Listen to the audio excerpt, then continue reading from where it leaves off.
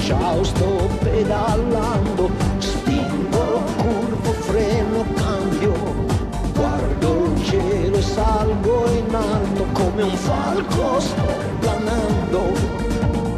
Quanta gente c'è al traguardo, occhi, mani, facce, tu ci sei. Se incontrassi il tuo sguardo, la volata vincerei.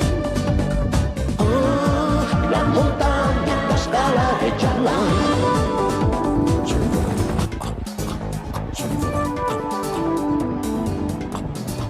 Sono in fuga. Sono in fuga.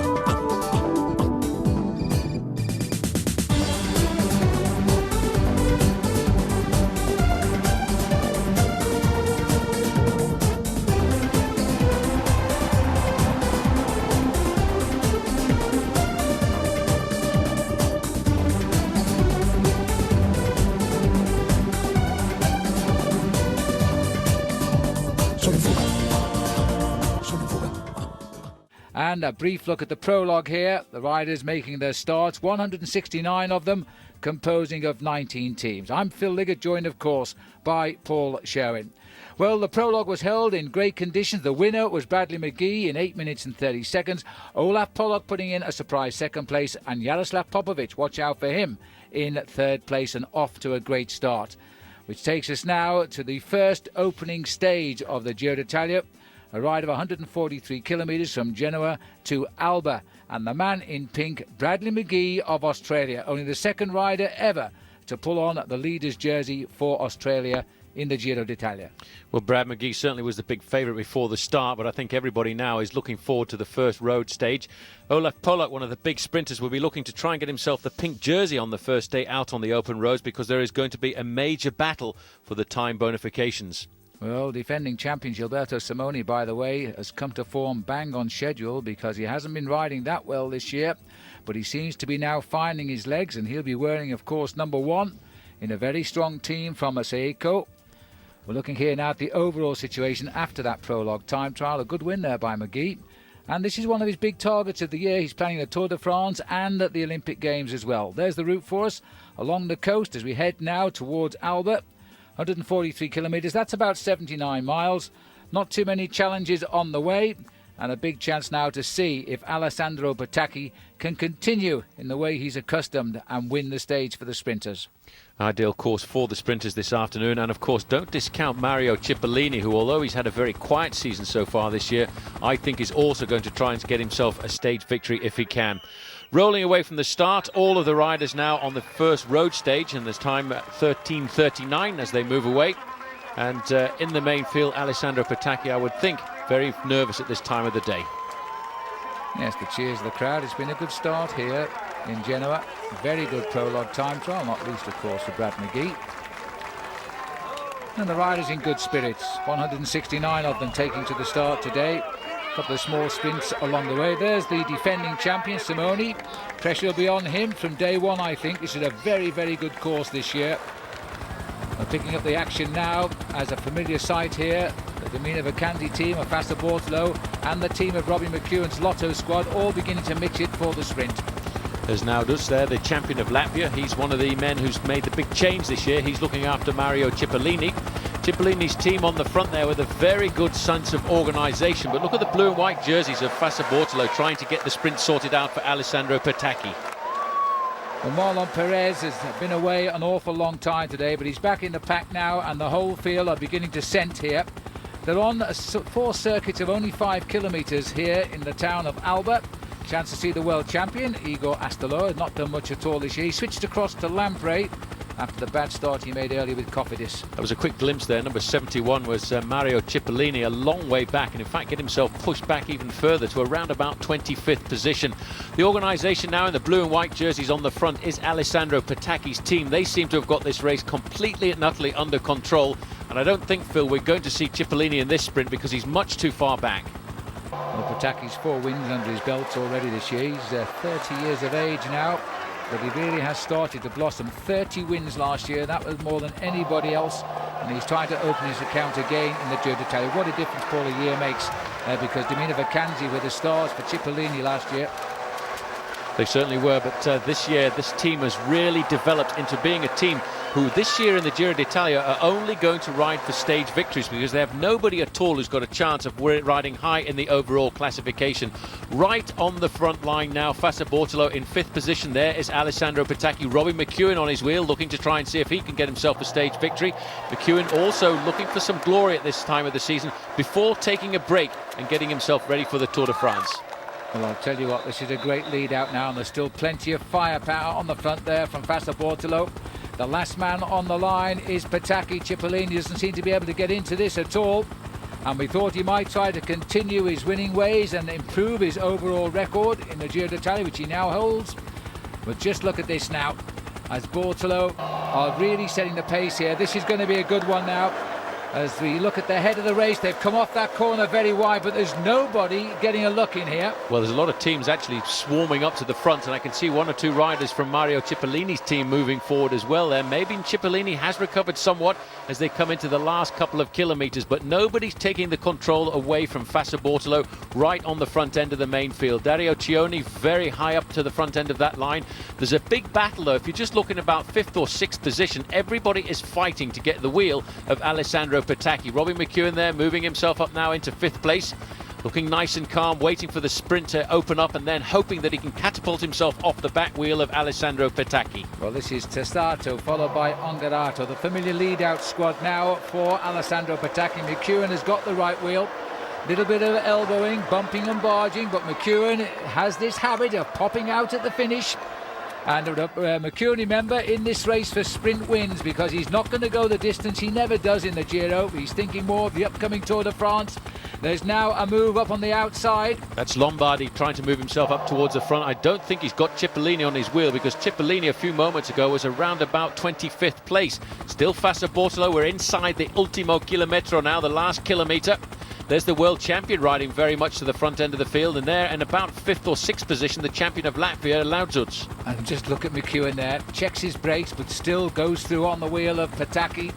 Robbie has put himself in a good position here.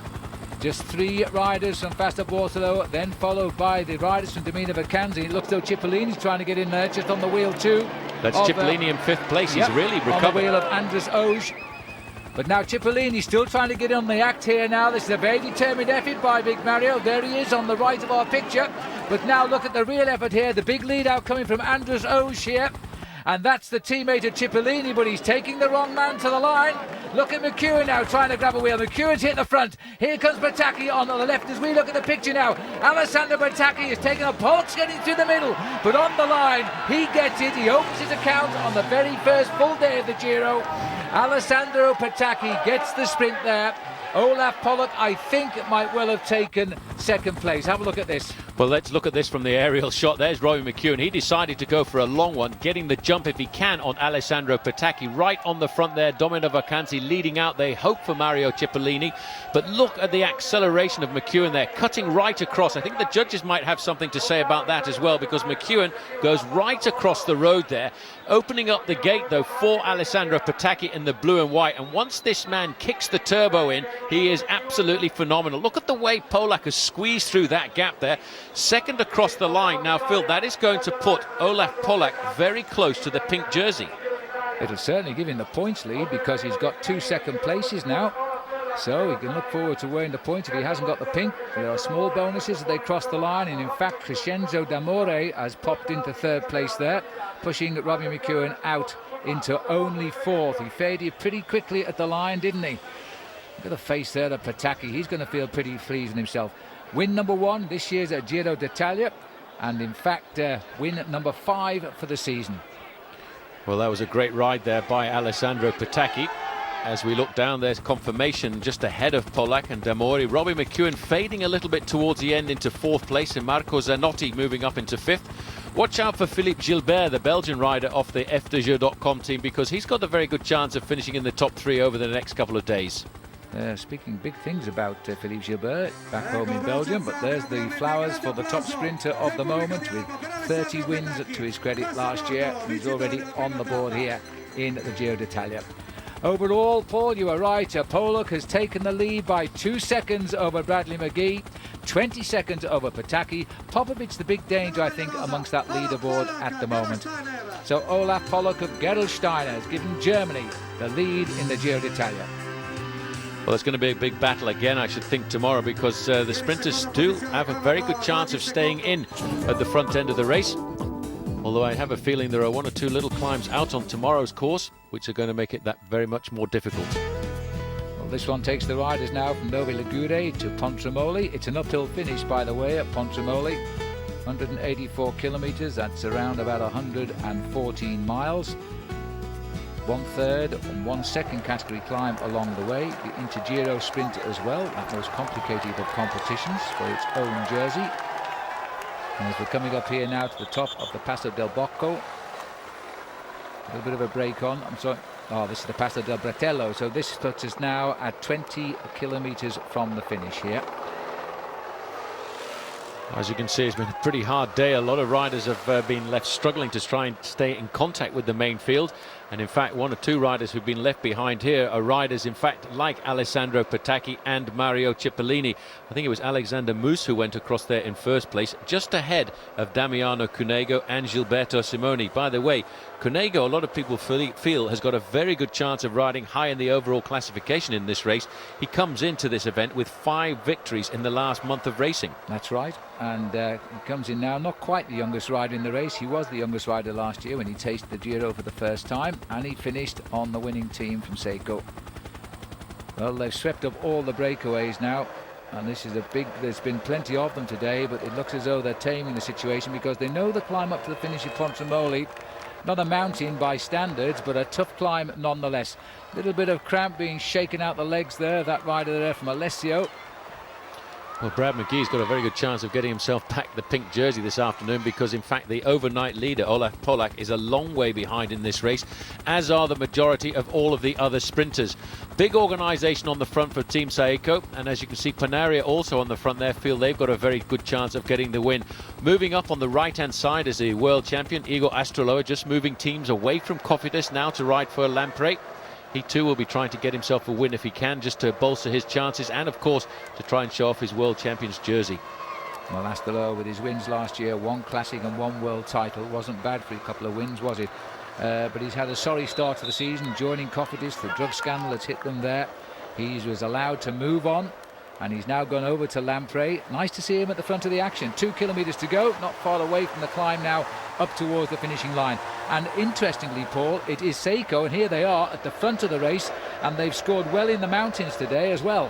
Watch out though for Bradley McGee just on the left hand side there. He'll be looking to try and get himself a time bonus to make himself that little bit more solid at the top end of the overall classification.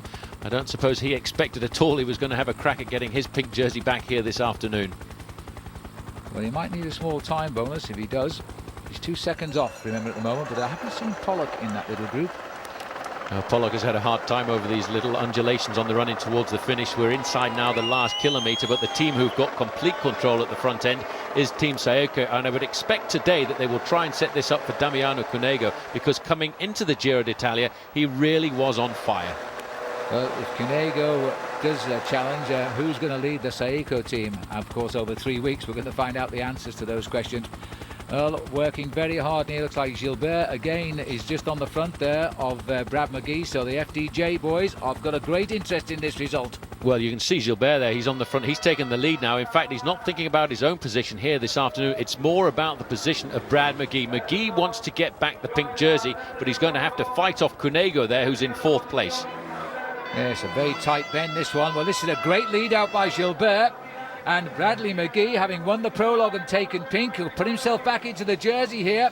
Looking down the quick pan of the peloton, I don't see the Maglia Rosa worn today by Olaf Pollock at all. He's had a tough day out in it. But look at this now, McGee leading out the 2 Seiko riders. That doesn't all well for the result. He does need the time bonus. And as he comes over the top of the line here now, McGee is riding like a champion just now. He's being challenged though by Damiano Cunego, and it looks like Mareni. And Cunego, the young man on the team, has stolen the stage ahead of Bradley McGee. But that should be enough for McGee to go back in pink. That should be enough, but there's the winner of the stage. This man getting his first ever stage victory at the Giro d'Italia. What a great win by Team Seiko. Now this team will now feel that little bit more relieved. They've got the victory they were looking for, and now they can think about the win of Gilberto Simoni. A very quick glimpse there of the next group on the road. Alessandro Petacca in that group, as you can see there, the leader of the Ciclamina competition, and as well Robbie McEwen. So the majority of the sprinters here losing a large amount of time this afternoon. Well, the main base of the leaders are here, and they have lost an enormous amount of time, really. There won't be no return to the top like there has been for McGee, because Pollock now is losing too much time here, and these are the Fasabortolo riders. They'll be in action again as time goes on. There's Pollock as well. The early leader in the King of the Mountains will be Fabian Weckmann. So it's not all doom and gloom for Gerolsteiner as the peloton arrive here. No big effort at all. 2 minutes and 39 seconds behind. Well, let's not forget, for Gerolsteiner, they are counting on David Rebellin, who is very comfortably in that leading group. But that's had a very serious sort out on the second day on the open road. But look at this. At this moment, I actually thought that Brad McGee had done just enough to get himself the win. But look at the acceleration coming by here from Damiano Cunego. And don't forget, that little man on the right, on the left-hand side there in the red jersey, has been a former world champion himself at the under-23 level of the sport. And Igor Astroloa, the current world professional champion, coming up to show that he is riding himself into form here at the Giro. And there he is, nearest camera, nearly 40 kilometres an hour, just off 25 miles an hour. The wind going to Damiano Cunego. McGee, Astroloa, Mazzolini it was in fifth, Trampush, Rebellin. The man they've missed out there is in fact the third place rider, which was Mareni, as he made that third place finish. Well, this is the moment everybody waits for. For some reason in the Giro d'Italia, they never can open the champagne. But here we are, Damiano Cunego's great year continues. 32 seconds of the overall lead now. It swings back to Brad McGee of Australia. Popovic up into second and Trampush in third. Cunego has come right in now at... Those really are large gaps at the top end of the overall classification, but with a taste of the mountains to come tomorrow, I wonder if Brad McGee really thinks he can hold on to that pink jersey.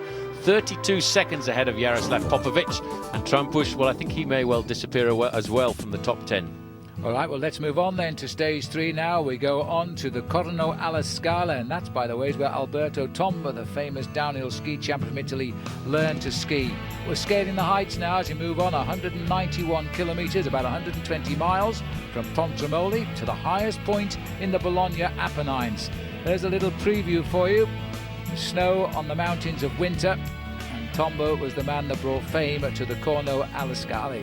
Well, today we've got a couple of climbs too, and on the way we can expect that perhaps Seiko will try to take a little bit of control. It's going to be a tough day for Brad McGee, that's for sure. Very difficult day for Brad McGee, who's I think very surprised to get himself back into the pink jersey after conquering the opening day's prologue, which he expected to win, and everyone had put him down as a #1 favourite. He's also looking forward to go through to the Tour de France, and he's putting himself, I think, Phil, down to a very, very difficult season, because he wants to go for the Tour of Italy, which he's already succeeded at, the Tour de France, and of course the Olympic Games.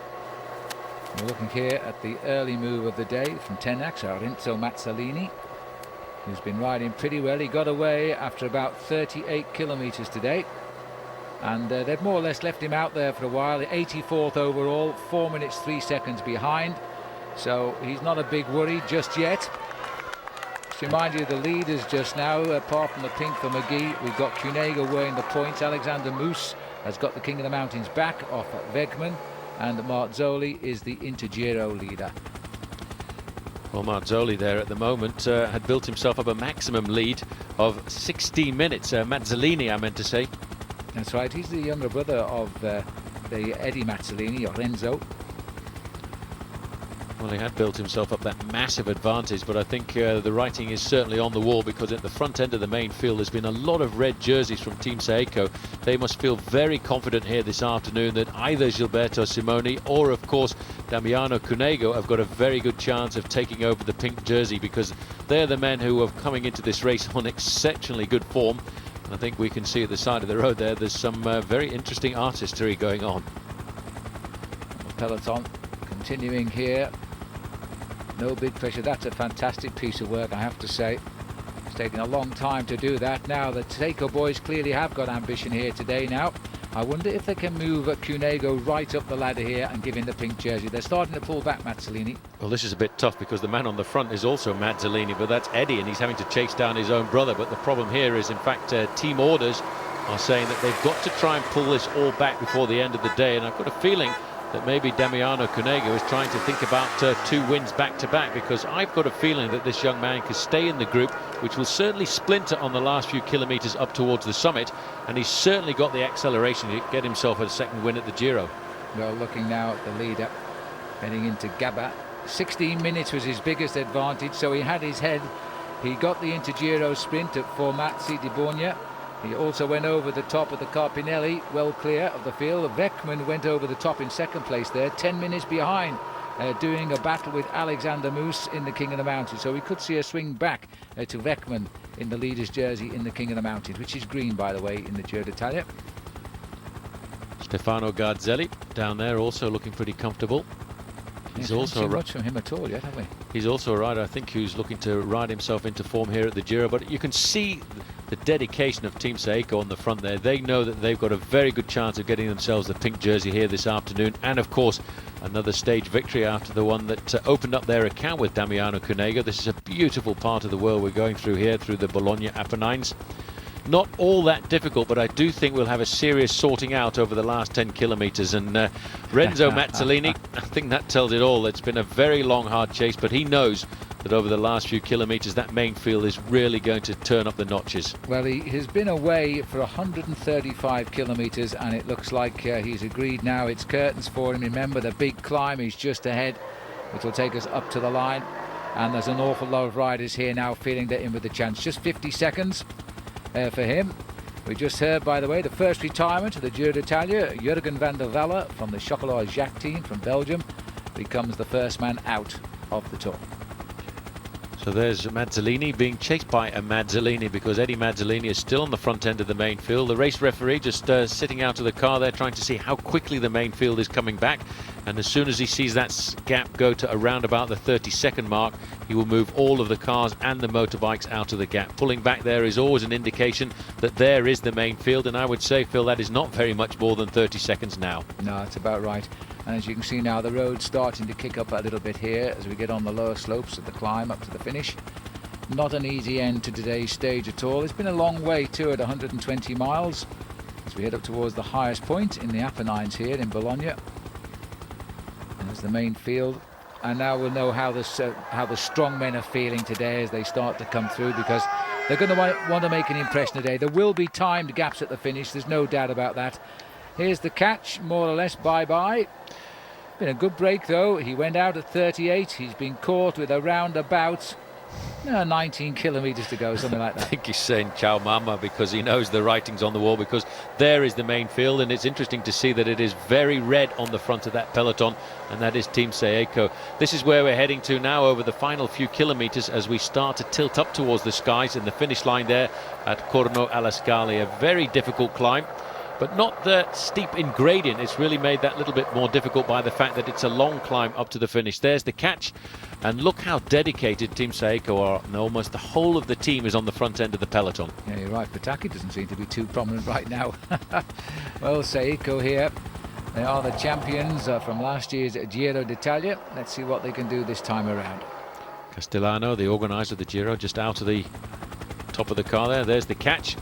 Slipping back through the main field, one or two riders will say well done, and all he's got to try and do now is survive and make sure that he can stay in the main field up towards the finish. But that field now, Phil, I think is really starting to be put under pressure. There's Gilberto Simoni, surrounded by his men, looking very comfortable here as they start to set themselves up for what could be an early assault by Gilberto Simoni on the pink jersey. And there's Cunego too, wearing that Ciclamino points leader's jersey at the moment. He looks very, very strong.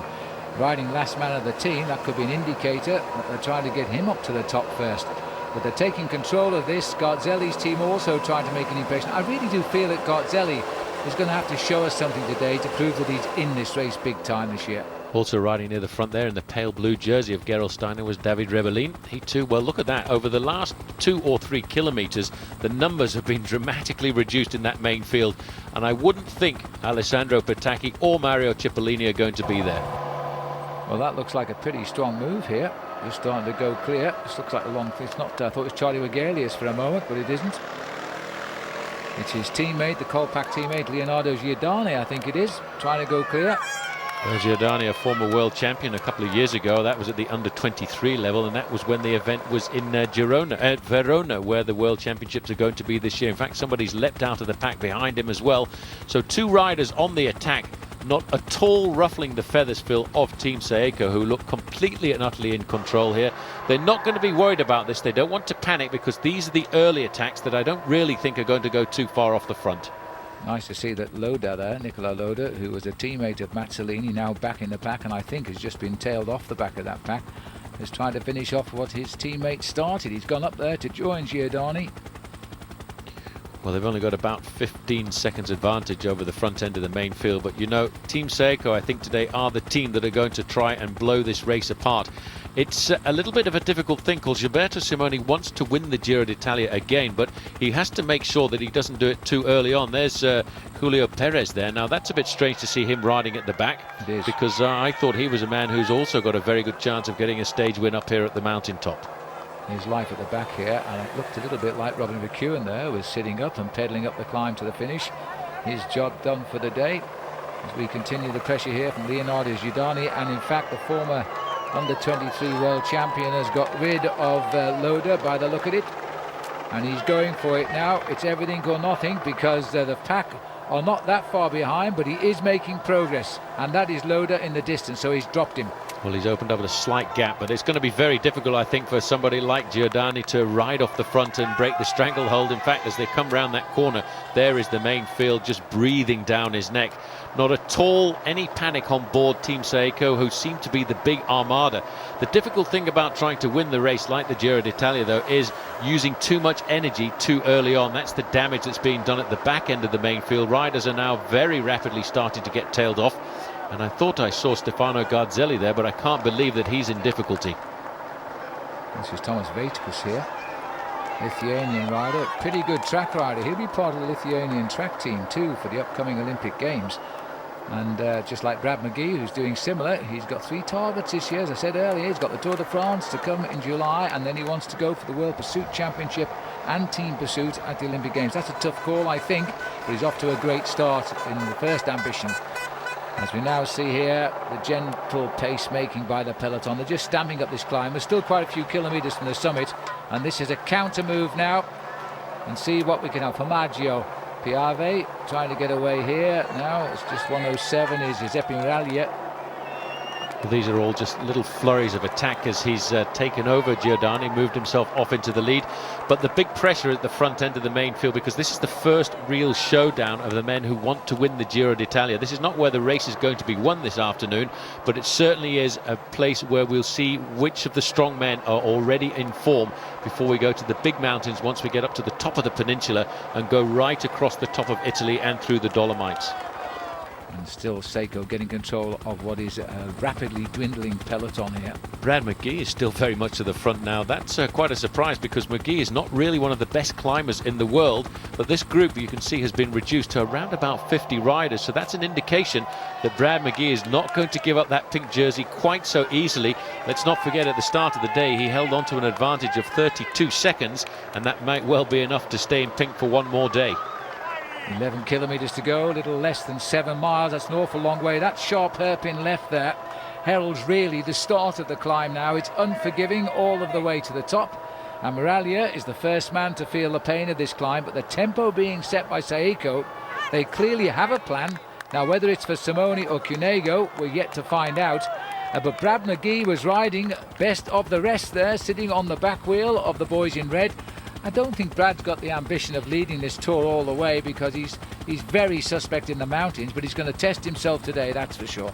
Well, he's never really performed exceptionally in the mountains, but over the last 12 months he's actually lost a little bit of weight, around about 2 or 3 kilos, and he claims to have actually brought from Australia to Europe a dietitian to look after his diet, because he's had lots of peaks and troughs in his career throughout the year, and he believes that the reason for that is because of his diet. And he's actually very much monitored his diet and his intake over the last few months, and he's trying to make himself a slightly more consistent bike rider. But it's always very difficult trying to make somebody into a climber. There's Igor Astroloa on the far side. He's not enjoying this climb at all. and he too is starting to lose a little bit of pace off what is becoming now, Phil, a very select group of riders. Yes, Astaloa showing his World Championship bands off there as the cars move over the top. It's never a great feeling, that.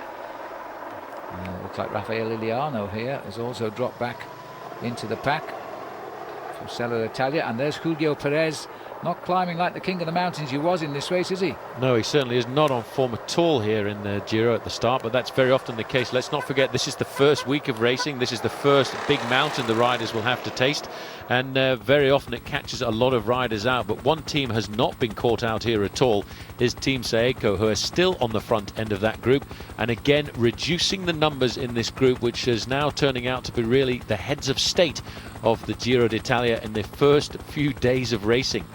That's right, 4 days in, the first big challenge today, which will give us the indicator as to who are going to start making a real challenge when we get down to the tough tail of this race this year.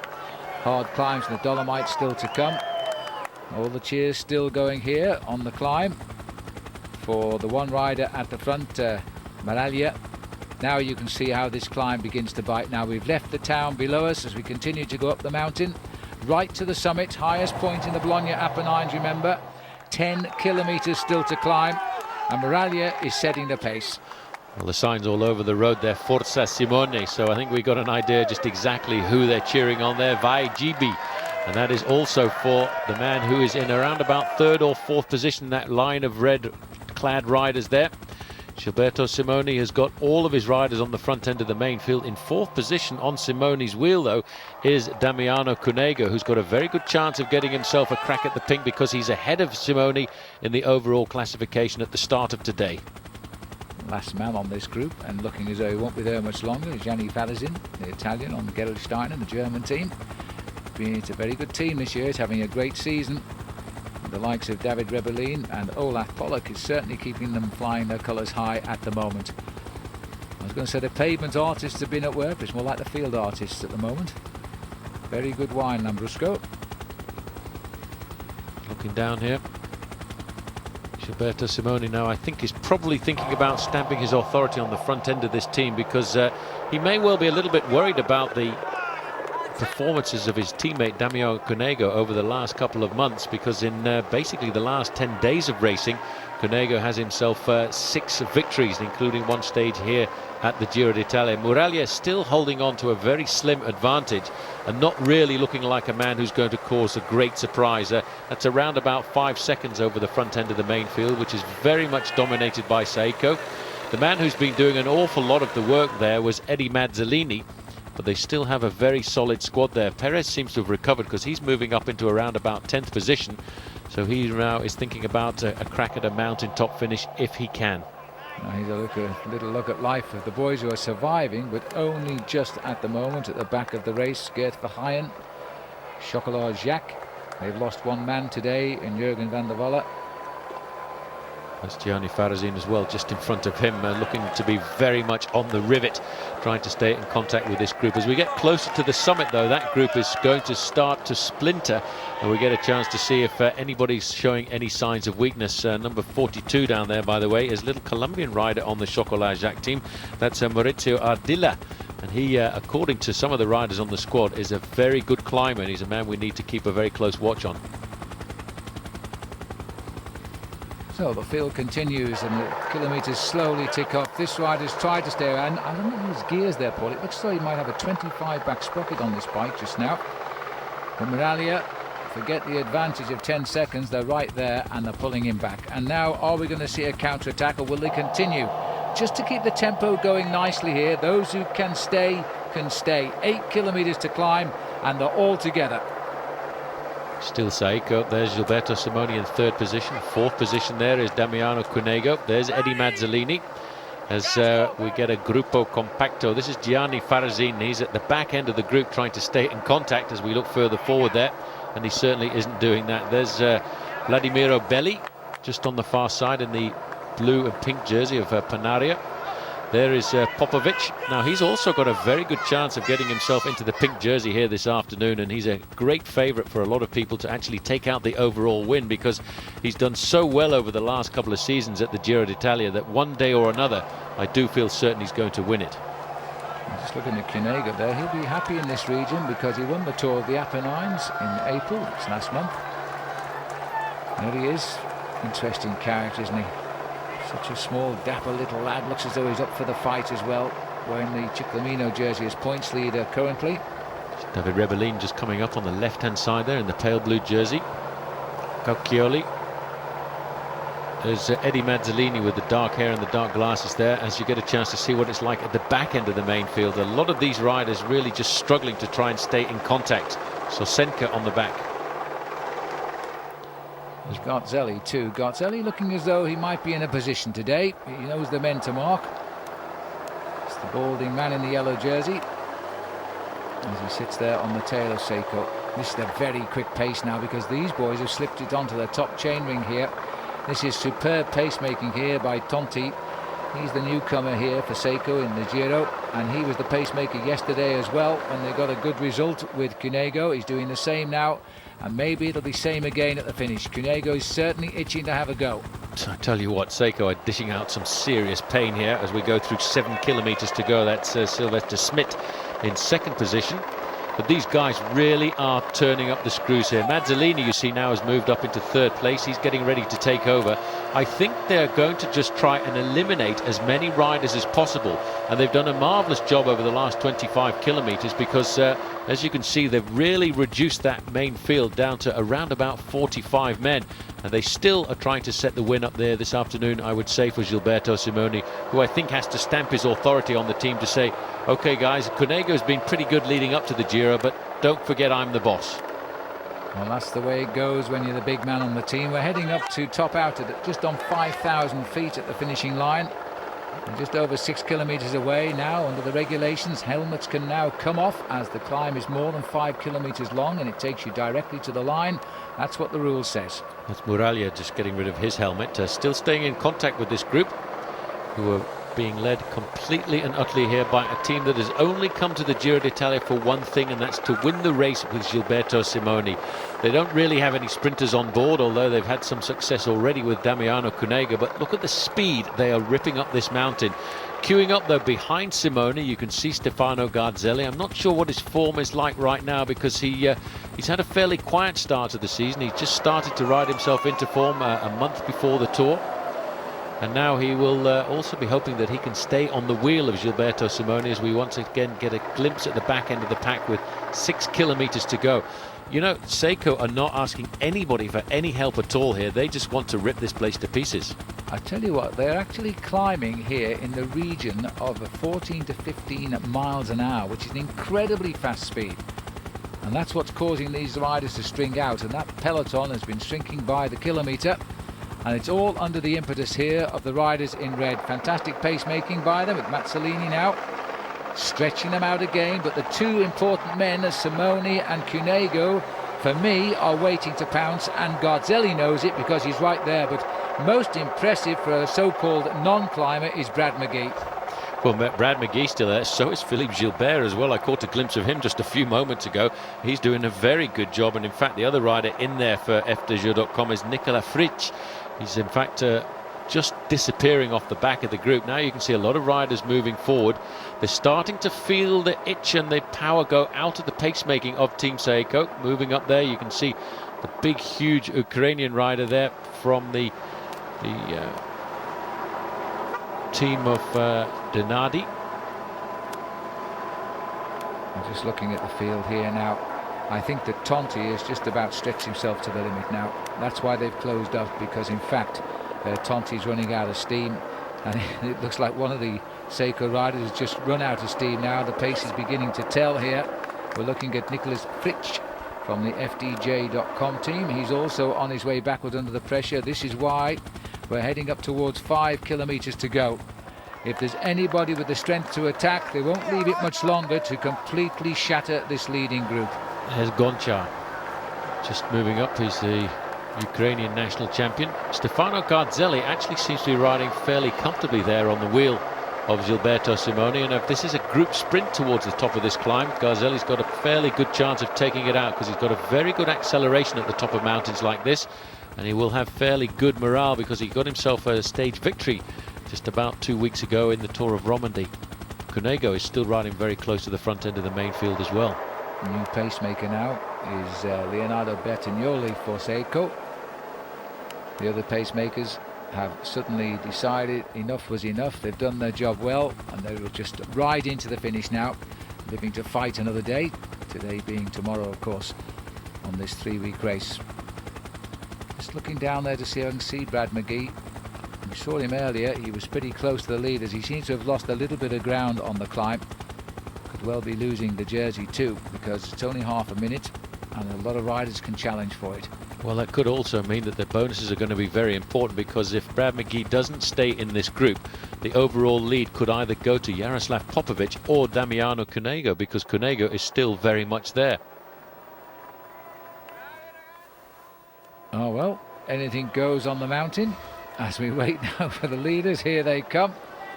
It's all Seiko. Just 3 days of the Giro really out on the highway, they've become the team to beat. They've set themselves up as that manner anyway. The field is now thinning out rather dramatically at the back of the race there. It was good to see that Marzio Bruscagin of Fassa Bortolo was surviving in here. He's an amazing bike rider. Well, he's one of those bike riders who is always there, promising to come up with a big performance one day or another, but he's never actually managed to get himself the big win. There's David Revelin with the bleached blonde hair on the inside of the corner there. He too is in great form this season and may well be looking for a very good Giro d'Italia. After all, he's dominated the World Cup since the start of the season. Yes, he's established himself in that for sure. And There's here's McGee. Brad McGee. There he is. Now he's in trouble here. And he's desperately trying to hang on, but this has been a huge effort by Bradley McGee, and he's a great fighter. He started well, he marked well, he couldn't hold the pacemaking though of Tonti, and he's still more or less just in contention here. Now every time this road eases slightly, McGee is going to pedal back in. Marlon Perez was the rider from Colombia Cell Italia just behind him. Now he mustn't panic at this point here at all, Brad McGee, because he's got a very good chance of riding himself back into his rhythm. But he's never really been a great mountain climber.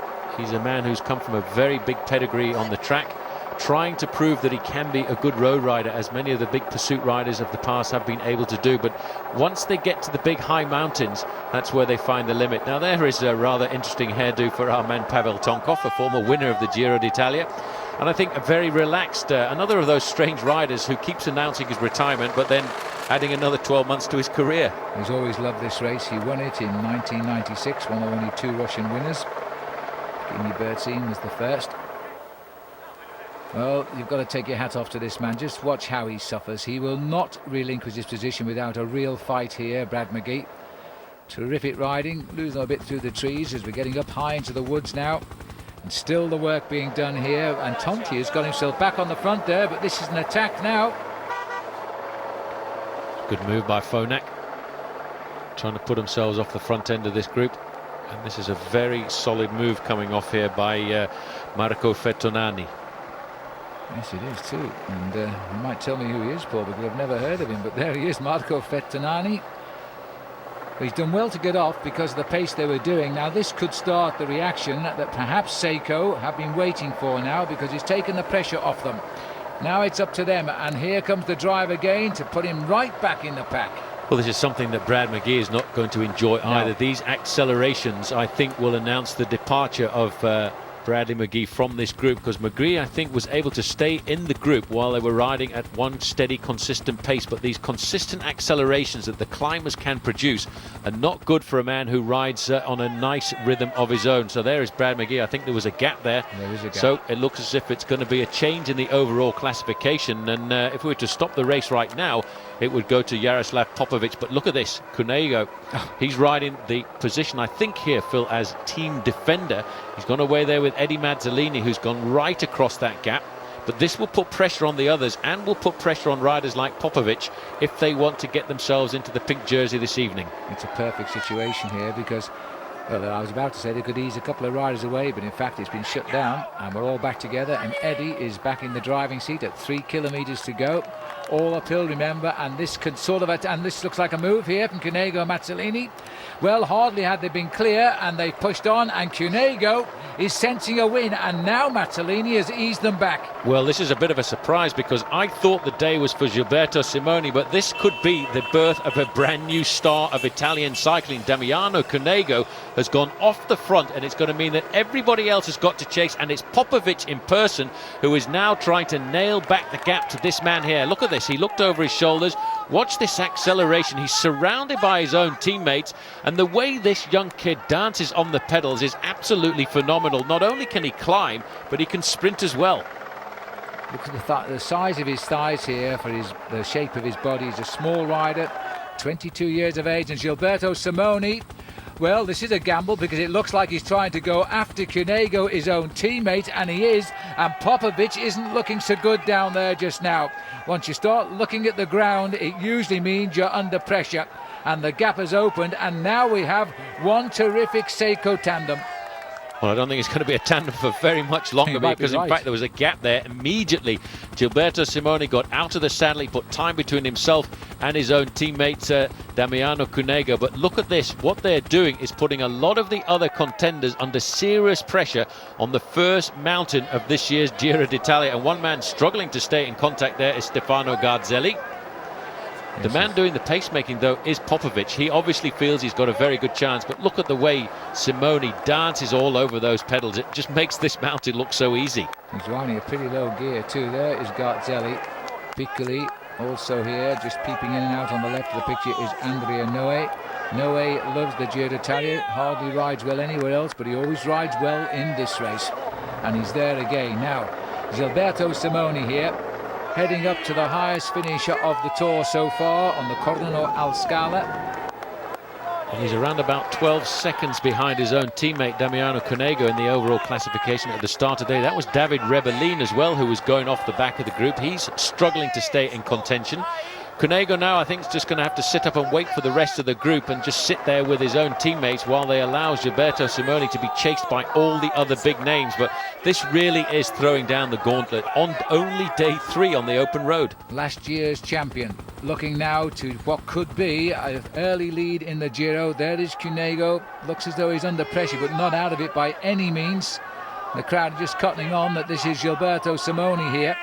And he's choosing today to make an early impression on the Giro d'Italia. A little bit too early? Well, we won't know yet, will we? I don't think he can ride himself into the pink jersey here this afternoon because he started 47 seconds behind Bradley McGee and around about 15 seconds behind these two riders here. Popovic, who is in second place in the overall classification, and of course Damiano Cunego. On the far side there, Giuliano Figueras, he too is starting to look fairly confident. And this is a rider just in the blue and white jersey there who I'm a bit surprised to still see in contact. That was Dario Cioni. Cioni's ridden a good race so far. Ex-mountain biker, speaks fluent English because he was born in Great Britain, but he's very much Italian. Looking down now at the leading riders again. That's Noe. They're hanging on now to Cunego's wheel. Pelazzotti, I think, was also getting across to him. Popovic, 12th and 3rd in his last 2 tours, is a man for the Giro, and he said he wants to win this year, and he's going to have to do something now to limit his losses because the biggest, most important rider in the Tour, last year's champion Simoni, is going clear. Now, Paul, you said he may not get pink. Well, he's pulling time, big time, out of Brad McGee, so his main rivals for pink jersey now could be his own teammate here, Cunego. Well, he's got 15 seconds deficit on Cunego at the start of the day, and of course about the same on Popovic. Look at the position here of Stefano Garzelli. He really is suffering, and there is the 15-second advantage. So I may well be completely wrong. He could be riding himself into the pink jersey. It's not often on television you get some idea of just how steep the climb is. It's very difficult to portray, but I think that shot of Garzelli gave you some idea how this road does kick up. It's going to be a real tough ascent now, and they're losing ground steadily here. Cunego, though, is still looking very comfortable. He's just sitting there. He's allowing the other riders to do the pacemaking. And although he was in a spot of bother when he was caught by his team leader, Gilberto Simoni, he now actually seems to have recovered. And he's just sitting there very comfortably, allowing them to do the chasing after his own team leader. The other rider in that select group, by the way, was the Penaria rider, Giuliano Figueras. Although he looks as though he may not be there now. He's not in this shot anyway. Piccoli is. Oh, this is Figueras right here. In fact, I think he's gone clear. No, he's still with that. He's still with the group of Popovic. Well, Simone now riding away from the rest of the group, but just look at the defensive riding there being done by Cunego. He's got himself a stage win under his belt this year in the Giro. There is Pellizotti moving up into 4th place. And I tell you what, riding like a champion on the front is Jaroslav Popovic. He's not worried at all about the presence of little Damiano Cunego there at all. He's decided he wants to ride himself up to towards the leader there, and he's going to have to do something very solid because he's already losing 24 seconds to Gilberto Simoni. We have no news at all on the position of Bradley McGee, so it could be there will be a massive change in the overall classification. Right now, if we stop the race, the man in the pink would be Gilberto Simoni, and he's now riding into the last kilometre of this climb. And he doesn't look like a guy who's losing time just now. In fact, he's gaining time over everybody here at 1 kilometre to go. We're just up to the snow line. 1,471 metres is the finishing line today. And Simoni on stage 3 of the Giro d'Italia. And when there's still 167 of the 168 riders who started in this event, is riding towards the pink jersey. And Garzelli, I'm not too sure where he is. Oh, he's still with the group, because with those shots, when they tighten in, it's usually a sign they've been left. But Garzelli now is being left to do all of the pacemaking, and Cunego will not be arguing about that. Here's Cunego here. He's riding with Pellizotti, and up front is Figueras, and they must be the next 3 on the road now, and they've got Popovic in trouble. Well, Popovic has popped. I'm really surprised to see that, because just a few moments ago he was the man on the front dictating the pace in this group. The pace making now has been taken up by Figueras. Cunego is riding very comfortably in 2nd place there. All he's waiting for is a chance to see the finishing line, and he's going to try and make it 1-2 for Seiko. The lonely figure now, a little sly glance over his shoulder there for Gilberto Simoni. He will see no one. This has been a significant climb, but I have a feeling that now Cunego is free of most of those riders. The gap is closing down. A little bit of puffing and blowing there by Simoni. Nearly 6 hours, a long day today to cover 120 miles. They're not that far behind. There's Pellizotti, and there is the long approach to the line now, but there's no doubt who's going to win. It's a question of who is going to lead at the end of stage 3 here at the Corno al Scala. Little bit of an effort now required from Gilberto Simoni. It's going to be seconds in it. This is the chase group, 4 of them lining up. In the distance there is Simoni. A great job of work being done by Damiano Cunego, just sitting there allowing all of the others to try and get themselves the gap, but they're not eating into the advantage of Gilberto Simoni. Although they are in the same straightaway, it is very much foreshortened by the camera lens. But I think they have closed the gap here, and I think the effort has come from Figueras and Pellizotti. It certainly hasn't come from Damiano Cunego. He's done nothing wrong in chasing down his teammate at all, but as you can see now, we're just tickling the snow line, just coming up towards the end of the month of May. A very inhospitable place in the winter, but it is a great ski station. Garzelli coming back as well there, just around the corner. This is a very long final kilometre. Although it's measured out at 1,000 metres, it feels a lot longer than that to all of these riders here. Out of the saddle once more, Gilberto Simoni is definitely going to get the stage win, but for him, will he have enough time to get himself the pink jersey? Well, a huge effort required, because I think Simoni went perhaps a little bit early here. He hasn't looked that fluid in the last kilometre or so. He's going to be happy enough to see the line, I think, but it's a big effort for him. It's certainly a win for Seiko, the 2nd in as many days, and that's what counts. Gilberto Simoni, the clock starts now. He looks tired. It's a question of whether he's done enough to get pink as well. There's the sprint now for 2nd place. It's going to be between Pellizotti, Figueras and Cunego. And that was Look at that, Cunego's taken 2nd as well. A 1-2 for Seiko. And only 15 seconds, and with the game of the time bonuses, it's going to be very close as to whether or not Cunego is going to be the new leader in the overall classification. I think he's done enough to do it, but it's going to be very close indeed. Well, I'll tell you what, one thing's for sure, with another 2nd place backed up to a 2nd and a win so far, he is now into the slot nice and clearly as the points leader of this race anyway. Well, it looks as though over the line now the chase group of Garzelli, they've all conceded time. This is going to be seen as a good day. Is this Brad McGee's group? Yes, it is. He's a little bit further down the mountain. You can see the clock still counting here. Well, Brad McGee, I think, has done a pretty good ride there. A minute and a half since Gilberto Simoni crossed the line. It's going to be very tight, I think, between Simone and Cunego as to who is going to be the leader in the overall classification. But I think Gilberto Simone has got enough time in hand to take himself the overall lead, and he feels very confident. This is what he wanted to do today. He wanted to stamp his authority not only on the Giro, but I think on the team as well. Getting himself a very illustrious win here, just under the snow line. Certainly makes you feel very cold on a stage like this. That's the order over the finishing line. Simone ahead of Cunego by 15 seconds. Pelazzotti at 16 seconds. Popovic coming in at the tail end of that group. But Gilberto Simone just showing us, Phil, once again, once the roads tilt upwards, he really does like to fly. I think he might even feel a little bit relieved here. I think he will get now by about 15 seconds the Maglia Rosa. That'll give him the lead he wants. And of course, a little message going back to his teammate, Damiano Cunego, that the big man is still the boss. In fact, 13 seconds the official gap. Popovic third. He slips one place, Pelazzotti, and out now goes Brad McGee. He conceded in the end over 2 minutes. Well, you know, what was impressive to me was Brad McGee stayed with that group for a very long time, and even he, I think, was nurturing hopes of staying in the pink jersey for a little bit longer, but that wasn't to be. On to stage 4 now. The riders going back through a town they've already passed through, Preta Terme, onto the Civitella in the Val di Chiana. Another long day here, 120 miles being followed by this stage of 114 or 184 kilometres. A little bit more friendly though, the gradients now, as we move on towards the Valley di Chiana. Tataki here at the side of the road. Now this is strange because that doesn't look like a mechanical to me. No, he's got some kind of a problem here. It's in fact Marco Velo is alongside him there, but I cannot imagine what is wrong with Alessandro Patacchi here at all. It could be some kind of crash. It could be that somebody has actually rear-ended him. This can happen sometimes in the main field. The rider just rides into you from behind with his handlebars, and it causes an instantaneous kind of a cramp, but this does not look very good at all for Alessandro Patacchi. Well, I've really no idea. Oh, here we are. We can have a look now. Well, you could be right, Paul. He could have been hit from behind. He's actually bowed over there in pain. You see, he's just grabbing his thigh, just inside the back of the thigh.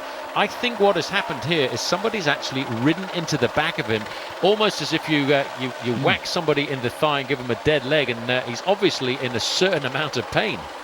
Well, Velo is normally his lead-out man, very sharp to spot his captain in trouble. Anyway, he's going away again, but he's got a bit of work to do. He's got a bit of work to do because, and this is the stage that would have suited him, of course. I'm not so sure now. But more the question is he going to get to the finish? Well, let's get back up to the action now. As we move on again now, the sign that Fassa Bortolo have got the men up here. There he is. He's back in the thick of it now and looking for a victory here. But I wonder what was going on there. Well, I think we'll only find out after the race is over, but the rain has certainly started to come down a fraction here, and it's going to make this run-in very dangerous indeed. Team Fassa Bortolo now inside of 3 kilometres to go to the finish, trying to set up Alessandro Patacchi here for win number 2. Mario Cipollini's teammate is moving forward there, now does. We're looking here now, and Cipollini, we've seen nothing of him at all. We certainly wouldn't have seen anything of him yesterday, of course, as we're now seeing the rain just loosening off the roads a bit here, which is not going to make for a very good sprint down in Civitella. Looks like Lombardi on the front there on the left-hand side. A bit of argy-bargy going on. A lot of shoulders moving around left and right. Cipollini is not too far away there. He'll be looking to try and get himself a win. He wants to try and extend that win of his in the Giro d'Italia. There's Cipollini with the white helmet on. Well, the question is Cipollini up to the Giro d'Italia now? I think this will be his last one. He is the record holder with the stage wins, but he's finding a new man on the block now. And we do now know that, in fact, Alessandro Patacchi did crash on the Poggio di Sugame after 71 kilometres. And what we saw was the aftermath of the fall when he seemed to stop in pain. But he's back in the race now, and he's challenging for the win. Looks like big Magnus Bagsted's up here as well. He'll be challenging for the win too. He'll enjoy these weather conditions. It's very cold. There's Lombardi. He's right on the wheel of Naudus, the man who last year was not very popular with Mario Cipollini, and it's amazing how the sport of cycling works out. One day you're an enemy, the next day you're an ally, and that's certainly the case here for Domino Vacanzi, trying to get control, trying to break the rhythm of the Fassa Bortolo lead out, because if you allow Fassa Bortolo to get themselves lined out into a big line on the front end of the main field, it is very, very difficult to beat Alessandro Petacchi. Well, there's riders moving to the front now, but I didn't see Mario Cipollini trying to get in on this one. This isn't the finish. Remember, he crashed out on a stage like this last year. It was too slippery, and that was when Robbie McEwen popped out and won the day, and McEwen's much more a better bet here as they begin to fan out. Big Magnus Bagstead here looking for somebody to follow, but he's finding himself washed away here in the sprint now, and Cadamuro is the Denardi rider down there. Now the sprint has started, and there's no Cipollini there. He's too far down. There he is. As they start to go now, it looks like we've also got a move coming as well from Olaf Pollock, and a familiar sprint, and the lead out again is coming from the boys of Fassa Bortolo. Sean, there's been a crash, and that looks like Cipollini has gone down.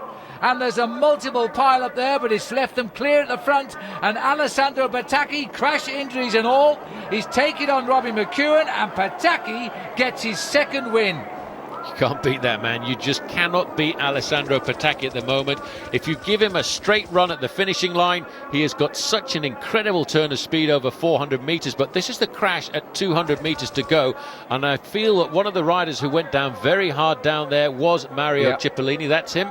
It's a case of deja vu, isn't it, Paul? Because this is what happened last year, and it wasn't long before Cipollini was on his way home. And I wonder now, he's gone down with Popsiev there, the Ukraine.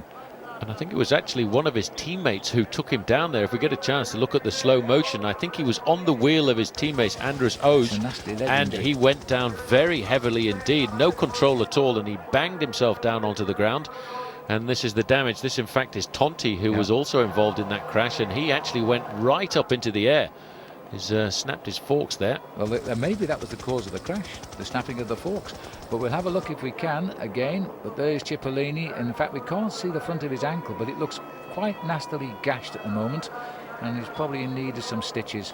The irony is that the man he once blamed for causing an accident, Nasdux here, is now his teammate and has gone back to help him. That's the irony of the sport. There you can see Tonti's bike is completely snapped there. There's the blood on Mario Cipollini's ankle there. Confirmation of the win. Let's not forget Alessandro Petacchi getting himself win number 2 there. But let's have a look here if we can see right in the middle. You can see the lead out coming for Alessandro Petacchi there, but it's Auds who was actually looking over his shoulder to see where Mario Cipollini was. Cipollini was the first man to go down, and then one or two riders have gone right over the top of him, and I think somebody slid into Cipollini with a chainring, and that's probably what caused the damage to his ankle. Yeah, I think that's absolutely right. But that was well, I'm surprised only a handful of riders actually fell down there, but Cipollini got knocked around a bit while he was lying on the floor. Cipollini went down first. He was down first, no question. I think he touched the wheel in front, perhaps. You know, as you get older, your reflexes slow down. I'm not saying that's what's happened, but it's a possibility. Well, I think it is. I think Cipollini's very much on the rivet here, and that is not going to be good for his morale. I only hope that he'll get up from that and ride on tomorrow's stage, because Cipollini sometimes can spit the dummy and decide to take his bicycle home, and I hope that is not the case, because if it is, it might be the last time we see Mario Cipollini at the Giro d'Italia. Well, he's been a fantastic entertainer. I certainly hope it isn't, but age catches up with everybody, and Petacchi, although he's 30 years of age, is the new man on the block here. Another stage win for him, and his teammates saluting there because their job done to perfection. Let's have a look again. Yes, it is. You see there's Oates there in the middle, was looking over his shoulder left and right. He probably heard Cipollini trying to communicate with him. Cipollini was caught on the wrong side, and that's the impact there that has caused the damage to Mario Cipollini's ankle. And he will certainly not feel very comfortable tomorrow morning when he gets out of bed. That was unlucky. I mean, that rider desperately tried to avoid him by sliding his bike across, and it didn't work out. Just look at that. The man who led out Alessandro Petacchi there in about 10th position in the white and blue jersey there, he's got his finger on the microphone to tell the team manager behind, we've got the win. And that's before he crosses the line. But there you go. And he's again the man who's the loser on the day, Robbie McEwen, nearest camera. Another second place for Robbie, and the rain continues to come down here at the Val di Chiana. 114 miles, pretty fast miles today. And as expected, in the end, a rather controversial, but no change in the overall. The sprint for Pataki, and that the pink jersey staying on the shoulders of last year's winner Simone. 13 seconds advantage over second and third place.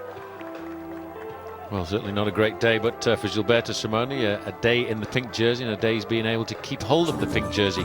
But once again, the road now heading out further up the continent. So we stay in the start town overnight because Civitella, where we finish, is where we start today. 111 miles, 177 kilometres to Spalletta. And this is a sprinter's delight, and it could be another day for Pataki. There's Spoleto, that's where we're headed to. And this is the peloton under pressure again now. And they're going to have to learn to break the tactics, I think, of Fassa Bortolo.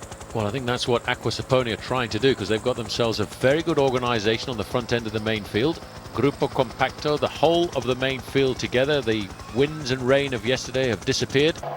The red helmets on the Acqua Saponi team here trying to lead out either of their two sprinters. They've got two very fast men on board. One of them is Freddy Rodriguez, the other is Crescenzo D'Amore. Cipollini, by the way, did take to the start, has been seen riding near the front, but he has had stitches, I believe, in his lower leg. There's the readers now as they're trying to sort this one out amongst themselves, but it's not organised this at all by Pataki. Oh no, Pataki's team has certainly not got the organisation on the front end of the main field. That role really here belonging to Freddy Rodriguez's team, Acqua Saponi. They've got a very rapid line out on the front end of the main field. Nauders is there in third position. He may well have been given a free rein to ride his own race here this afternoon, because Cipollini will not be mixing it with the rest of the pack.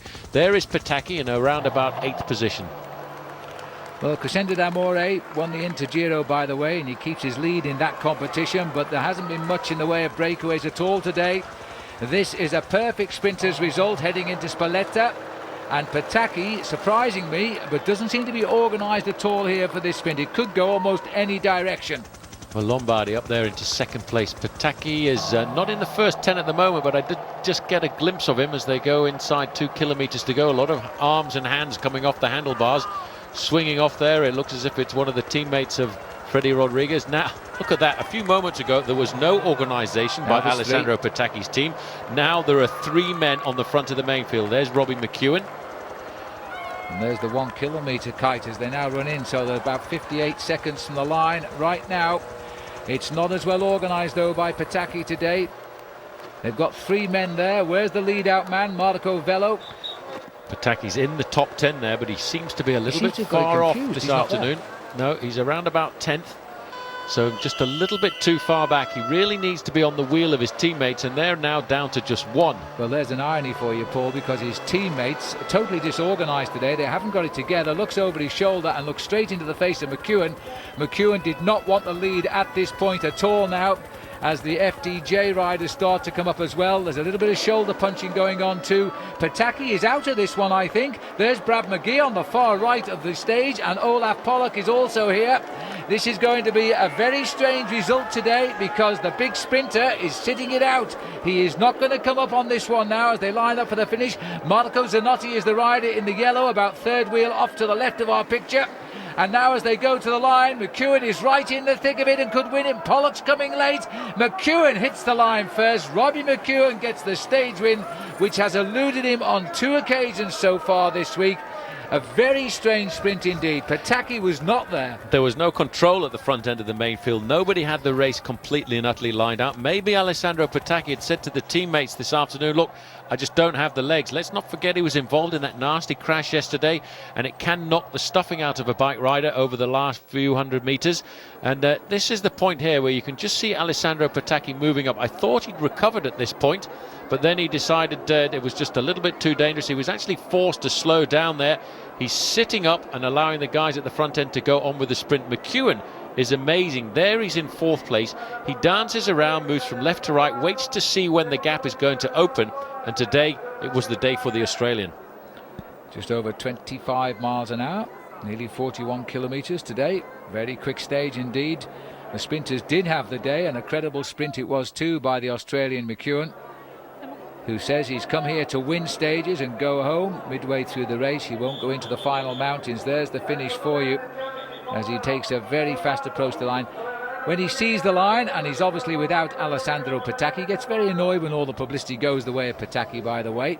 But McEwen now showing he is the best. A late run by Olaf Pollock, yet another second. Second in the prologue and a couple of seconds in the sprint, and he's really annoyed about that one. Bangs his handlebars there. And Crescenzo D'Amore was pretty much up there as well, as was Freddie Rodriguez, who wasn't very far away at all. Rodriguez starting to ride himself a very consistent race, but Robbie McEwen, he certainly does like to rise to the occasion. He's a very consistent sprinter, and unlike Alessandro Petacchi, he never has anybody to lead him out. He has to do all of the work himself. There's the result for you. Same time for everybody. Polak, Zanotti, the order on the line. Robbie McEwen gets the win. He's been here before, and the Australian never happier than when he is winning at stage of the bike race. No jersey awaits him, of course. There'll be no change overall at all after this fifth stage here. D'Amore keeps the Inter-Giro competition. Simoni stays in the pink for a third day. McEwen now has done enough to get himself into the points leaders jersey, though. There's the result. 13 seconds the gap. Popovic hanging in there third. He finished third last year. He won't be forgetting that either, and it was third to Simoni. The big surprise, I think, is the continuing great form Damiano Cunego, as we now move on to stage 6 here. Onward we go from Spoleto to Valmontone, 164 kilometres, that's 103 miles, and one second category mountain along the way, but basically it's mid-term, and it's very early, in fact, rather. It will mean that we should see the bunch sprinters come into action again. Looking down from the helicopter there, as you can see, the weather not very friendly at all in these early days of the Giro d'Italia. Very nasty weather, actually. You can see, though, once again, this incredible team. This team, Phil, I have to say, have changed over the last week of racing. Fassa Bortolo, a team that last year at the Giro d'Italia were riding as a team to put men to the top end of the overall classification, this year are just riding for one thing, and that is to try and get as many stage wins as possible for one Alessandro Petacchi. It's a team that's been completely and utterly built around him. There's nobody at all has got a chance of riding high in the overall classification, so all they can do on every flat stage is ride flat out for Alessandro. Oh, the tail of the group, Coda del Gruppo. Is it miserable or what, as the rain is now quite torrential here?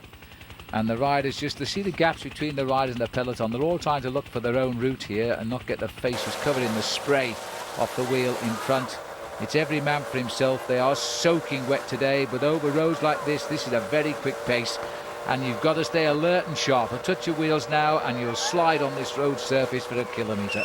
And the scary thing about this kind of condition as well is, in fact, if you do touch your brakes, they actually don't work in weather conditions like this. It takes a few seconds for the brake pads to actually bite in. So that's why you can see the slightly bigger gaps between the riders as they head into town now. This is an absolutely torrential downpour here as we head into the finishing town of Valmontone.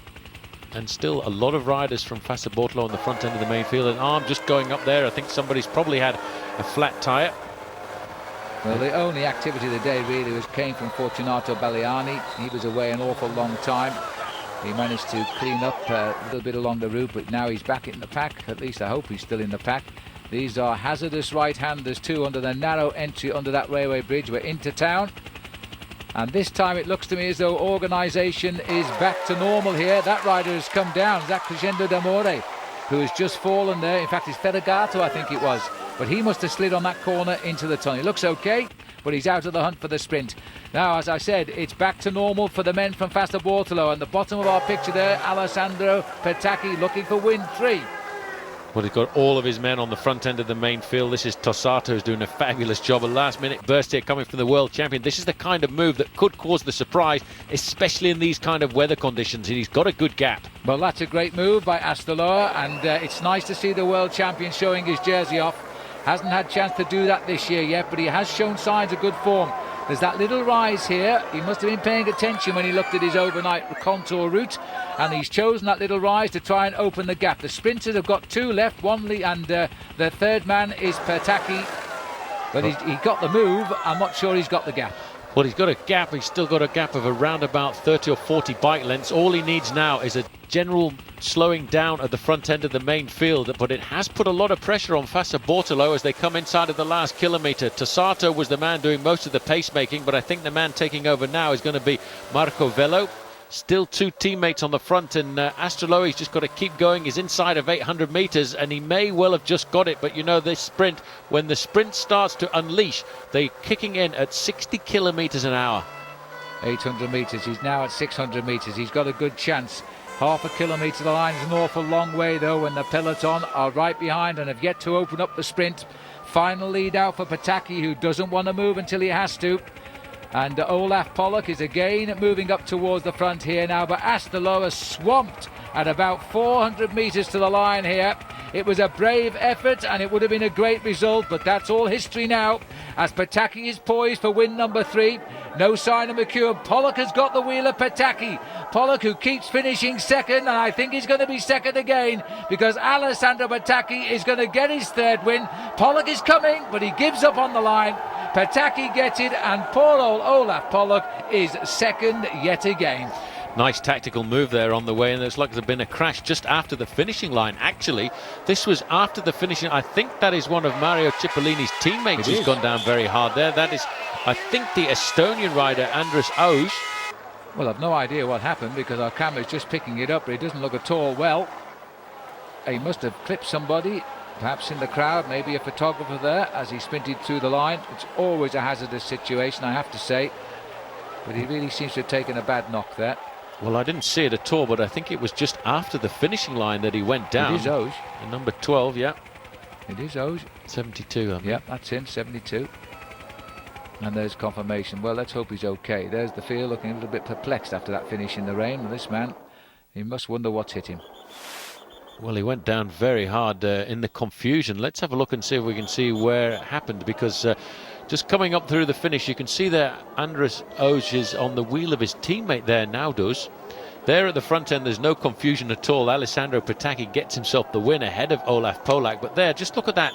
Ouch. Just after the finishing line, two teammates actually colliding, and Oj was just touching the back wheel of Naudus. There was nowhere to go, and he went down very hard. He hit that back wheel, and I suppose technically it's nobody's fault except their own there, touch of wheels, but it was a nasty fall clipping that barrier. I think he might have broken his collarbone here. Well, of course, officially he's in the race. It won't be till tomorrow we will know if he starts or not, because he has crossed the finishing line. But the terrible conditions here. The accident happens off to the right of our picture. There's no doubt about the sprinting prowess of Alessandro Pataki. He's got 3 wins now. And Olaf Pollock there, I think he's got 3 seconds, including plus the prologue. There's the touch straight at the camera. Well, that was very nasty, and there was nothing he could do. You see, as I said earlier, Phil, once you touch the brakes, in a situation like this where it's very, very wet, the bike doesn't slow down at all for a few seconds, and I think we're going to see Andrus Oj there being evacuated to hospital. The ambulance men on hand very quickly indeed.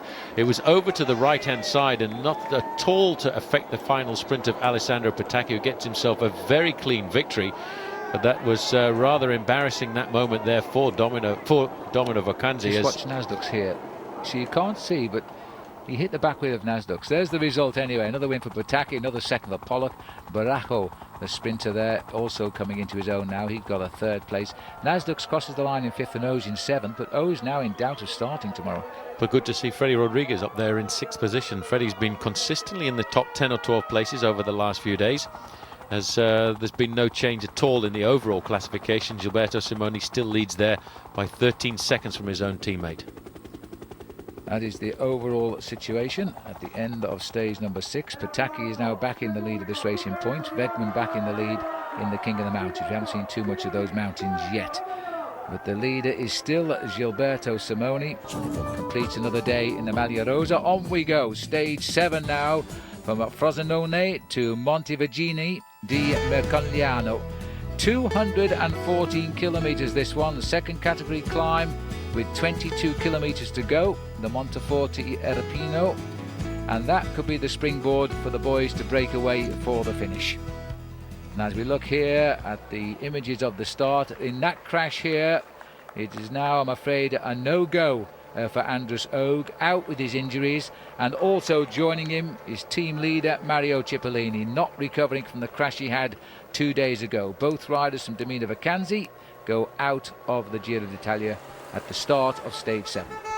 That's really sad. Very sad for the team that we expected, but it's again the story of the first week of the Giro. Another crash out on the open road, and it looked very much to me as if that was one of the riders from Vini Calderola, Zampieri, who went down quite hard with the French rider Nicolas Fritsch. Yeah, well, they've had a touch of wheels on a rather silly straight. Well, they're saying it's Olivier Zug, but that's what his not what his number says at all. Oh yes, I beg the pardon, Paul. It is Olivier Zug, the Swiss rider on Sonia Duval, who has taken the fall quite heavily. Young man, nasty. He's waiting for a bike here, and they could do with getting it to him a little bit quickly, because it's warmed up today, but it's still a long way back to the peloton, and he'll have a hard job to catch him. At least the weather's a lot better this afternoon, and different team on the front end of the main field here this afternoon as we go through 20 kilometres to go. This is through the beautiful area now of Campania.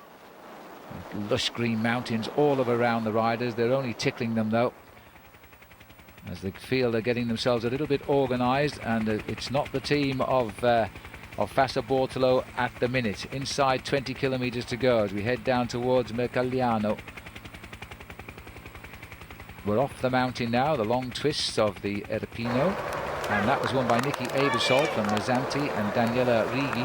41 seconds back at those two went over the top. They were in an early breakaway today. They've all been swept up now, 6 of them being wiped out, the last 2 being Mazzanti and Niki Ebersol. Phonak have been a very prominent team in the early days of the Giro d'Italia here. These two riders. Oh, these are the two that are still away. This is Niki Ebersol, the last 2 of that breakaway, and this is the one being Mazzanti. They're still holding on, but not by very much, because on the front end of the main field, it's basically Vini Calderola who are doing all of the pacemaking here this afternoon, and that would indicate that Stefano Garzelli feels like he's got a good chance of getting himself the stage win. He may well like this finishing climb towards the end of today's stage, and may well be trying to set himself up for a stage victory. Well, Mazzanti here on the right of our picture at one stage was the leader of the Tour on the road.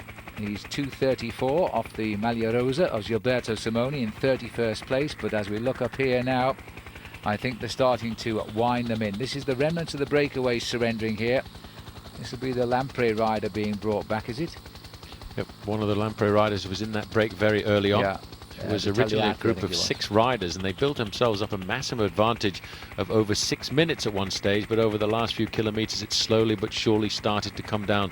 The teammates of Stefano Garzelli on the front, and they're waiting now to catch the final 2 survivors of that 6-man breakaway.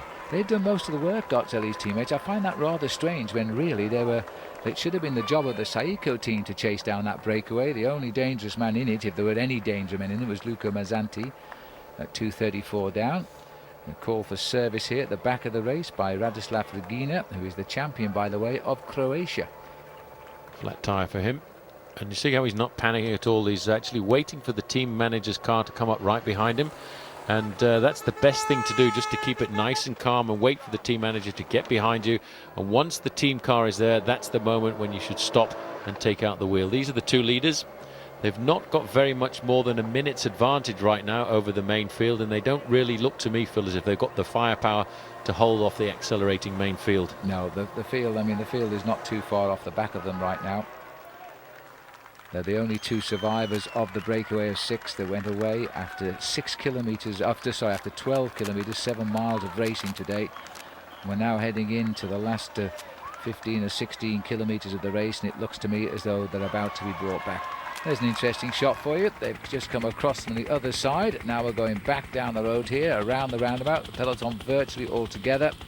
That's the latest time check, 1 minute and 15 seconds. They didn't really escape the grips of the peloton at all today, because the biggest gap they got was a shade over 6 minutes.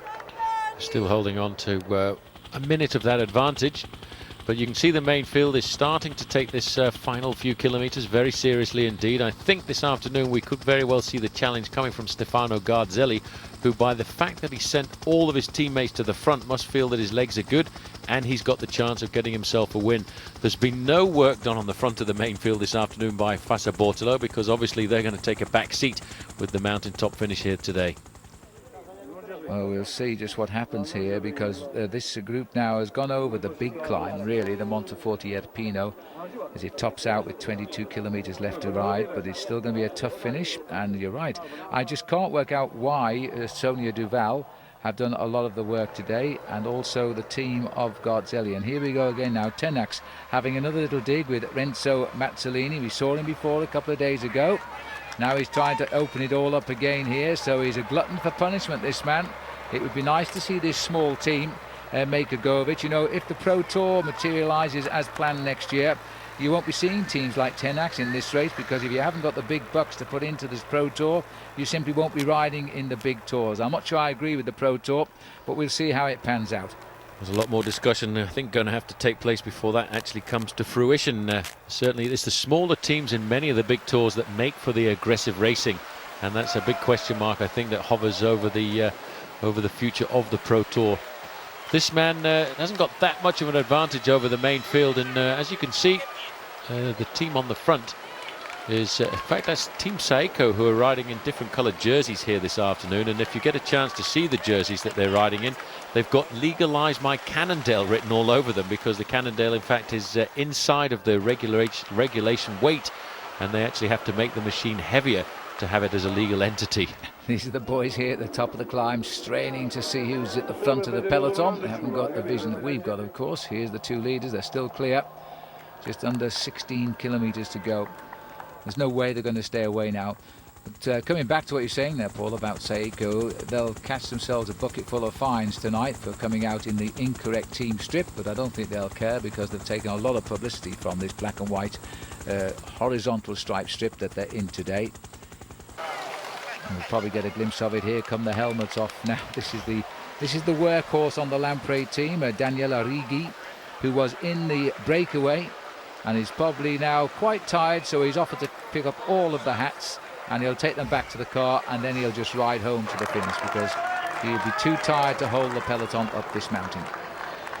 Well, that's an indication that they've started the climb. Any race that finishes with a climb in excess of 5 kilometres means the riders are allowed to take off their helmets, and their dedication, and a lot of dedication since the start of the Giro, to the departed Marco Pantani, Il Pirata, who passed away earlier on this year on the eve of Valentine's Day on the 13th of February.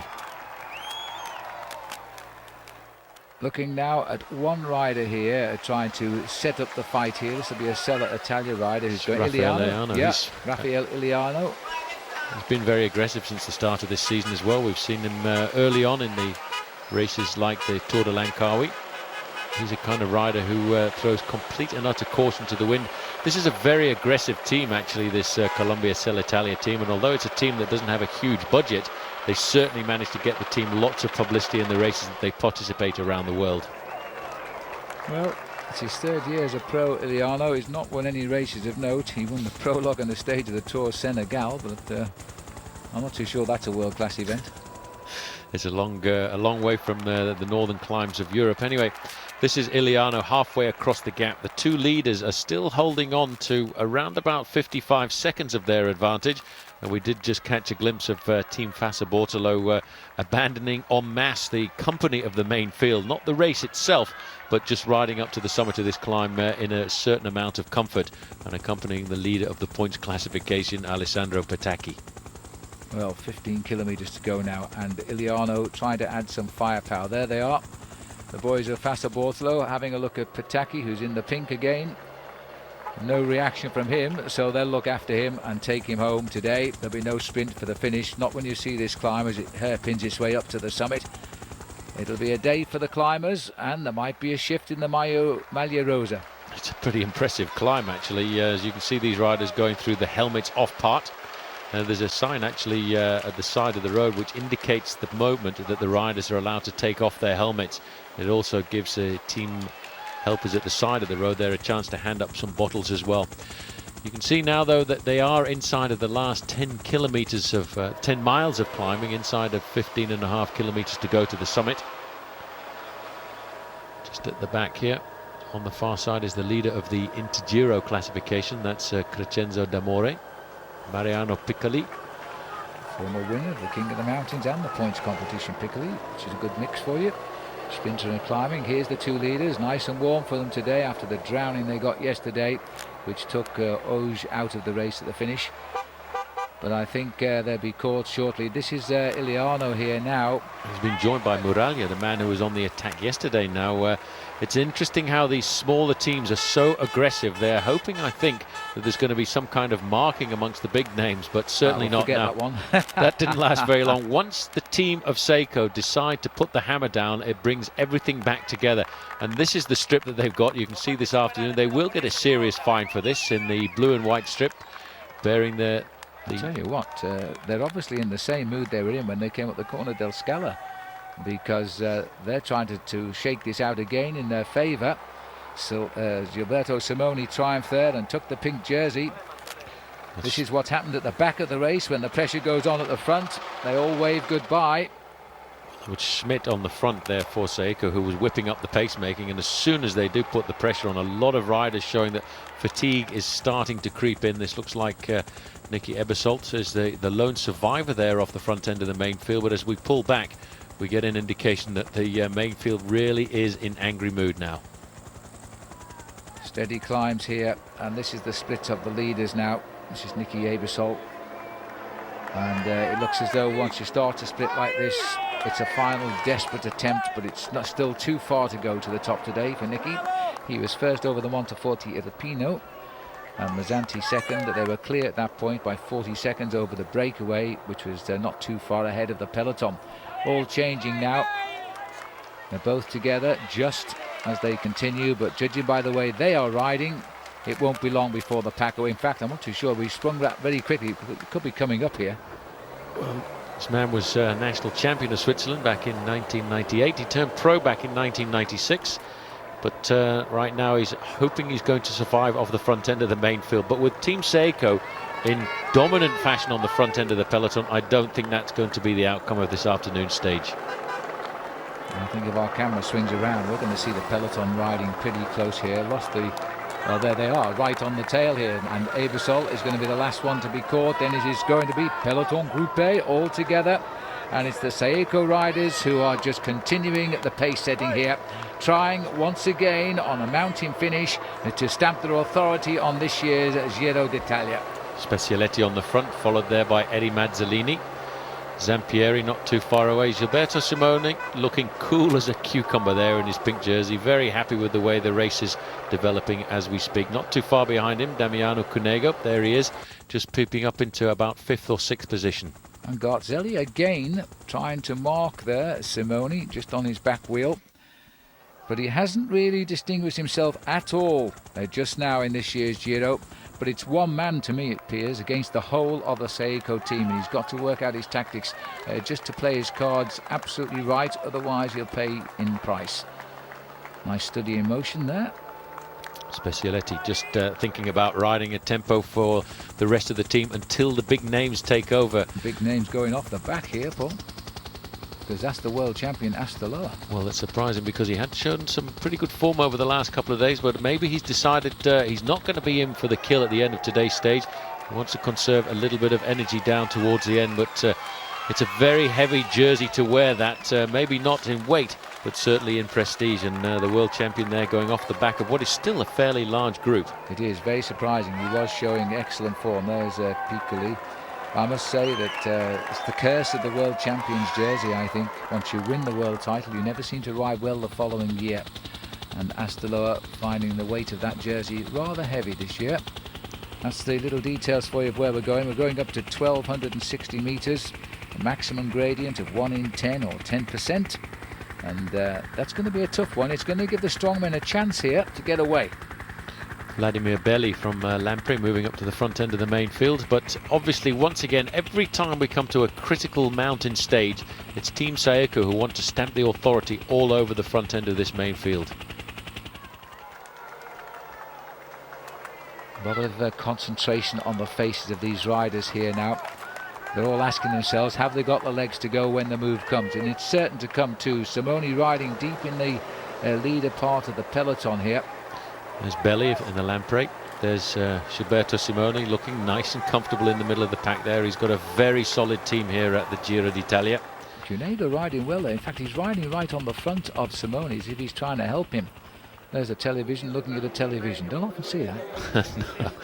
No. Very artistic director we've got here this afternoon. There is Gonchar on the right-hand side, champion of Ukraine. Spezialetti, still the man on the front doing all of the pacemaking. Steve Zampieri is never very far away. I think he's going to be a big ally later on for Stefano Garzelli. The team of Vinny Calderolo have done an awful lot of work here, and I think that's because Garzelli thinks he's got the chance of a win. Well, he usually pops up in an early stage of the Giro with a stage win. The winner before, so the Giro d'Italia. Stefano Garzelli, like Simoni, coming back from a little bit of disgrace from being involved with doping, but Simoni was exonerated later, and now he's come to prove at yet another point. Try and defend his championship won last year. 10 kilometres still to go, and if they keep this sort of tempo up, there won't be more than 10 riders together at the finish, I don't think. Julio Perez at the back there in the orange jersey of Panaria, and just alongside him there was Charlie Vegelius wearing number 69, the young British rider who was a very integral part of this Denardi team. Yes, he'll be very pleased because Charlie's got a very defined job in this race, and that's to help team captain Sergei Gonchar make a good result. And he'll be the last sort of post, I think, for Gonchar in the mountains, because Charlie's a pretty good climber, and he's just sitting near the back at the moment. He knows what his team leader is.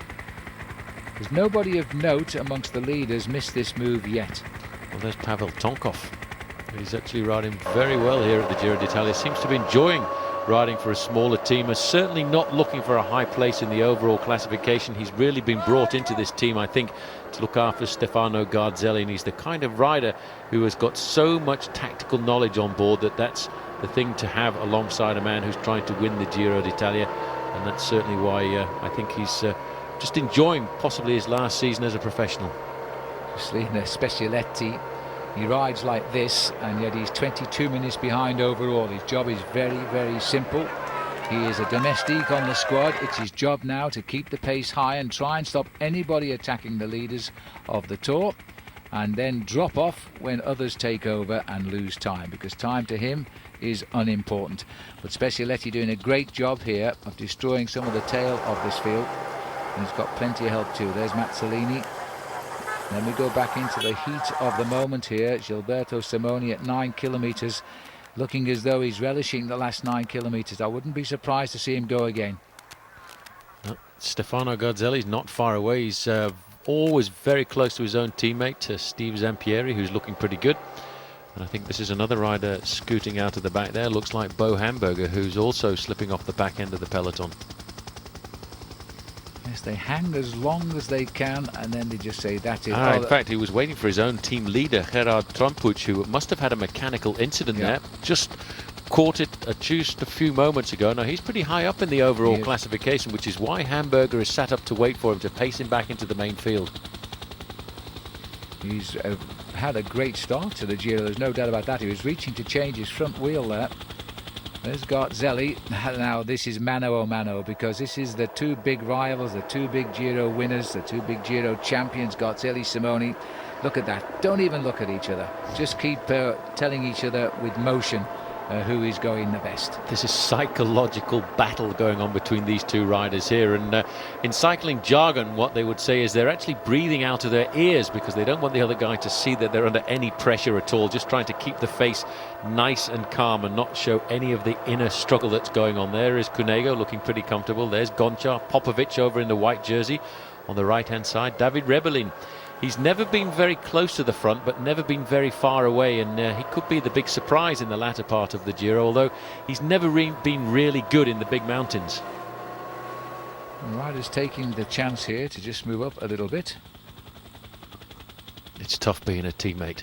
You've just got to go to the front when you're on a big squad like this and ride your heart out until you can do it no longer, and then just pull off and try and survive and make sure you can stay in the race once you get up to the summit of the climbs. There's still a lot of racing to come on this climb, though. Just caught sight there in the green jersey. First time we've seen him, actually, Fabian Weckmann. Now the pressure. This is Simoni. He's itching to have a go. Is he going to try? He's testing Garzelli. Garzelli's gone with him. Figueras is number 31 there. And it's Figueras who's going to put in a little bit of a move here. So now that's it. They've started the moves now. I think we're going to find Simone will react to this one. This is Igor Pugacci from Denardi. Now he's the teammate of Sergei Gonchar. He's freewheeling round the bend there because he's come right up behind the bikes.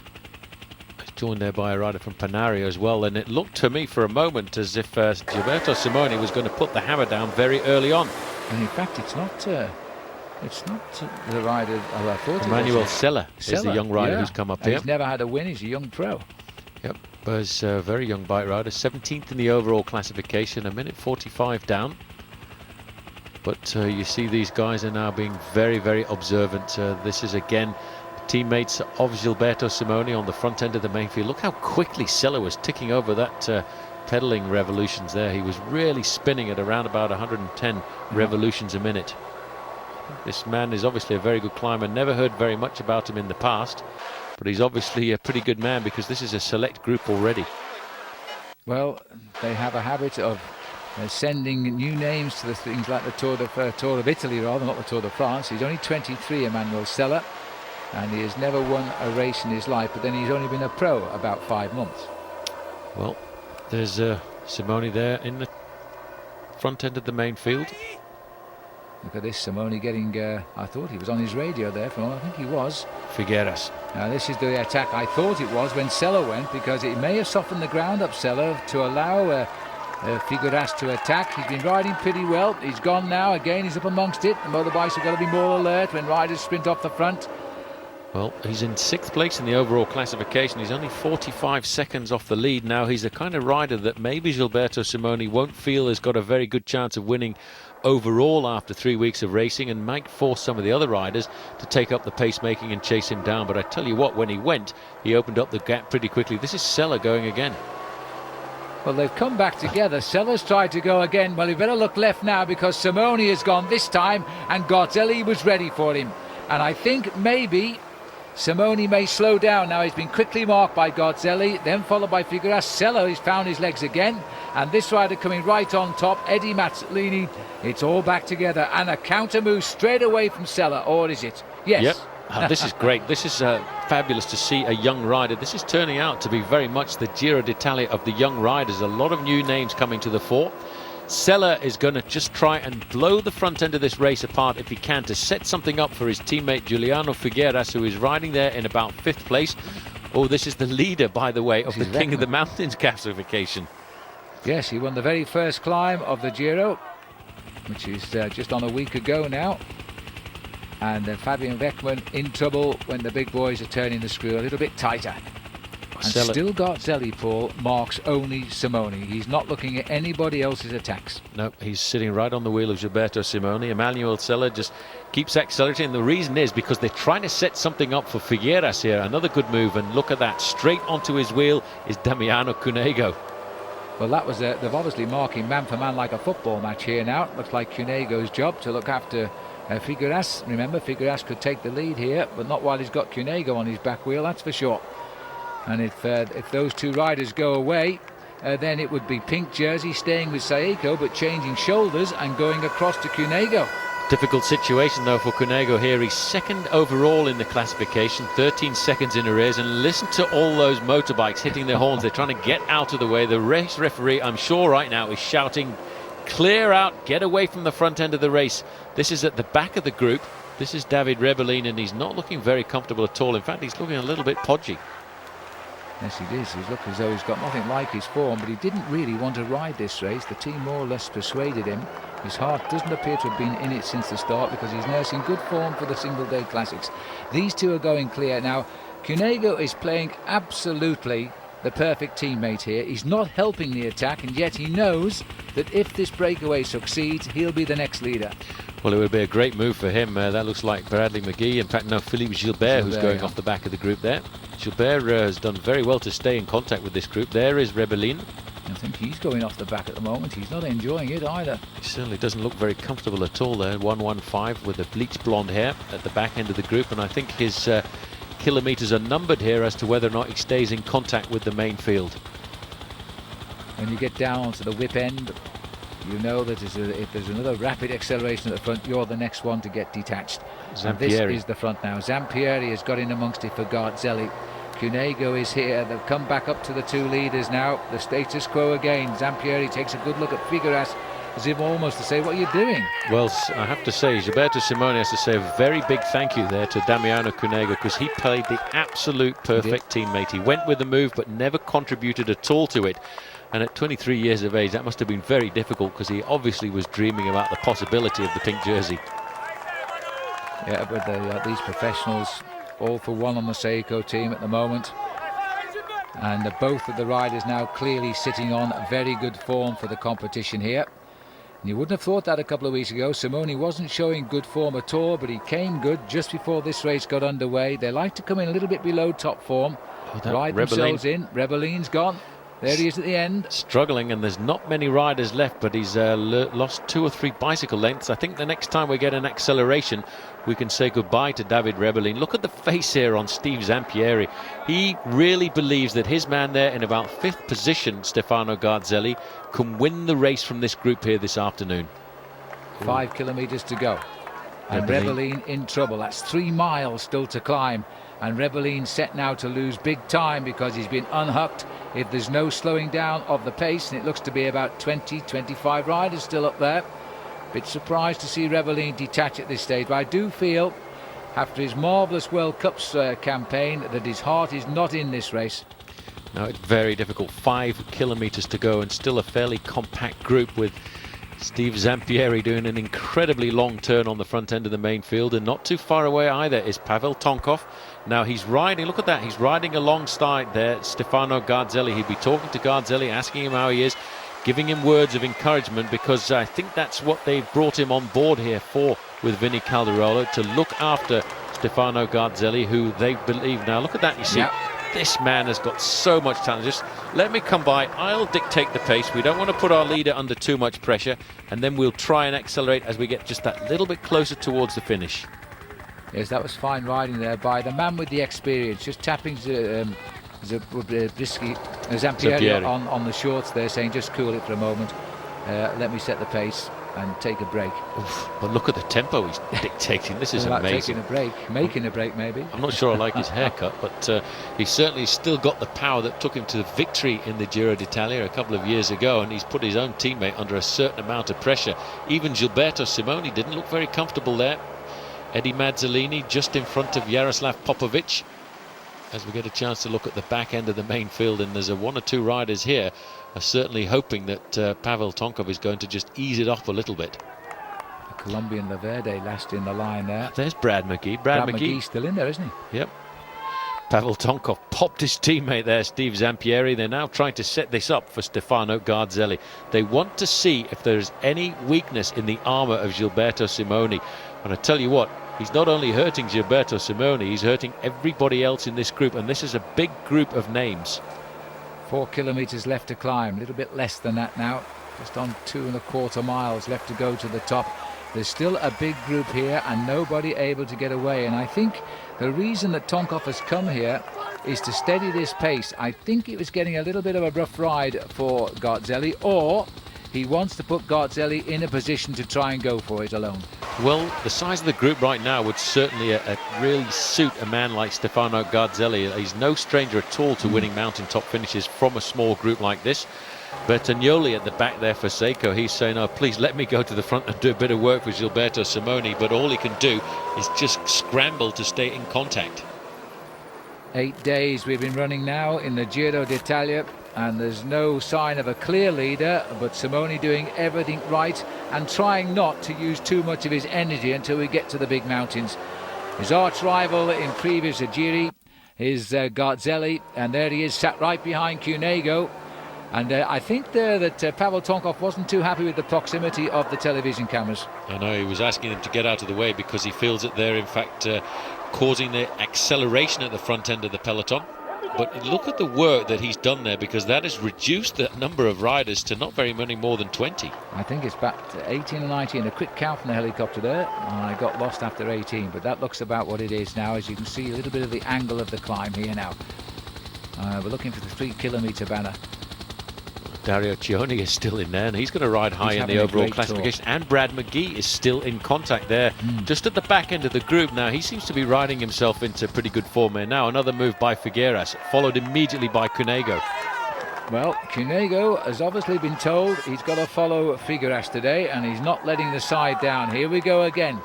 Figueras has advertised all the way up this mountain. He wants to win the stage. He's in a high position overall. Marked out of it. Tonkov gets himself back on the front. Now he's followed by Simoni. Then Garzelli. Figueras drops back in. We're at 3 kilometres now. Cunego, this revelation of the year in Italy certainly, and in the world I think also. He's still looking, he always looks under pressure the way he rides, and his mouth wide open, but he's got so much talent. He might look under pressure, but he's always there. He is ever present. And the way he's riding as the ultimate team domestique. He's riding a protective race for his own team leader. Every time there's an acceleration, he goes with it, but he never contributes to the success of the breakaway because he is the teammate of the leader, Gilberto Simoni. Simoni there in 3rd place. Tonkov just sitting at the front here, free to ride the tempo that he wants because he's not trying to conserve any energy at all in the Giro. He's not been brought here to win the race. He's been brought here to look after Stefano Garzelli. Look at Emanuel Sella on the left-hand side there, bouncing all over that biker. He's only 22 years of age, you know. He's a very young bike rider.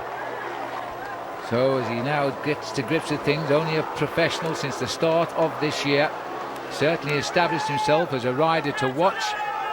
And we've got a 22-year-old Cunego sitting right on his back wheel there. 2 of the futures of the sport in Italy, I think. Although Sella himself is still to establish himself as a winner. But look at the turn of effort here, and this has got to be to try and help his team leader, Figueras. Well, Figueras has got to be impressed by this effort.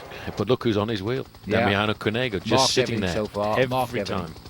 Every time something goes, Cunego is there. He's bouncing around from left to right, just going with all of the accelerations in the back of his mind, just thinking about protecting the position of his leader, Gilberto Simoni, who's never looked under any pressure at all. Stefano Garzelli is still there, but I think under a bit of pressure because he does not really look all that comfortable. Vladimir Belli on the left-hand side. He's one of those riders who is always present as well, and I think we will always remember him as being the man who was ejected from the Giro d'Italia for punching somebody on the nose when he was lying in 3rd place in the overall classification. That's right, the Simoni hooligans got a little bit out of control, and poor old Belli unleashed his wrath and was out. And at the time, I think he was lying 3rd overall. That was the end of him. Very sad, really. And Simoni should have told his hooligans to calm it down as well, because they were crowding out a little bit on the mountain that day. But Sella is incredible just now, and I think really I can't see the point of him setting a pace like this just at the minute. No, I think because he's actually making too fast a pace to allow his own teammate there in 5th position, Figueras, to actually get off the front and launch an attack. Those people were getting just a little bit too close for my liking there. The Tifosi go absolutely wild towards the end of a race here. But they flew around that corner. I mean, they're going uphill, they almost overshot the corner. And Sella just gritting his teeth. The adrenaline flow in him is so high, I don't think he cares where anybody is just now. But look at the face being pulled by Garzelli. It gives you some idea of the effort being made by Emanuel Sella. Cunego looking cool. Here goes Simoni now. Rapid acceleration by Simoni. Now that's what we expected, a chance to improve. A little bit of a slow action there coming from Garzelli, but he's come and he's got the wheel. And then Cunego, the big 3 are on the move. Well, Stefano Garzelli obviously has the legs this afternoon. His team did the majority of the work in the last 25 kilometres before we came to the start of the climb to pull back the early morning 6-man breakaway. And the responsibility now is on the shoulders of Stefano Garzelli to get himself the win. That indication that Gilberto Simoni was pulled back there is an indication that maybe he's not as strong as he was last year, although this climb is not quite the steepness that Gilberto Simoni likes. Look at the Tifosi on the right-hand side there, just coming alongside, trying to encourage everybody.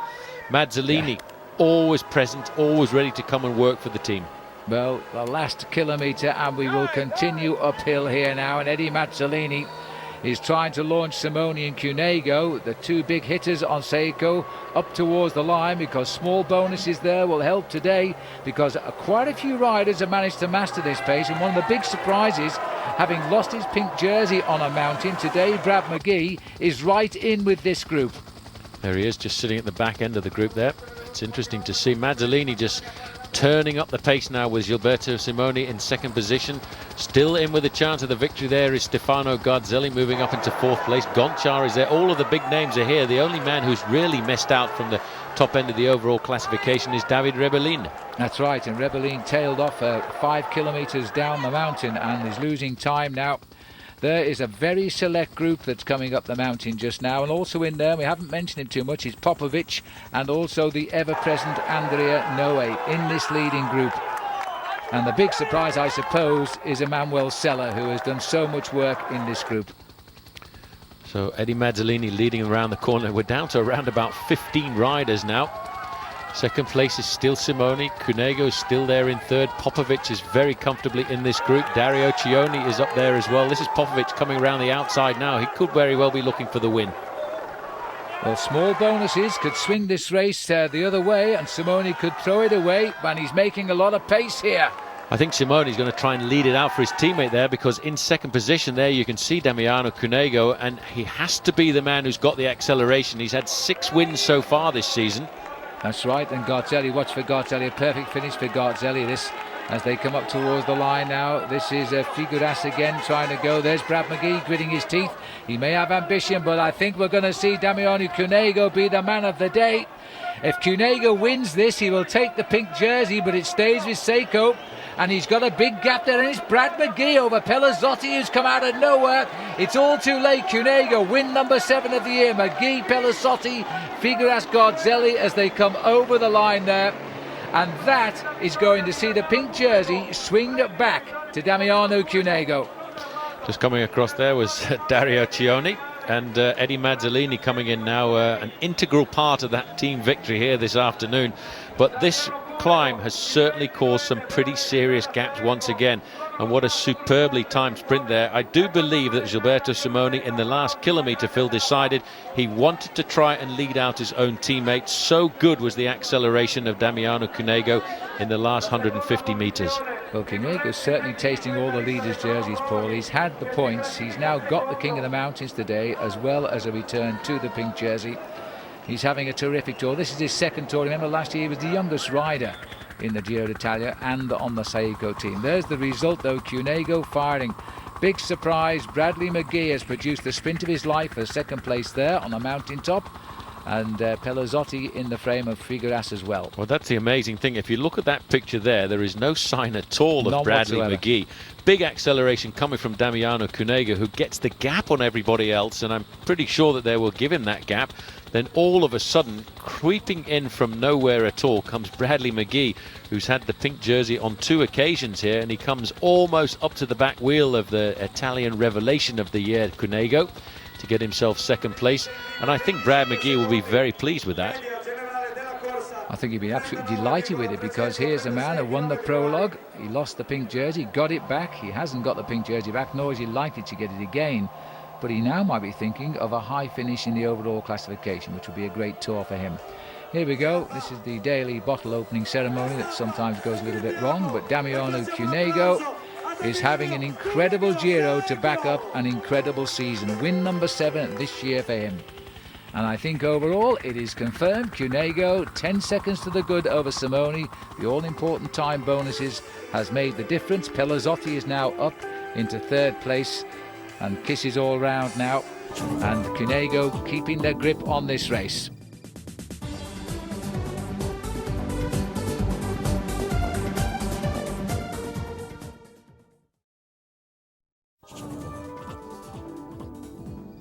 So we now move on to the 8th stage of the Giro d'Italia, from Gifoni Vallapiana to Policoro, and it'll be without David Rebellin, because after being dropped yesterday, he's decided not to start today.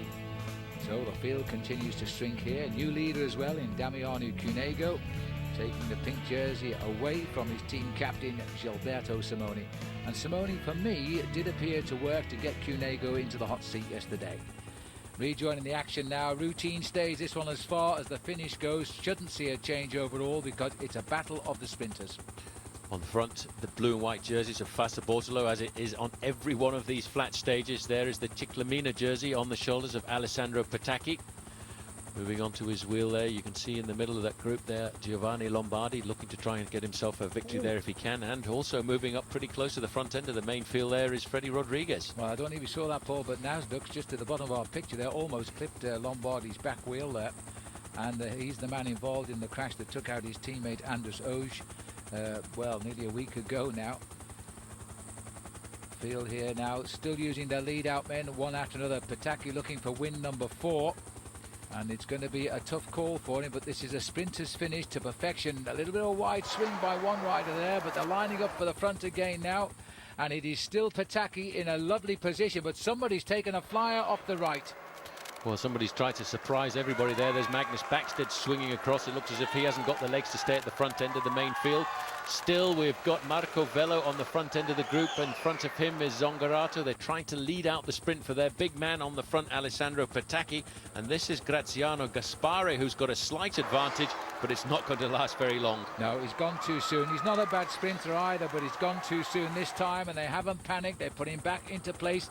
That's Pataki in the Ciclamino points leaders jersey in 3rd place, and he's in brilliant position now. As the gain rider's trying to take him on, it looks like Crescendo d'Amore is looking over his shoulder, gone a little bit too soon, wants to tuck back into the line, and he finds a place, or does he? In fact, he thinks no, he's going to swing away from it there. There's Freddie Rodriguez there, number 16 on the wheel, just in front of his teammate Crescenzo d'Amore, but Freddie Rodriguez is right on the wheel of Alessandro Pataki, and Freddie over the last couple of days, you know, has been knocking at the door to possibly get himself a top 3 place on one of these stage finishes. But despite his great riding in the mountains, Brad McGee is right in amongst it again. A lot of pushing and shoving going on here now as they try to line up for the finish. Olaf Pollock, again looking for a win, is in the mix. Well, that's Barajo in the orange jersey there. He's been to the front of these sprints on a couple of occasions. He got himself in the top 3 just the other day. Now down to Marco Vello and Alessandro Pataki. Pataki is going to be led out here by his teammate, who's got a lot of work to do because he's still 500 meters from the line. Half a kilometre to go, and Pataki has put himself again in a good position here. Sharp right-hand bend, he goes round in 2nd place. Pollock has got the lead out once more from Pataki. He's 3rd wheel around the corner. Remember, he's got a hatful of 2nd places behind Pataki, and the win would be nice. Now, the final lead out here, as long as possible. Now, Pollock goes on the left. Pataki reacts rather late, looks across and sees him. He's carrying Robbie McEwen, I think, as well, as they head up towards the line. Oh, Pataki gets it. 4 wins in the Giro d'Italia, and right on his line there, I'm not too sure who that was on the line there, but certainly Pollock, I think, crossed that in 3rd place.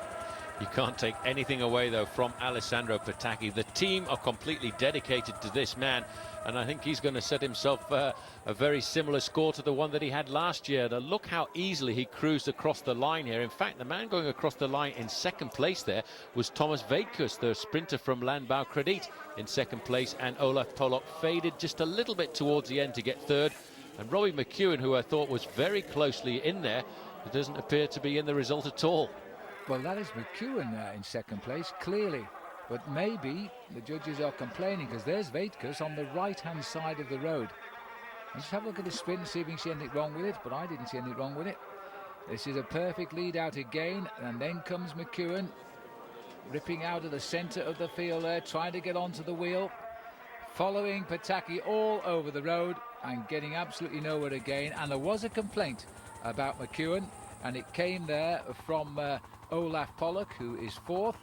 And McEwen officially there in 2nd, but I can tell you now that the judges have declassed McEwen to the back of the race, and everybody will move up 1 place behind Alessandro Pataki.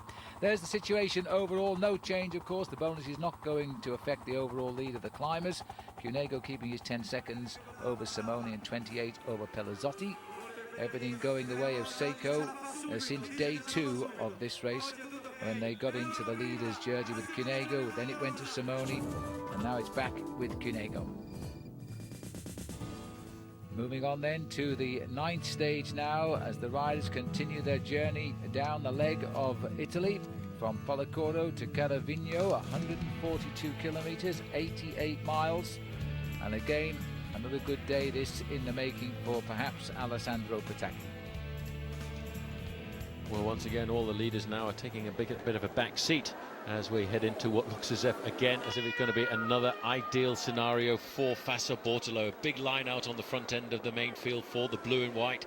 This team really has changed in this Giro d'Italia from being a team that used to ride for high places in the overall classification to a team that was very resemblant of the team of Mario Cipollini in previous years. But now you just change that name and you slot in the name of Alessandro Petacchi. Now this is perfect organisation on the front.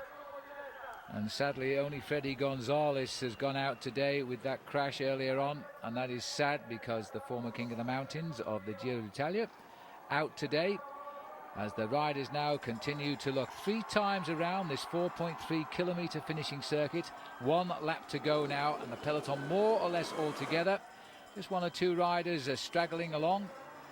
It's got to be surely another day, and Petacchi is getting used to his winning ways in this race now.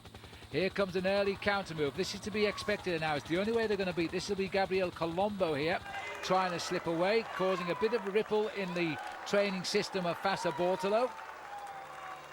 Colombo here, just holding on at the front, but there we are. Fassa Bortolo bringing the race back together. This is the remnants of the crash here, and is that Stradza, who went down very, very hard indeed just a few moments ago. He was in fact the leader of the Inter-Giro competition, a competition that he's won in the past. He has. And as we're on a finishing circuit here, just over to the left-hand side, that is a group of riders who have actually been lapped as we now come down towards the last lap of this very difficult finishing circuit, and in complete and utter control on the front end of the main field. It is in fact still Fassa Bortolo, while these riders have still got to try and get themselves to the finish. Those are the lap riders. Again, a lot of groups at the back, and mainly these groups were streamed off because of the crashes that happened with around about 25 kilometres to go. And they're over 4 kilometres behind the sprinting bunch here, which means they're set to lose about 9 or 10 minutes on the field. I don't think they'll have to ride the last lap. Judges will estimate the time taken and dock them that sort of a time based on the speed of the peloton around the finishing circuit. But right now the sprinters again are preoccupied here, and they're seeing here again a classic lead out by Fassa Bortolo. Petacchi is firing on all guns as they come off that final win, and there he is now, getting quite a lead in the points competition. His eternal shadow, Robin McEwen, sitting tucked in there. And that's Vaitkus as well, who's also sprinting extremely well. They are trying to just line themselves up for a similar result to yesterday. McEwen would like to keep his place this time. Great organisation. Look at that. 1, 2, 3, 4 riders from Fassa Bortolo on the front, then Alessandro Petacchi. The way to win this sprint is to peel off over the last 3 kilometres and end up with one last man to catapult the leader into victory in the last 500 metres. That's the way it works in the handbook, and that's the way they've got it right on a number of occasions so far. There's Pollack moving up there, trying to get himself to the back wheel of Robbie McEwen.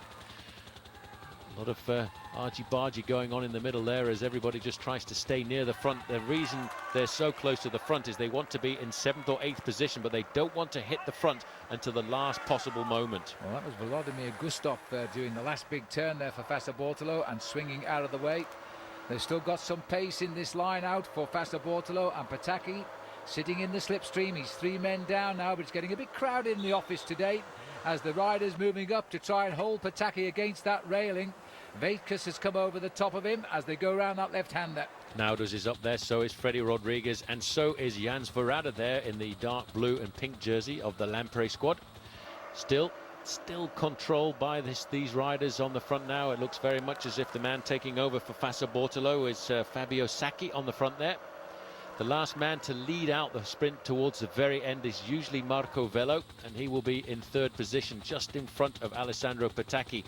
I think that's Robbie McEwen still there in 5th, looking nice and comfortable, just following the slipstream. All he's doing is looking at the wheel of Alessandro Petacchi and waiting for the moment to try and surprise Alessandro Petacchi, because the only way to beat Alessandro Petacchi, I think, is to get the jump on him early. It's no good trying to come off his wheel. The man, when he sees that finishing banner, just like Mario Cipollini used to be, it's hard to displace him at the front.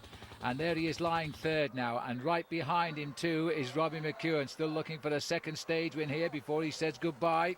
He'll only be with us for another couple of days now, and then he'll prepare for the Tour de France. And this is the big lead out. It's perfect. Right behind McEwen there is Freddie Rodriguez, and right behind him is Andrus Naudus, the big rider who a couple of years ago was a big enemy to Mario Cipollini. The last man swinging off there very precariously, getting round that corner. It leaves now just Marco Vello and Alessandro Petacchi. He's about to launch Petacchi at the finishing line again, and he's had the 4 wins so far now. This surely he's thinking of number 5. McEwen is kicking back there. He's waiting for the move by Petacchi. And what about Freddie Rodriguez, who's sitting well? In fact, Fred's going to go. He's going to try and get the jump on Petacchi, and Gonzalez. Freddie Rodriguez has gone on the right here now. He may have read it just perfect here. He's moved off his line a bit, but he's holding on as Petacchi now fires, and I think Rodriguez gets it on the line. Well, he did exactly what you said, Paul. He went before Petacchi made the move. I don't think that move across the road will worry the judges too much. That was a big win for Fred. A very big win. He did exactly what everyone else has been trying to do. And look, and this is where it starts here. Freddie Rodriguez is waiting for Alessandro Petacchi to start the sprint, but before Petacchi actually opens up the gas, Freddie gets the jump, and this will have rattled the nerves a little bit of Alessandro Petacchi, because a sprinter doesn't like to see somebody else coming by quite that quickly. And the moment that Petacchi starts to accelerate, you see him slowly but surely creeping up on Freddie, but Freddie actually got the jump first and got himself his first ever win at the Giro d'Italia. And this is a man who for the last couple of years has promised to us to be a great sprinter. Remember a few years ago when he used to lead out Tom Steels? He's got the speed, and today he's got the scalp he was looking for, Alessandro Petacchi's. Well, that's a terrific result for Fred Rodriguez, because he kept that big gear rolling right to the line. He's delighted with that, and well he might be. Huge result. And when you saw that shot from the helicopter, quite clearly when he moved off his line, he was already a full length clear of Alessandro Petacchi, so it won't worry the judges at all. Overall, again, with the sprinters taking command, that the situation remains the same. The 10-second gap and the 28-second gap to Cunego, to Simeone, here he is, and of course to Pelazzotti. So another day in pink, and the race goes on as we move on now to the 10th stage, the 11th day of the Giro d'Italia, as we continue to journey down the leg of Italy, moving on from Porto Sant'Elpidio to Ascoli Piceno. Almost a day off this, just on 87 miles of racing, 146 kilometres. With a third category climb in the middle of the stage today, and then again a chance for the sprinters perhaps before the mountains will finally catch up with the riders in that final week. And by the way, Massimo Strazza lost 9 minutes yesterday, but because of his injuries it hasn't started, and neither surprisingly is Thomas Vaitkus, who has been riding so well, but I believe he's now joining his team in preparation for the upcoming Olympic Games. Well, that's the start of the day's classification in the Intergiro competition, Massimo Strazza, but as he isn't starting, there'll be a change in that competition later on in the day. We're at the southernmost tip of Italy now. The riders of Phil are going to start to tilt up towards the north, and that's where the race is really going to be decided once we get into the Dolomites. So Beckman wears the green jersey as leader of the King of the Mountain, which as you saw there he is not. It's still Cunego, but Cunego continues in the leader's pink jersey. This is an attack again by McGee. This great pursuiter at 3 kilometres to go here. It hasn't been a great day for attacking riding.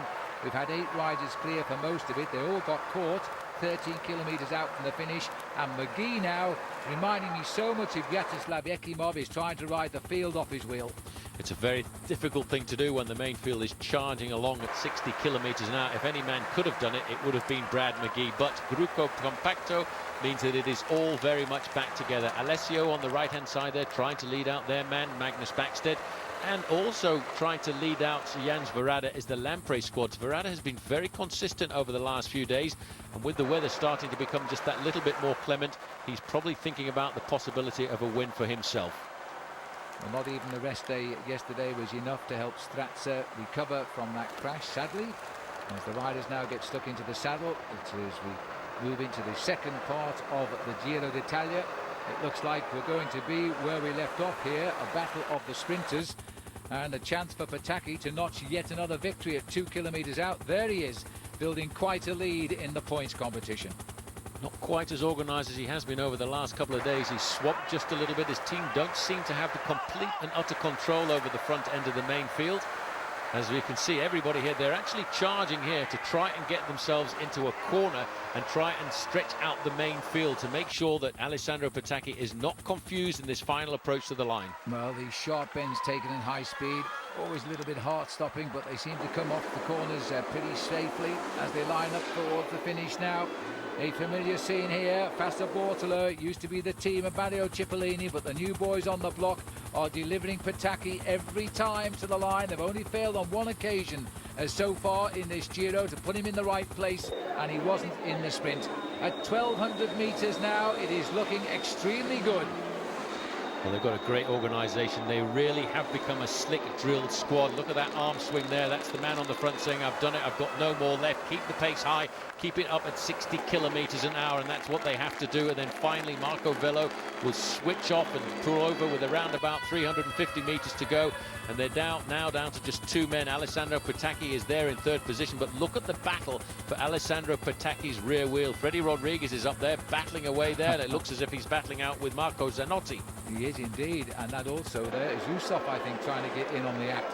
As now they are once more coming up towards the line. Petacchi is in perfect position here. Giovanni Lombardi has slipped back to fifth there. He looked over to his right shoulder, lost a couple of places. That has cost him. The final lead out now to launch Petacchi at the finish, and a possible win number 5 here. Nasdux is going to try and make a run a little bit earlier. Nasdaq's coming out of the late afternoon sun to the left of our picture, but look at the speed of Alessandro Petacchi. Marco Zanotti goes second, and no one, frankly, was ever in that finish except Petacchi. He really is unbelievable. He looks now just exactly like Mario Cipollini did a couple of years ago. They're putting him in the right position every time.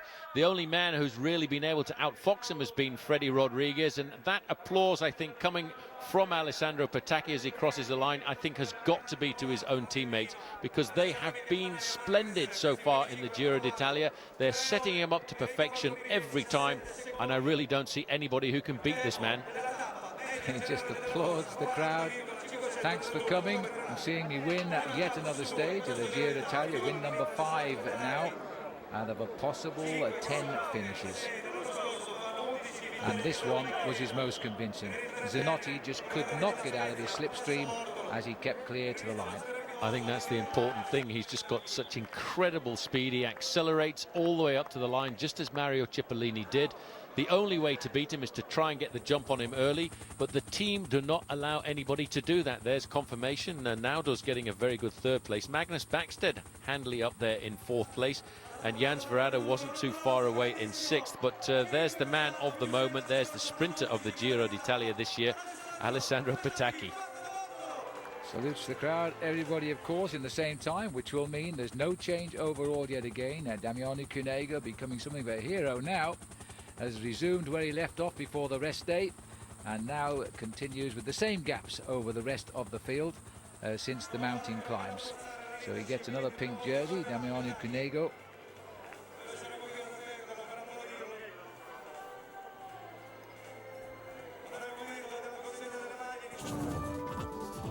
Well, the world was saddened by the death in February this year of the great rider Marco Pantani, who had a love-hate relationship with the sport. Let's just sit back for a moment and remind ourselves of this great climber.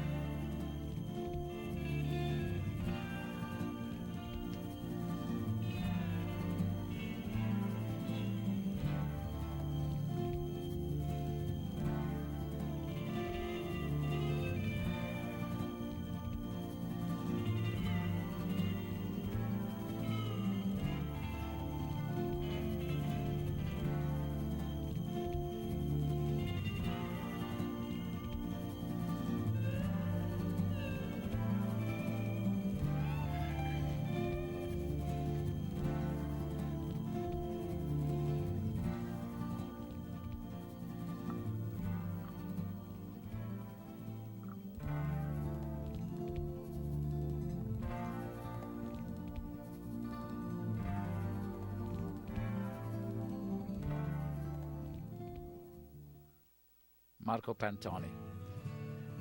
The Giro d'Italia moves on now. It's stage 11 as we go from Porto Sant'Elpidio to Cesena. 228 kilometres, a long way, about 143 miles. There's 3 mountains along the route today. They shouldn't be too decisive, but let's pick up the action again with a young rider, Emanuel Sella, out on the attack and in the lead for a long way today. This is the young man who just a couple of days ago was setting up the possible stage victory for his own team leader, Giuliano Figueras. He is a very young rider. He was very prolific a couple of years ago in the Baby Giro, the Giro for amateur cyclists, and as you can see here, he's decided not to wait at all for anybody else, and he's going to go out on the attack. Well, he's 16th overall, 2 minutes and 34 seconds behind, so he is something of a danger if he can climb with the mountain still ahead. And now he's making the decision to give it his best shot here. He's 1 minute and 40 seconds over the front end of the main field. And as you can see, the main field is under a certain amount of stress. These are very difficult racing roads here. There are no big roads at all in this part of Italy. And you can see they're very winding. The road surface also is very difficult and not conducive to high speed. And the fact that these roads are so narrow is making it very difficult for any of the teams to organise the chase on the front end of the main field. I don't think anybody will expect to see Emanuel Sella survive. As you can see, there is Damiano Cunego. He's got his teammates on the front end of the peloton. And the way that he is riding there, Phil, I have to say that Cunego is looking more and more seriously like a leader of this Giro. Well, he's found his feet today. We've had a long breakaway of 20 riders. They've been swept up now, and in a new breakaway that's gone, Sella's been part of this breakaway and has tried desperately to split them up. There's the lineup of the breakaway. Bo Hamburger in there as well, getting away from the rest of them. Now, as he starts to climb here, he is a good climber. I think we've seen that the other day when he was riding so strongly in the favour of Figueras. I think probably did too much work there, considering, but that's probably inexperience. But now look at this magnificent crowd here. And they're always quite vociferous when they see an Italian, no matter how young he is, in the lead. 23 years of age, this man. First Giro d'Italia, and he's going to soak up the atmosphere here. Well, I'm not sure if he's soaking up the atmosphere, because this is a real nasty climb. A lot of riders have put very low gears on for this climb here this afternoon, and many of them have put on sprockets of around about 25 teeth. And you can see, having been away for quite a long time, you can see just how difficult this is turning out to be for this young man. It's only being given a second category rating, this climb, but I have to say, I think it's a lot worse than that. It's a real struggle, and once he gets to the top, he's 15 kilometres to run. It's not all downhill to the finish, and he's getting away now from everybody else. Villa, Lobato, Fertinani, Bertagnoli are the men immediately behind him. But the gap is still significant. There's no pink jersey at the moment in the offering, but that doesn't matter. If he can get away, boy, would he be happy with a stage win. It would be a first win for him too as a pro. There's the remnants of the breakaway, and they're struggling a little bit now. Well, Oscar Masson is in this group here. You can see with the Vinny Calderola colours on his jersey. There at the front end of the main field, you can see the teammates of their leader sitting on the front end of the main field, and you get a chance to see just how difficult this race is this afternoon. But this man at the front, Testa della Corsa, is still holding on to around about a 35-second advantage over the group that he was with, and around about a minute and a half over the main field. Well, a massive crowd here as they climb up the Sorivoli. And it is a really steep climb. That guy is hardly turning those pedals just now. Final kick, he's guessing that just around the corner is the top, and it is. So he goes over the top of the climb. He also won the previous climb with 32 kilometres to go. But more importantly now, he's only 15 away from the finish. You can almost feel the sigh of relief that he's exhaling there as he goes over the King of the Mountains point, and it starts to get just that little bit easier. This is Steve Zampieri at the back. They had a very strong position in this breakaway, Vinny Calderola, because they had Steve Zampieri and Oscar Masson, and I would expect that they thought they had a very good chance of winning. You see how steep this climb is. It's actually caught one or two of the team cars by surprise as we're coming up the steeper part with the main field, and it looked very much as if it was Popovic on the front end of the group. Well, how fitting it would be in respect of Il Pirata, Marco Pantani, if this man, clearly a good climber, was to win in the Pirates' hometown of Cesena. That would be a story in itself, but he's still a way to go before he can celebrate. Well, certainly Marco Pantani would appreciate a move like this, a very brave move. For a climber to win on a fairly easy stage like this is always a great thing, and that's exactly what he's looking to do. In fact, that wasn't the top of the climb just a few moments ago. This is the top of the climb. We're still around about 100 meters to go, but certainly it was very, very steep. Now, depending on how much advantage he's got here, it will tell us whether or not he's got a good chance of surviving. Now, I actually think he's stretching his advantage out over the remnants of that breakaway. Well, I hope you're right, as the green flag this time does indicate the top of the King of the Mountains. So he's now got 15 kilometres left to ride. This is a man who's never won a race as a professional. He's been a pro since the start of the year. He had 10 wins last year, and he is showing all the signs of becoming a really good pro bike rider in the years that lie ahead. Here's the main field. Well, the main field, they're picking up one or two riders who were in that early breakaway, and you can see them actually going backwards through the group. And in fact, the remnants of that break has slimmed down to quite a few riders here as we start to pull forward. This is Zampieri and Oscar Masson. They were in that early breakaway, which is a fairly large early breakaway, and these men now are down to just 4 survivors chasing the lone leader, Emanuele Sella, a name that we've only really uttered once so far in the Giro d'Italia, and probably only twice this year. Well, Fabian Weckmann is riding a very clever race. We haven't seen much of him, but in fact he was in this early breakaway. He picked up the first mountain climb at San Marino, and that's enough to have given him a return now of the Green Mountain Leaders jersey. So he's taken that off Damiano Cunego today as they continue to sprint out the points at the top. Weckmann also got second over the previous climb, but he's no longer with the lead group. 1 minute and 11 seconds, and that's with 15 kilometers to go. So it's looking as if Emanuele Sella's got a reasonable chance, but it just depends how much the main field really want to kick up their advantage. And you know, they're not that very far behind. And look at this, Bradley McGee moving forward here. Phil, Bradley McGee is riding higher and higher in the overall classification. A completely changed rider this year, because in the past, Bradley McGee, and I don't think he'd be upset for me saying this, has never really been a great climber. No, he's been a pursuiter and a world champion at the pursuit, but he's now showing us what a great all-round bike rider he is. He's just had that one-off day. Sorry about a little bit about the picture breakup. That's the camera correcting the loss of pictures because of the atmospherics, but don't worry about it as the race continues. And that field is splitting up at the back. Well, for a second category climb, that has actually split the field quite dramatically, and that was not because of the pressure of the climbers on the front of that climb. It was in fact the pressure of Bradley McGee at the front end of the main field that's put a lot of riders into difficulty, and we could, on what we expected to see this as a transitional stage, see a change in the overall classification.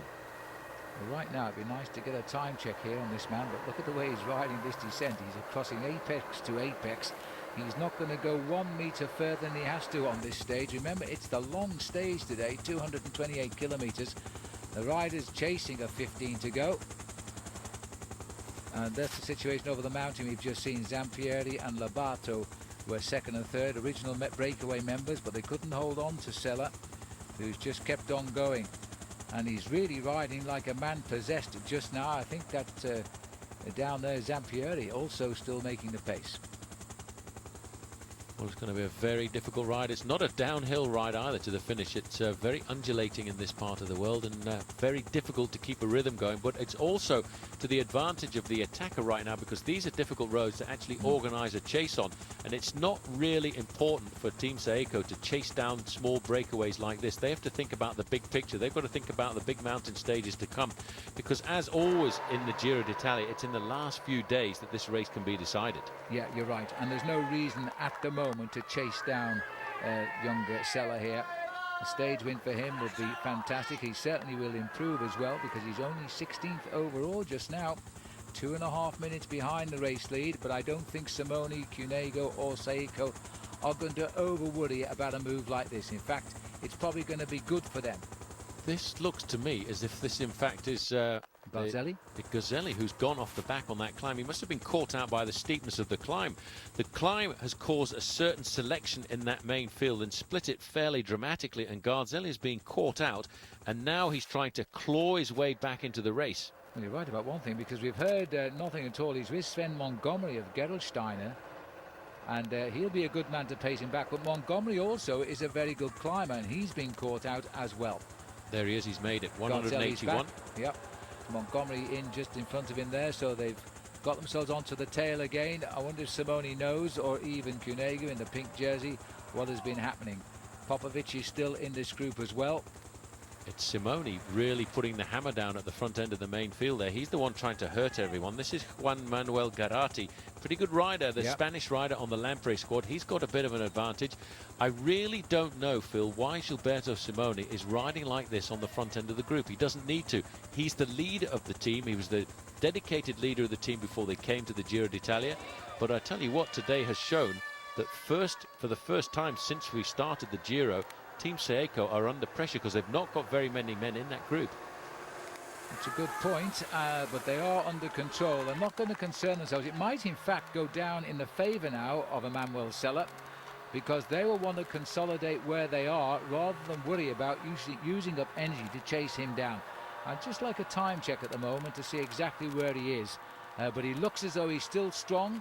These are great racing roads for a breakaway. They're narrow. They're twisty, you stay out of touch. It's 10k to go. He's chipped off 5 kilometres, and we'll see if we get a time check at that banner when the peloton get through.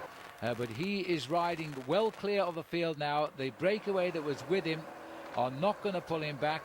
They're still clear of the field, but they're not organised now. Well, these are survivors of that early morning breakaway. On the back there you can see Marlon Perez. We saw him very early on in the year in the Tour de Langkawi, and one or two riders have managed to scramble back on this descent, because this group now from 4 riders has swelled up to 6. And I've got an unofficial check on these chasing riders here at around about the 1 minute mark, and the main field are not too far behind them. Well, this less than 6 miles, 10 kilometres to go to the finish. 1 minute is very much a catchable gap, but I'm not sure these boys have got the legs now to get across it. If it's going to be caught, I think it'll have to come from the peloton. There's Perez sitting there at the back. As Paul says, we saw him in action with great success in the Tour de Langkawi in Malaysia this year. Seiko getting themselves organised now. 2 riders on the front with the pink jersey there just behind of Damiano Cunego. This is Christian Moreni. He's actually, I think, coming across the gap. He was in the main field just a few moments ago. He's a man we've seen in the past, a very aggressive bike rider, but this is a tall order to ride across to the chasing group and then to try and catch the lone leader. Now here we go. I actually make that 1 minute and 20 seconds, so that's quite a big gap for the leader over this chasing group. Well, surely that's got to be a winning gap now. Moreni trying to get across. He can't be very far behind. This is the leader now in the greatest moment of his very young professional cycling career. We only get glimpses of him, but he doesn't look like a weakening rider to me. He's absolutely flying.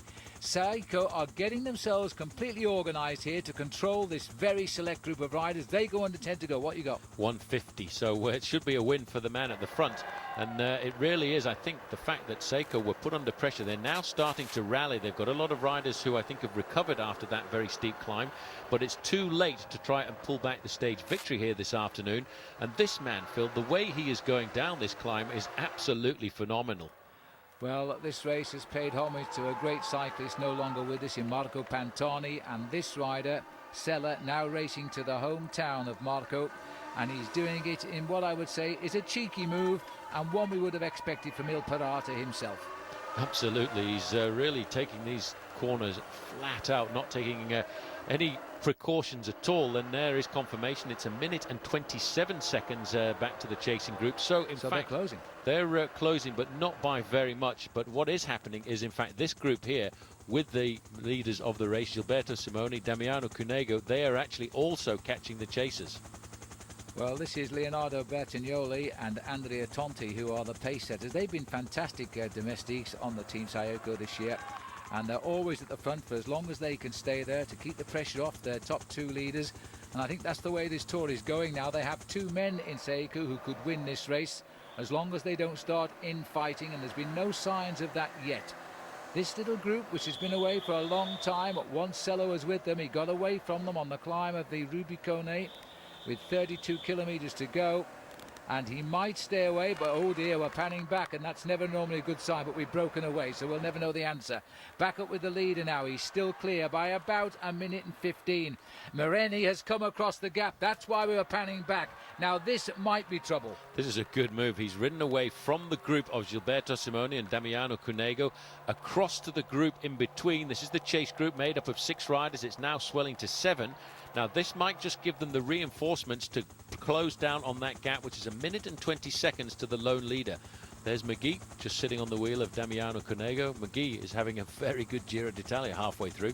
He's marking everybody. He's looking for a high general classification finish to prove a point that he can ride high in the overall and not just win prologues. He's now got quite a distinction, a prologue winner in the Tour de France, a prologue winner in the Giro d'Italia. Worn both leaders' jerseys now in those two great races. We'll have to go to Spain and see what he can do there next. But this is a great moment here. Now, what does this say? It should say, I think, 7 kilometers to go for the leader.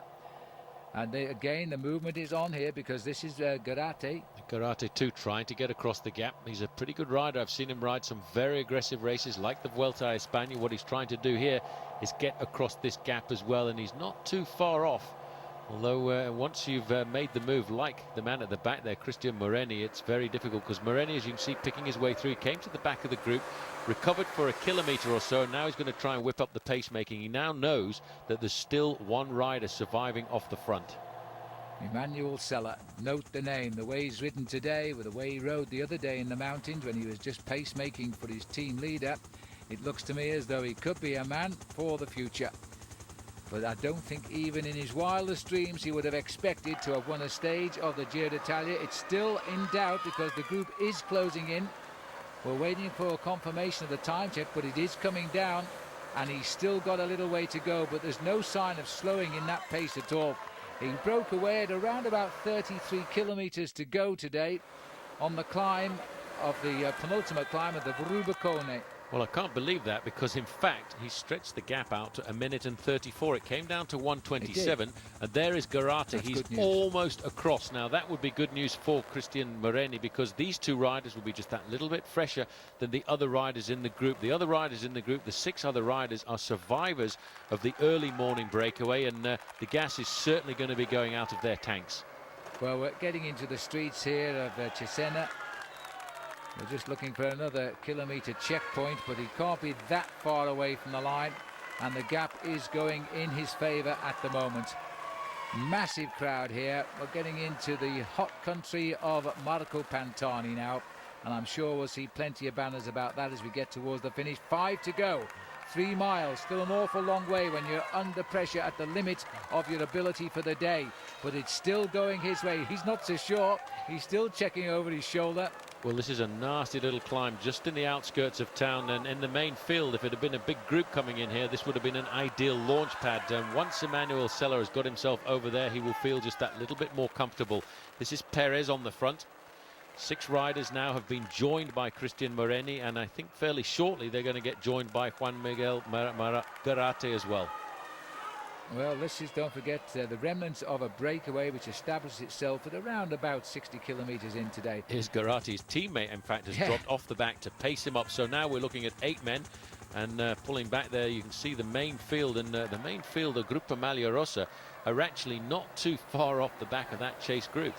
Well, we didn't stay long enough with that shot, actually, but it looked to me as though there were some riders just ahead of the main pack that are either going back from the breakaway or it is the main pack beginning to hitch up with this breakaway.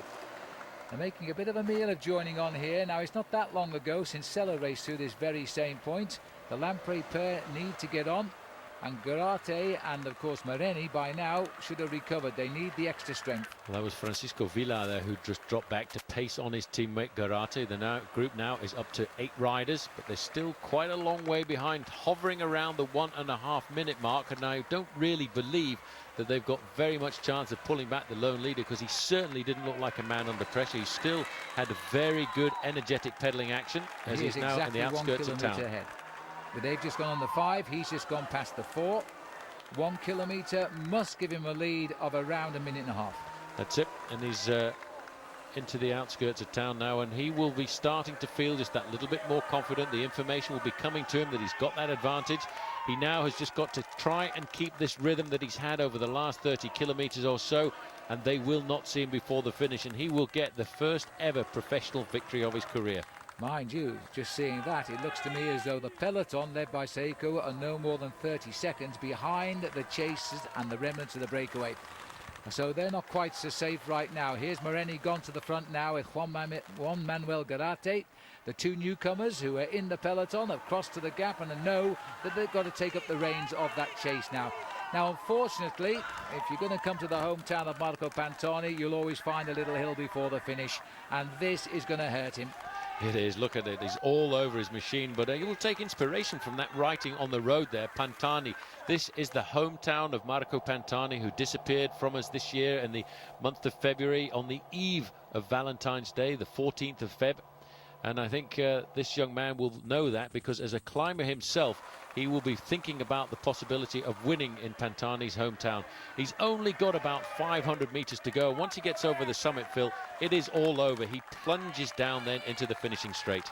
Well, the crowd all on one side of the barriers here to get a good sight of this young man. The first time he's ever led in the Giro d'Italia, and the first time, of course, he's ever ridden the race. And we're now on stage number 11, and it could be the big number for him.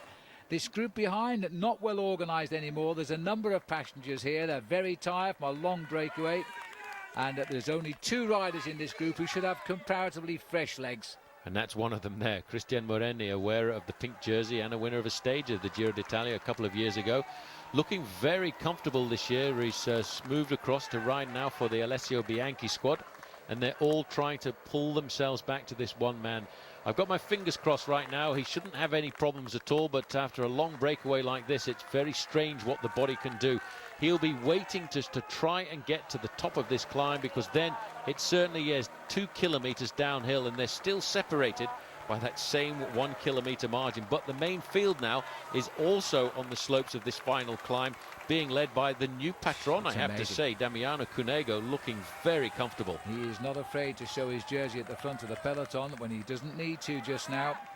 In that chase group is Marlon Perez. We saw him earlier. He's the new leader, by the way, of the Inter-Giro competition today. He takes it over from Amore. Amore, yeah.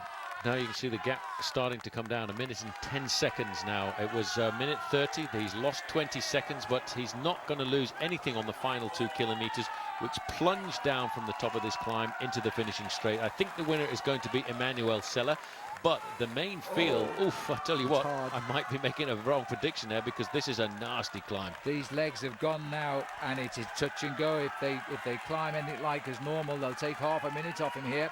And just to rub salt into the wounds, here come the cobblestones now, the dreaded pavé. But this rider surely isn't going to throw it away now. I don't think so. He's just ticking away. He's almost reached the summit of the climb, and that will be unbelievable for him to see the road tip down in front of him, and he can pick it up from 20 kilometers an hour back up to 45 or 50, and then he's probably only got around about 2.5 minutes left to race. Well, this is Garate here now. He's finding the strength of the rest of the breakaway, probably wanting a little bit. Moreni is the only other rider here, but Garate himself has done some good rides in this race. We're not going back far down the hill to find the main field there, led by the Maglia Rosa. They are very close. And they are splitting up an awful lot as well, and it looks to me as if once again Stefano Garzelli is not having a great day. One of his teammates just dropping back. I think in fact it was Tonkov who actually dropped back for him. It was, and that's not a good sign. Garzelli has not looked well at all in this race, I'll be honest. He hasn't looked like a man to challenge Saeco. What a great team they've been. 2 kilometers to go now, and he can settle into a flight down the mountain. He's got rid of the one thing that could have stopped him. There's the peloton over that stretch of cobblestones. That gap has to have come down pretty dramatically. It has come down very dramatically, but not dramatically enough, because 1.4 kilometers is all that is left. And that's probably only going to take him 1.5 minutes, because he's probably cruising here at around about 60 kilometers an hour. These are the chasers. I think they've left it just that little bit too late. I don't think the chasers could have done much about it. They'll be well to hang on for second place, because that peloton must be snapping on their heels right now if we could just get a relationship shot. This is the peloton containing the top boys from Saeco and the leaders of the race at 1 kilometer to go. Emmanuel Sella can sit back now and enjoy his finest moment as a young professional cyclist. And what a romantic stage to win here in Cesena, the home of Marco Pantani. Well, he's not going to enjoy it, until he gets to the last 300 or 400 meters and he can look over his shoulder and see that there is absolutely nobody there. This is the remnants of the breakaway. Look at it. He keeps looking over his shoulders. He probably can't believe it, but now he does. That was to his team manager behind. He can't believe this. He had 10 wins last year as an amateur. That was enough to get him signed up as a pro with Panaria. And now he's got a win in the Giro d'Italia. His first professional win. What a way to start. They are closing in. He might even throw away a bit of time here just to enjoy the moment and salute the crowd. He went off today lying in 16th place overall, 2.5 minutes down. He will obviously improve on that slightly, but that, let me hear it for me, he's saying here. I can't believe this one as he comes up to the line, but victory is his and he's going to enjoy it. It's even a slight uphill finish here. That might affect the big sprint. The narrow streets of this beautiful little town. And if anything now, the adrenaline flows, he wins the stage. Emanuel Sella, first professional victory for him. Well, I tell you what, I bet he didn't think he was going to survive when he took off with 30 kilometres to go from what at the time was a very large group. Now, moving up here, this is Francisco Villar, who's leading out the sprint for his own teammate, but I have to tell you, his teammate's in the wrong position. Just about. It's a lamprey sandwich coming up to the line here now, front and back. Galate make, a little bit of a late run, almost a crash there by Villar as well. But it looks like the man with the freshest legs who arrived late, Christian Marini, is taking out the sprint there, and Zampieri, Bo Hamburger, Lobato as they cross the line. But did you see the time on the clock? 30 but did seconds. You see the main field there right here as well? They're not too far away as they come up towards the finish line. Chase down. They were a minute and a quarter out, minute and a half out, and their leaders, Chase, have gone in at half a minute, and these boys are coming in at about 48 seconds. So it was touch and go in the end. Alexander Moose there just getting the better of Damiano Cunego, but on a stage, Phil, that wasn't expected to split the race to pieces. There have been some serious time gaps once again. But the day belongs to this young man, Emanuel Sella, 23 years of age, getting himself his first ever stage victory, and what a way to do it. A lone breakaway of 30 kilometres on what was at the end of it a very difficult stage finale. Cheers all around there, and look at the average speed, 44 kilometres an hour. Unbelievable for Emanuel Sella. 153 riders across the line. That's nobody's given up today. There's the result for you at 30 seconds, the remnants of the breakaway at 49 seconds, and again Cunego sprinting it out despite his status as leader of the Tour, which is amazing really. But let this man enjoy that rather large bottle of champagne. He's desisted from drinking any of it. Cunego keeps the Maglia Rosa and keeps it in style, I must say. No change amongst the leaders. They all finish in that chase group. Garzelli stays in there a minute and a quarter down, but he's looking very suspect as he continues to ride towards the finish lines every day. Just look at this, one of the youngest men in the race. I don't think he shaves. As we move on now to stage 12 and the 13th day. We're now heading up towards the northern part of what is a very hilly country up this way. From Cesena we go on to Tafizo, seen once at the World Cycling Championships. A long way, this a journey of 210 kilometres, 131 miles. But today they won't reach the hills, and that's good news for the sprinters. Yeah, but the hills are starting to loom on the horizon, and every day we go back up the little peninsula of Italy, we get closer to the Dolomites. But on every flat stage, it really is a dress rehearsal for Fassa Bortolo and Alessandro Patacchi. And there he is, Phil, right in the thick of the action once again. But it seems as if Domino Vacanze here on the front are trying to spoil the party. Well, the day dominated by a three-man breakaway, but it's all wiped out now. Scartelli, Stiegmans and Regina put back in their place as the sprinters again are having their day, and Garzelli is going to sit at the back of this. Just look at that split there as they rejoin. They're all the way down the road here now, and they're all sitting on the back wheel of Fassa Bortolo as Alessandro Patacchi now looks to make another stage victory. His teammates are in control once again as we head right into the outskirts of Treviso. They're all over the front end of the main field. They're in around about 6th or 7th position. Alessandro Patacchi slipping back just a little bit. Robbie McEwen right in there on his wheel. Olaf Pollack. Oh, look at that. That's a little bit of nastiness coming in there. You know what? Robbie McEwen might be a small bike rider, but when you bump into him, he certainly doesn't move very much. He's an amazing rider. He's so slight, and again, a little bit more bumping and barging there as the riders try to position themselves at 2 kilometres to go. Alessandro Patacchi, as always at this stage of a flat finish, is the man to beat. But there's a rush coming on his left there now from Phonak. And Phonak trying to move up their man now. It'll be Alexander Usov. And there's Naudos coming onto the wheel there. It's almost confusing to look at those two jerseys. They are very similar in colour. One's the champion of Latvia, the other is the leader of the points competition, Alessandro Pataki. You know, it seems as if they're losing a little bit of firepower at the front here, Fassa Bortolo, because there's an awful lot of confusion just behind them. Well, this is going to be a great finish, one way or the other here, as the whole pack are boring down on it. The boys at the back out of it now, just happy enough to get in with hopefully the same time as the men at the front. There shouldn't be any change in the overall lead, because this is going to be just a matter of the sprinters. Well, Freddie Rodriguez up there, but slipping back just a little bit inside of the red kite now. 1,000 metres to go to the finish, and once again in the final kilometres, Fassa Bortolo taking up control. Alessandro Pataki on this long stage now is looking for another win here. And as he moves up third wheel, it's a routine finish for him now. He's got the right place. And again, Brad McGee, dead centre of picture, is beginning to look like a challenger, trying to move on the far right. McGee goes round the debris and races back up to the back wheel. Pollock is buried a little bit in the centre of the peloton. But now Pataki is fourth wheel in line here, and it's McGee who is leading out for it. This man is absolutely amazing. McGee will not lie down. There's been a crash there. I think it might be Marco Zanotti who went down. It was a touch of wheels and he's out of it. It hasn't disturbed the rhythm though.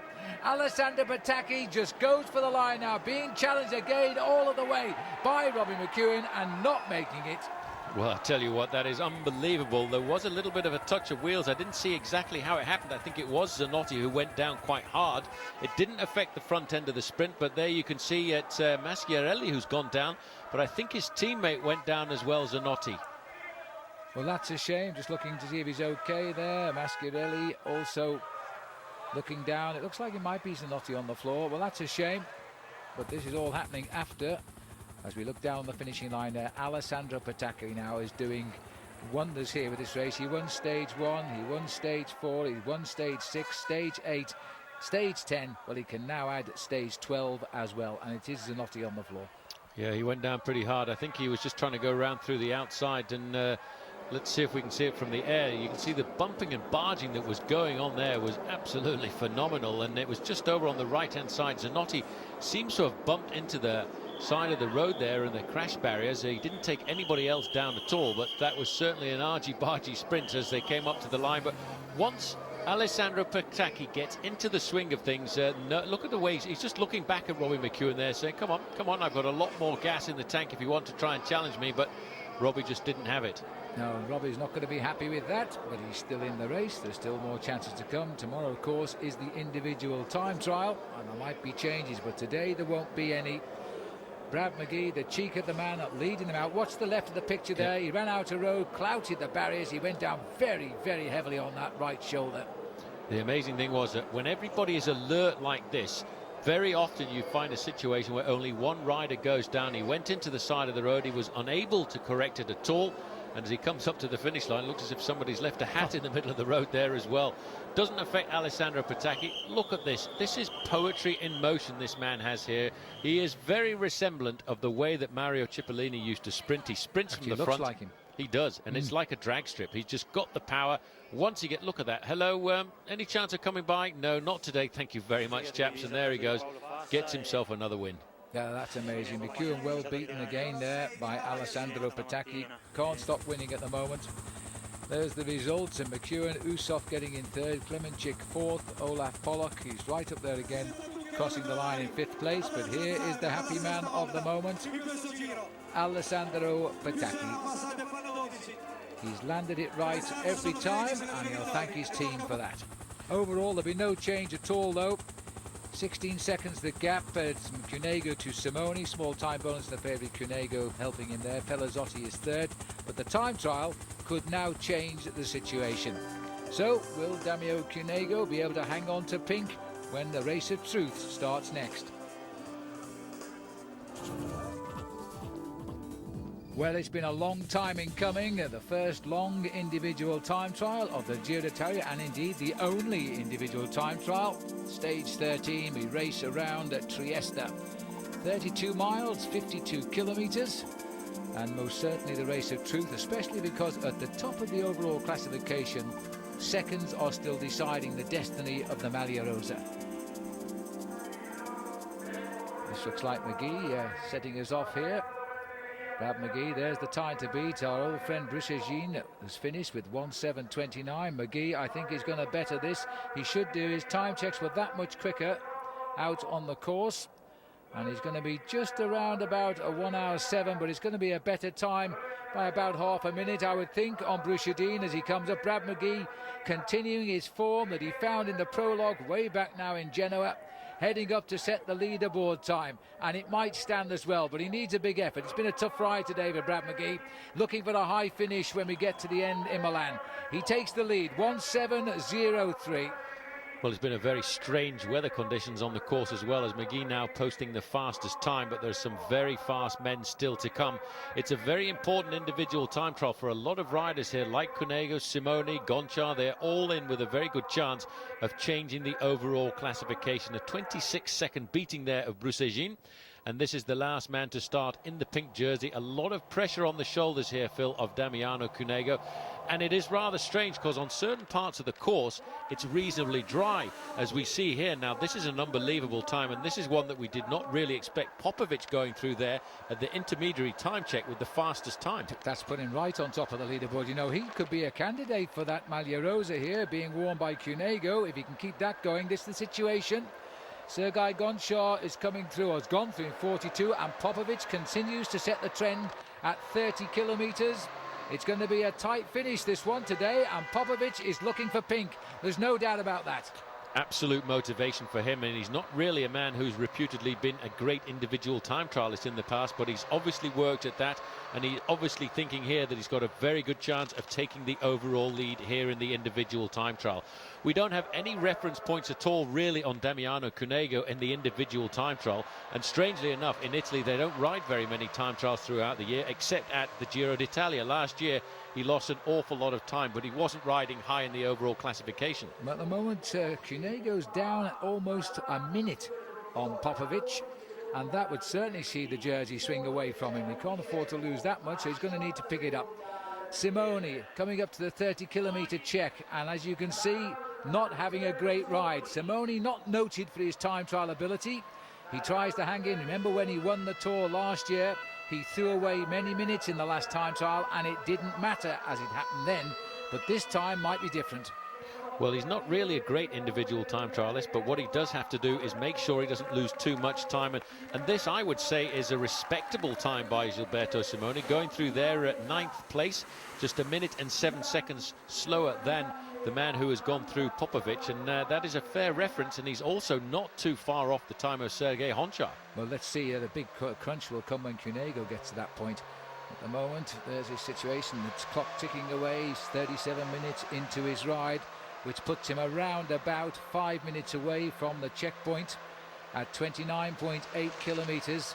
He's looked good, he is strong, he's got great form, and we'll see what he can do. Let's go to the finish as Vladimir Belli comes in, always a safe bet.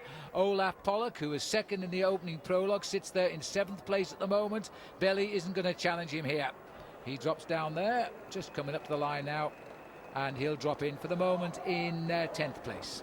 10th place, a respectable ride by him as well. And out on the course, Stefano Garzelli looking very good on his machine. He spent a lot of time throughout the winter months trying to find himself an aerodynamic position. And another man who spent a lot of time and money trying to improve his time trialing ability, Jaroslav Popovic. Many people feel that this man can win the Giro d'Italia this year. And if you look at his time trialing position there, he's actually changed it quite a lot. He's sitting far forward on the point of his saddle there, right in the middle of the handlebars in a very aerodynamic position, and the times are reflecting because at the 29-kilometre point he has the fastest time so far. And he looked very strong there too. Pelazzotti not challenging the leaderboard here. He's going to lose a little bit in the overall situation as well now. A minute 13 conceded at this point at the moment to Popovic. And there is the man setting the trend just now. Former world champion, under 23. You can see the rainbow marks on his sleeves of his racing jersey there. He looks very good, and he's settled down very nicely. This is going to be one of the rides of the life, I think, for him. Well, this is not a great ride by Damiano Cunego, but as I said before, we don't really have that much reference of this man's time trialing ability. He's never been in a position like this before. He's gone through a minute and 19 seconds out of the time of Jaroslav Popovic, and also outside the time of his team leader Gilberto Simoni. Yeah, well, that was about, we had just on a minute on the last time reference we had, so that's about right. He's losing ground steadily here, and not even the wearing of the leader's jersey inspiring to pick up something special. These roads too, you've got to be very careful. They are slippery, these sharp bends, you can't overcook it, because a second try to be saved could be 10 seconds lost if you fall. McGee on the leaderboard, but it looks to me as though Sergei Gonchar is going to change this as he comes off this corner. He's going to challenge Brad McGee, and with still half a minute in hand, I think it'll be enough. It won't be a huge difference, but it should be enough as he comes up to the line. The former world time trial champion is number one at the finish. First man to go inside 1 hour and 7 minutes, and not really that much of a surprise. He's got the most unbelievable style, this man. He uses a monstrous gear in the individual time trial. Sometimes it works and sometimes it doesn't, but today he has set the mark, and I don't really think any of the men to finish after him are going to challenge that time. Well, he came good at the right time. He was not amongst the leaders until he went through first fastest at 44 kilometres, and he's held it clearly to the line there. Brad McGee displaced by Sergei Gonchar, but of course still to get there we've got Popovic, Simoni, and of course the race leader. I don't think Popovic seems to be the only man, and we're looking at him at the moment, who might challenge that ride now of Sergei Gonchar. Yeah, let's not forget the year that he won the World Under-23 Road Racing Championships. He was actually fourth in the individual time trial as well at the Under-23 level of the sport too. So he has got a chance to cause a bit of a surprise. We know he spent a lot of time improving his time trialing ability over the last few months, and today would be a very important day to put that to the test. The big challenge though is between the man at the top left hand side there, Damiano Cunego, and Jaroslav Popovic. The difference between the two of them at the big important time check at 29 kilometers was 1 minute and 17 seconds. It could change on the run-in, because the run-in, in fact, over the last 10 or 15 kilometers is rather difficult and might tip the scales back towards the advantage of Cunego. That's right, we go out up the coast there, we come back through the foothills, and a bit of a bumpy old approach to the line. There's Gilberto Simoni, 56.31, so he's not too far away from the last check before the finish at 44 kilometers, maybe 2 minutes or so. Well, in fact, there's a little bit of a crackling over the race radio reporting that Gilberto Simoni has had a slight problem out on the course, and in fact he did go down at one stage. I haven't got a very good close look at him, but we'll get a chance to see when he comes into the finish line if he did in fact hurt himself. This is Garzelli now, and you can see his time. Russell Van Hout there, the Australian rider on the Columbia Sella Italia team in 7th. A very good ride for Russ, I must say. And he's going to be quicker, I think, than Garzelli, which says a lot for the young Australian, because Garzelli is still not showing us the sparkling form he's going to need over this last week of the Giro d'Italia. He's now slipping out of this, rivaling the time of Olaf Pollock. That'll be too quick for Garzelli as well, as he continues now. It's a long way to the finish for Stefano Garzelli today. Not a good ride at all. It's unlikely to remain him as a challenger on the top of the leaderboard. Only 11th place, with the big names still to come in. Popovic, well down in that aerodynamic position, is looking an awful lot better than he did 12 months ago in the individual time trial. And let's not forget, on that occasion he rode himself up to 3rd place in the overall classification. A good ride here this afternoon could put the pink jersey onto his shoulders. Well, this is Popovic now on the side of the seat, still holding an excellent style here, and a lot of strength coming through those legs. So we're waiting for his time at 44 kilometers, and that is going to be, he's looking for the time that should be close to Sergei Gonchar. He's got the best time there so far. This is Figueras coming in. He too has done a ride inferior to Van Hout, which I think must be going down as Russell's finest ever time trial, coming through the Giro d'Italia, looking strong. The arrival in of Figueras, who early on was a potential man for the pink jersey. I think that opportunity has certainly slipped away for good now, because he's slipping out of the top 10 with this ride here. Yeah, but he's doing a fairly respectable ride for this man, who a few years ago was the winner of the Tour de Langkawi. He's going to keep himself up in the top 10 or 15 in the overall classification, and there's still an awful lot of mountains to come. What these men like Figueres, Gilberto Simoni and Damiano Cunego have got to do today is to make sure they don't lose too much time to the big challengers like Gonchar and Popovic. And Figueres keeps inside the top 20 there with a 16th place finish. and I don't think he'll be too disappointed with that. But this man, I think, has got a very serious chance here, Phil, of in fact causing the great big surprise. Well, we never saw Popovic go through that check at 44, but he's went through with the second fastest time of 58.48. Slower than Gonchar, but quicker than anybody else. So let's see now if he can hang on here. He's obviously not going to beat Gonchar, and he's not going to beat Bradley McGee either. So he's got to get in quickly, and he could slot in here with a third best time. Well, you know what? He's actually faded over the last few kilometres. He's gone out very fast. He's set the fastest time at 29 kilometres, but a time trial is all about dosing your effort. Third time for him. But what's important now is the time of Damiano Cunego when he comes up to the line, because we could see a change in the overall classification. And I have a feeling with that ride, this man might just have done enough to get himself the lead. Well, he's ahead of Simoni, probably by, it's hard to say, it was over a minute at the last check. So he's got all the time he needs on Gilberto Simoni. Here is Simoni, the road's drying out a little bit for the finish for him. And Cunego is behind Simoni by a few seconds, so it's looking very, very good that Jaroslav Popovic could become the fifth leader of this race this year. Here comes Simoni now, and as you can see, he's out of it. As he races in, there's Magnus Bagsted's time. He's a good time trialist. Simoni, for himself, I suppose, not done a bad time, but it's not going to stand the passage of time for the others. They are going to be quicker than him. Well, Simoni, I think, will be very pleased with this time, because he has been down on the ground. He was involved in an accident. He overcooked it in one of the corners, and I think he's going to finish well inside the top 10 or 12 places here. And for him, that is a very good performance over a time trial course, which is not really one that suits him. And let's wait for Gilberto, the defending Tour champion, coming into our sights now. And still, he's got an extra challenger for that jersey now, because Popovic, I think, will be looking for the pink now if the partway times of Cunego stand up at the finish. Simoni comes in and he finishes only 14th, and there's still one and possibly two riders are going to better him there. Well, he really tried for that, but And there you can see. Yeah. He went down in one of the corners. Obviously, he's cut himself up, and that's probably why he's lost himself so much time. Pelazzotti comes in. Again, not going to affect the destiny of the Maglia Rosa. 19.03, but he's still having a very good tour, Franco Pelazzotti. Yes, looks a bit different with his crash helmet on. His golden locks can't be seen, but the big effort by him.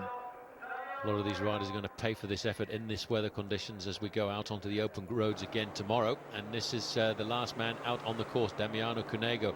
He has lost a lot of time. He's already outside of the top 20, and he is certainly, Phil, going to disappear from the overall classification tonight. Out of number one place as Cunego finishes 19.47. A quick calculation, and it does put Popovic in the pink jersey. That'll be a first for him. And don't forget that Popovic came here as a big favourite. Third in the race last year, 12th the year before. Natural progression, he could win it this time. Well, he's got his best chance now. There's the result for you. Former world champion Sergei Gonchar gets the win, 1:06.45, the only man to beat 67 minutes. McGee, another brilliant time trial from him, and Popovic taking third place. Bruce Egin, the early leader, slipped only down to fourth, and Battagliati taking fifth. Very strange result. The men who should be challenging not delivering the goods in the time trial. Well, I think maybe one or two of them not wanting to take the risks, and I tell you what, that ride by Popovic has given him the overall classification lead by just 3 seconds from Sergei Gonchar, and Brad McGee climbing up the overall classification with his ride up into third place, and I don't think he could have expected that at all. And neither did we, in fairness. Third place overall at this stage, with now 7 days of racing to go. We do have the rest day in the middle of those 7 days, but they are rather a violent 7 days as well. It's going to be a tough race now as we pop today through Slovenia into Croatia. This is now stage 14 as we say goodbye to Trieste, and we go over the borders and race down to Pula. It's a ride of 109 miles, and the Croatians reported to be lining the route in the thousands to welcome the men in the Giro d'Italia. Well, it's a fairly flat course, just over the 100-mile mark, and it should certainly suit once again the big sprinters. And what a remarkable place that we're going down into, a very historic town, Pula, going back very much to the Roman times. And there is Alessandro Petacchi right in the middle of all of the action once again, surrounded by his team. Freddie Rodriguez in there with the red helmet. Rodriguez has looked very good, and he's already got himself a stage victory, and he knows now exactly how to beat Alessandro Petacchi. try and get the jump on him early. But that is why Alessandro Petacchi's team, Fasaborto, are all over the front end of this main field, keeping the pace high and stringing out the front end of the main peloton. And it has been a high pace. There were 3 riders away, never getting more than 3 minutes on the field, including Marzoli and Rafael Iliano, but they've been swept up now. They were caught, in fact, on the second circuit here of the finishing circuit with about 10 kilometres to go, setting up now Petacchi for a victory here in Croatia. 2 riders didn't start, by the way. Sven Montgomery didn't make it this morning, nor Zoran Klemicic, down to 150 men, and they're all together in this pack. Freddie Rodriguez there, just you caught a quick glimpse of him right on the wheel of Alessandro Petacchi, battling it out. And it looks as if that may well be the sprinter from Aquasaponi, who is up there as well. And it's a very difficult battle to get onto the wheel of Alessandro Petacchi. I think the sprinter there from Aquasaponi was Crescenzo D'Amore. Well, he's been spinning extremely well. He's got the lead back now in the Intergiro competition of Perez, and that was his main objective. Now he can perhaps concentrate on the sprint victory as well. Yeah, Freddie's right up there with his teammates. It looks as if there are 2 riders up there for Aquasaponi. There's Freddie. Right on his wheel is Crescenzo D'Amore. They may well try work something out together, and you can see how the pressure on the front end of this main field has really stretched out the peloton. And once again, it's down to Marco Velo in first place. Oh, there's somebody gone down. That was a nasty pass. Nasdux is certainly one rider who's hit the barriers there as well. He always seems to be in the wrong place, that rider. But again, and this is the 3rd time I've had a crash in the finishing sprint and seen Petacchi spring away, never flinching and going for it. And this time Petacchi runs again. Fred Rodriguez has tried. This time he couldn't better him. Petacchi gets his 13th ever stage win in a Giro d'Italia, and I can't believe it, Paul, but that's his 7th here this week, this 2 weeks rather. Well, I'll tell you what, I can't see anyway. Let's just have a look at how that crash happened there. It went very hard indeed, and I think that was one of the sprinters from Dinardi who went down. It was a Dinardi rider for sure. And that would probably have been Alessandro Vanotti who went down quite hard there in that corner. But, of course, at that point, Alessandro Petacchi was already in the lead. He was being overtaken. He was overtaking his teammate there, Marco Velo. And you've got to say, Freddie Rodriguez is looking for another victory here, because Freddie Rodriguez has got the challenge there. He comes up to the back wheel of Alessandro Petacchi. Petacchi just has time to look back and say, that's another big win for me. It's the old story. When Fred won his stage, and he congratulates Petacchi there. When Fred won his stage, he hit him before he started his sprint, and he held on. This time, he made the mistake of allowing Petacchi to start the sprint, and if he starts the sprint, there's nobody ever gets by him. Oh, a nasty old prank, that. Yep, and it was Nauda's getting involved in that, but it wasn't him who caused it. He just happened to be in the wrong place at the wrong time, and really was a fast corner that everybody was taking there. They knew they had to take it full on. Damiano Cunego is a little bit further back. Popovic in the pink jersey is also riding very close to the front, and it looks as if somebody there has got a mechanical incident too. Yes, he just come off that corner. The road, as you can see, still a little bit greasy there from the rain, which thankfully drying out. It's all back from Croatia via Slovenia, back into Italy on tomorrow's stage. A massive distance too. But this time, enjoy the moment. Alessandro Petacchi, 13 stage wins in his own history now of the Giro d'Italia. He's starting to build. It's a while to go to catch up with Mario Cipollini. But, you know, he's still got a chance of setting a post-war stage win record here. If he can get 9, and it's not too much to ask. There are still possibilities for Petacchi, even though it's going to be a big battle for the overall in this last week of the Giro. There's the stage results. Freddie Rodriguez of the USA getting 2nd. Marco Velo, Petacchi's lead-out man, hanging on for 3rd. Poor old Olaf Pollock. He's hitting those top 5 places all of the time. He hasn't got the big one yet. But overall, there has been a change. The 5th time since this race began in Genoa. And it is now Jaroslav Popovic from the Ukraine who is in charge of the Maglia Rosa. And Honchar comes up into 2nd, and Brad McGee is there in 3rd. Cunego goes down to 6th at 1:48. Now, will it all change today as we go on? Stage 15, back from Parenzo to San Vendemiano. A massive distance as we return now from Croatia to Italy. 234 kilometres. That's 147 miles. This again is a gentle return before we start climbing. And, well, I'm not going to say it again. Well, why not? It could be another day for Pataki. It could be. Look at this battle going on in the blue jersey there. The leader of the Giro classification, that's Crescenzo Demori, just banging the shoulders of another rider there. Everybody battling to stay in contact with the Fassa Bortolo lead out. This is the longest stage of the Giro to date, 234 kilometres, almost 150 miles of racing. And it looks as if somebody from Aqua Saponi is pulling out there. Freddy Rodriguez up at the front end of the group again. I think now starting to ride into the form that he had a couple of years ago. And Robbie McEwen there, Phil, is really not too far away either. Well, this has been a typical race again by Pataki. He's mustered the troops, he's put them on the front, he's controlling the speed. It hasn't been a great day of racing. There was an early break of 4 riders that went after 34 kilometres today, but they've been wiped out now, and they more or less stayed in front without gaining a lot of time. They did gain 10 minutes at midway, but in a long stage like today, 10 minutes is not enough for a rider out front. But I have to remind us all that Russell Van Hout was one of the riders in that breakaway after his magnificent time trial yesterday. Oh, you see, Aqua Saponi here have got the idea. Now they know exactly how they can beat Alessandro Pataki. They've tried to actually confuse his lead out there. Dario Cioni has gone to the front, and look at this.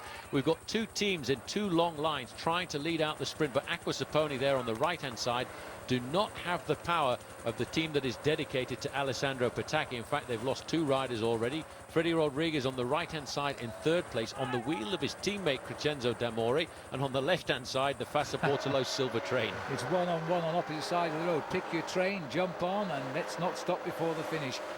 The finishing straight today in San Vendemignano is in fact the same finish used for the Italian Road Race Championship a couple of years ago when Salvatore Camesso was the winner. And I honestly don't know if Pataki rode that championship, but if he did, then he knows the finish pretty well. Well, his team should know the finish because most of the guys were in that Italian championships, and they've got control once again. They are a fabulous team. They are completely and utterly dedicated to just one man, and over the last few kilometres they're always at the front end of the main field. There's Fast Freddy there, number 16. Excuse me, Mr. Pollack, could you just get off the wheel that I want there? There's a lot of bumping and pushing to try and stay in. And nowadays the helicopter shots are so clear that I'm fairly sure the judges are keeping a very close eye on some of these manoeuvres. Well, you've got to, because everybody wants the wheel they know is going to take them towards the finishing line. Alessandro Pataki, one of the big sprinters, dropping out early today, by the way. Magnus Bagstead, he's gone. Well, that's Lombardi who's moved up into 2nd place. He's got a very good chance of causing a surprise here. He's trying to lead out now, and they've actually finally confused the train of Alessandro Pataki's Fassa Bortolo men. There in about 3rd position was Marco Vello, and you can see there's a slight gap in the main field. That's Lombardi on the front now. Well, in fairness, they're still trying to straighten things out for Pataki, but he may have made a mess of this one. The team suddenly seem to have lost control of the front of the peloton here now as they're making a run for the line. Still in the mix there, Nasdux, who fell yesterday, is trying to get in on the scene now as he breaks in the middle with Polak. But here he comes, Pataki looking for the win. Stage win number 8. He has now joined Girardengo and Binder as post-war winners with 8 stage wins in 1 Giro d'Italia. He needs one more. And in fairness, the only one he could choose is the last stage into Milan, because he's not going to like the rest of this route. I think he's going to sort of start to develop that allergy that Mario Cipollini used to have, because we're going to go up into the very high mountains soon. But that is better than his compatriot Mario Cipollini ever did, winning 8 victories, and that is something that will not go unnoticed by Alessandro Pataki. And I tell you what, I thought he'd actually made a complete and utter mess of it, but now that his team have disappeared from the front end of the main field, you see how he just takes complete and utter control. He likes to sprint right down the middle of the road. He's got the power to go for these long drag strip races. Robbie McEwen a little bit boxed in on the right-hand side, but you know, it was very close. McEwen looks across there, but he's slowed down just a little bit by Pollack. And once again, Alessandro Pataki showing a very clean pair of wheels to everybody else in this bike race, throws it to the line, win number 8, and I'm sure now, Phil, he's going to be dreaming of surviving through the mountains. That's right, there's certainly nobody to challenge him in that points competition. If he keeps on winning like this, he's going to be a street ahead. Pataki winning his 8th stage, enjoying the record break. This is his girlfriend, by the way, and he shows he's just got a little bit of strength left in him. Just a little bit, and he needs to keep as much of that as he can, because very shortly he's going to have to struggle through the mountains. There's the overall. Popovic has kept his lead for one day now. Still the same time gaps. The small bonuses all going to the sprinters, so it won't affect the destiny. But the days ahead will certainly decide who will take this race into Milan as the leader. But Popovic of the Ukraine enjoying the moment. I think the only other rider who's worn this is Gonchar from the Ukraine, the pink jersey. Here we are. Let's move on now. Stage 15, Parenzo let's move on now to stage 16 as we go on now. As we leave San Vendemiano, as we head toward Falzes. It's 217 kilometres, 135 miles. A little bit shorter, but there's some pretty steep climbs now as we head up into the lower part of the Dolomites here. The Valparola Pass, the Furcia and the Terenten. And let's join the action here. And this, I think, is a super move, Paul, because Fabian Weckmann, we've never really had confidence in him as a climber.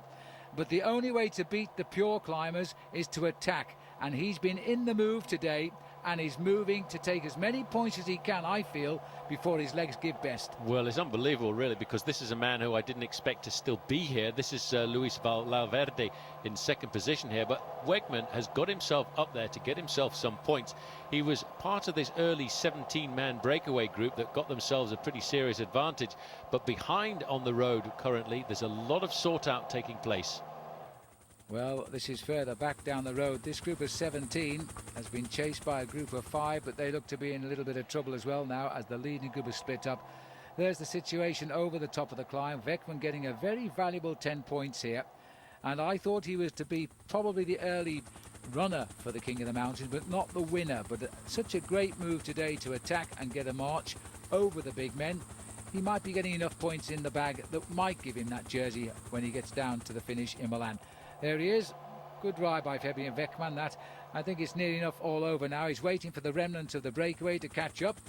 There's nobody going to rip the legs off in this breakaway. The nearest man to the overall is Luis Laverde of Formaggio at 9 minutes and 6 seconds. Now we're on the second climb here. This will be the Valparola, I think. And a little bit of a change here now. No, this is the Furcia, because this is Nicky Aebersold at the front.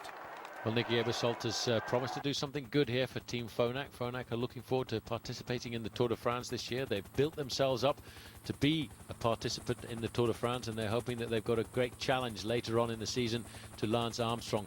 There we're looking at the front end of the main field, which has certainly started to see a lot of riders putting pressure on. This is Cunego. They're beginning to inch into the lead now, because the gap was around about 10 minutes and not more than about 30 kilometres to go. And we haven't had a time check more recently than that, but it looks to me now as though this is a very select group, and rather everybody seems, and I don't see Garzelli in this group either. As we look down on the pink jersey there, Popovic doing well. His main rival Cunego Simone are here. Well, Simone is in that group with the Maglia Rosa, but actually just off the front and only just escaping a few moments ago. Damiano Cunego there he is. Has really put the cat amongst the pigeons with this move. There's a little bit of a chat between Gilberto Simone and the team management behind, but this is a very brave and strange move by Damiano Cunego. It's a long way to go to the finish, but he's now, I think, trying to put the pressure on Popovic.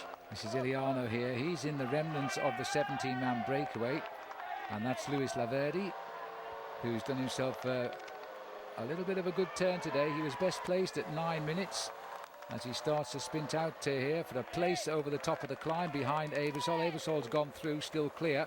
Laverde second, Alexander Moos is the rider. This is Aebersold, who's leading the road at the moment, or leading on the road. He's not leading the race, of course, overall. He's a long way from doing that. Well, Aebersold is making a very brave move, and over the Passo Furcia he had a fairly good advantage over the remnants of that group.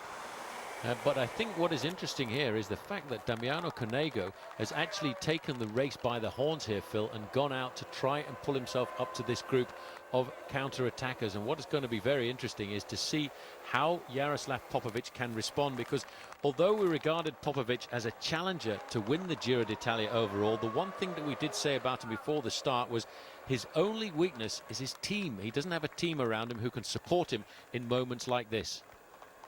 Well, this is the action now on the last climb of the day. Once we're at the top of it, it'll be 10 kilometres to the finish, and the situation is changing quite quickly here. It looks to me as though the Seiko riders are having a little bit of trouble. This is number 9. This will be Andreas Tonti, who's ridden a great race, as I said earlier, as a domestique, but he's done his pacemaking now and he's fallen away. Julio Perez is still up there. First time of any form at all we've seen for Julio this time around. Well, you know what? This is rather an interesting situation here, because one of the riders from Seiko who was in that front group has sat back and waited for your man here, Damiano Cunego. And what he's trying to do is pace him back into the event. They're joined there by Nocentini, the rider from Acqua Sapone. In fact, it's not Nocentini, it's Marzoli who was in that leading breakaway. Now, this is the master plan here this afternoon by Team Seiko. They had a man in the breakaway early on. They had Andrea Tonte in that breakaway as well. And that, I think, is why we're seeing the Seiko riders dropping back. They've had the information that their man is coming across, and they're now trying to pace him into that break, which was a very large break of 17 riders at the start of the day. Well, on what is a very nicely surfaced climb here, this is the remnants of the breakaway. Julio Perez just finding his legs at last as he tries to sprint away. Well, that's Manzolini. He was in the breakaway. Now, where is he now? That's the thing. I think he's dropping back. No, he's dropped back and waited for Cunego, helped him as much as he could, and now he's spent force and he's left Cunego to ride across. You see, Cunego slowly but surely is picking up all of the riders who were in this early breakaway. Look at this here. He looks across and says, go for it, mate. I've done as much as I can. I've been in the break since the 21st kilometre. It's up to you now. Now, this will put serious pressure on the other men in the race. Riders like Popovic, who started the day in the pink jersey, now has got to chase, and he hasn't got any teammates with him to help him. You see Battagliati here, who was also in that original break of 17, coming backwards. Cunego, he's got us just glued on his back wheel there, Ruggero Marzoli, but I don't think anybody can work with this man. He's picking off this breakaway one by one. He's got away from the main peloton, from the remnants of the main peloton. Simone has seen this man fly as well. Charlie Wegelius is now trying to hang on to him. It'll be a most unpleasant experience, I can assure you. This is Nicky Aebersold, but he is now also showing signs of tiring. And if Cunego eats through this lot and wins the day, what price in winning the Tour? Well, I tell you what, it's a very good tactical move by Team Seiko. They knew that Jaroslav Popovic was weak, and weak in one department, the team discipline. His team around him was not the strong team of Team Seiko. Team Seiko is a strong 9-man squad. Popovic's team, the Lambau Credit, is a very small team, although they've got a serious talent on board with Popovic. The problem is, you need a strong team to win a Grand Tour, and that's something that he certainly doesn't have. No, and Seiko have got two possible winners, and it's still unclear as to which one wants to win or which one is going to win the Tour, because it's looking that way right now. Just looking down there, we saw Bertolini setting the pace on what was left of that group. Fortunato Baliani, he was also up there. He's gone. This fella is just ploughing up this mountain. He's eating them one at a time and spitting them out of the back. There's the transponder on the back of his bike. That gives us the result as quickly as you like straight after the finishing line. It's also used to time some of the King of the Mountains as well. Looking further back here, you can see the remnants of this group. They are splitting to pieces. They started as a 17-man group with 21 kilometers to go, and I tell you what, they're not very far behind Nicky Aebersold, who is not enjoying this climb either. 15 kilometers to the finish, 12 kilometers to the top of the final climb of the day. Well, I'll tell you what, I think that's Cunego. Somebody's running alongside there. This group that's coming up so fast. No, it's not Cunego. Cunego, though, is just behind because he started to pick them off. Right in the distance has got to be Nicky Aebersold. This is an amazing ride. This guy has cut through the field. He's had to pull back double figures in minutes to get up to the leaders. It's a very brave move by a man who was very high up in the overall classification. You can see there Iliano. You can see Laverde. Looking back there, you can just see the red jersey coming through the field. Picking them off one at a time is Damiano Cunego, riding himself back up into a high place in the overall classification of the Giro d'Italia. Testa della Corsa, that is the front end of the bike race, so they've picked up Nicky Aebersold. Minute 48 was what Cunego was behind Popovic. He's away from Popovic at the moment. We've no time check on him at all.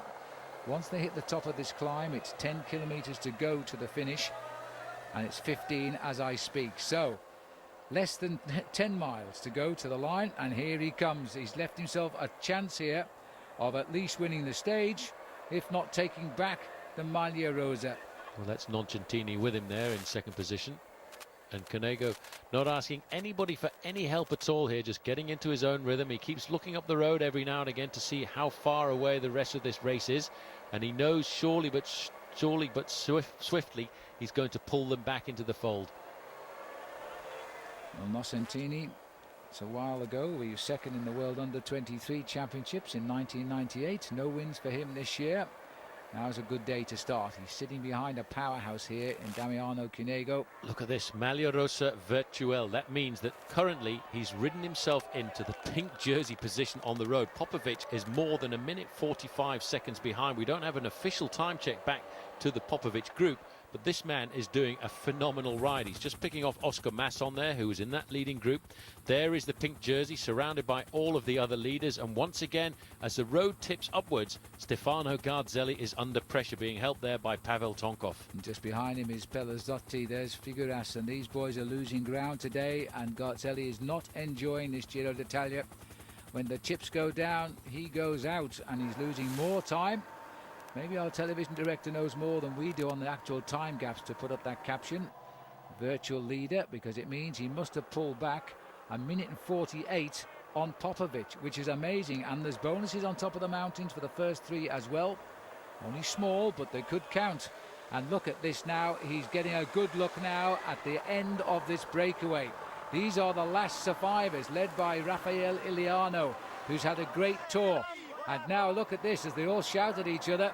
Cunego, you can almost feel the rush here as he goes straight through, doesn't look at them, and starts to patch up the gaps. Amazing. Well, we said this man was the revelation of the season this year, and he certainly has done an incredible job there. That's a very brave move when you're a young rider in the Tour of Italy for only the second time to go out and ride across a gap like that. That is pretty phenomenal. Now, Figueras, I think, in the group behind can see the weakness in one or two other riders, and he too is trying to ride himself up that little bit higher in the overall classification.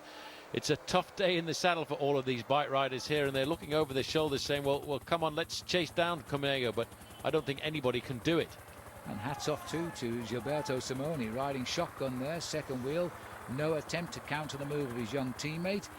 I just wonder what Simoni thinks. He's the defending champion. He's not being attacked by Cunego, but Cunego is taking full advantage of what he gets, and it could in the end result in the defeat of his team captain. Well, I tell you what they've done. They've put Popovic and all of the other challengers in a serious predicament here, because they know they have to chase down this man, Damiano Cunego. We don't know how he's going to handle the really high mountains, because, as I said in the time trial just a few days ago, we don't have any references about him in the individual time trial, because he's never really ridden any as a leader. He's never really ridden as a leader over the big high mountains. But what he's done today has shown that he's got unbelievable courage and the ability to take a massive risk.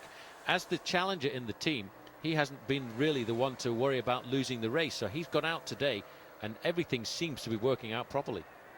And just look at those calf muscles. They look rather fit to me as he starts to pedal that bike in its lowest gear right now. This is not the high spot, far from it on the day's racing, but it is the most crucial of all of the climbs, because once over the top you're 10 away from the finish, so the effort is that much harder, although it's about 500-600 feet lower than any of the other climbs they've been over today.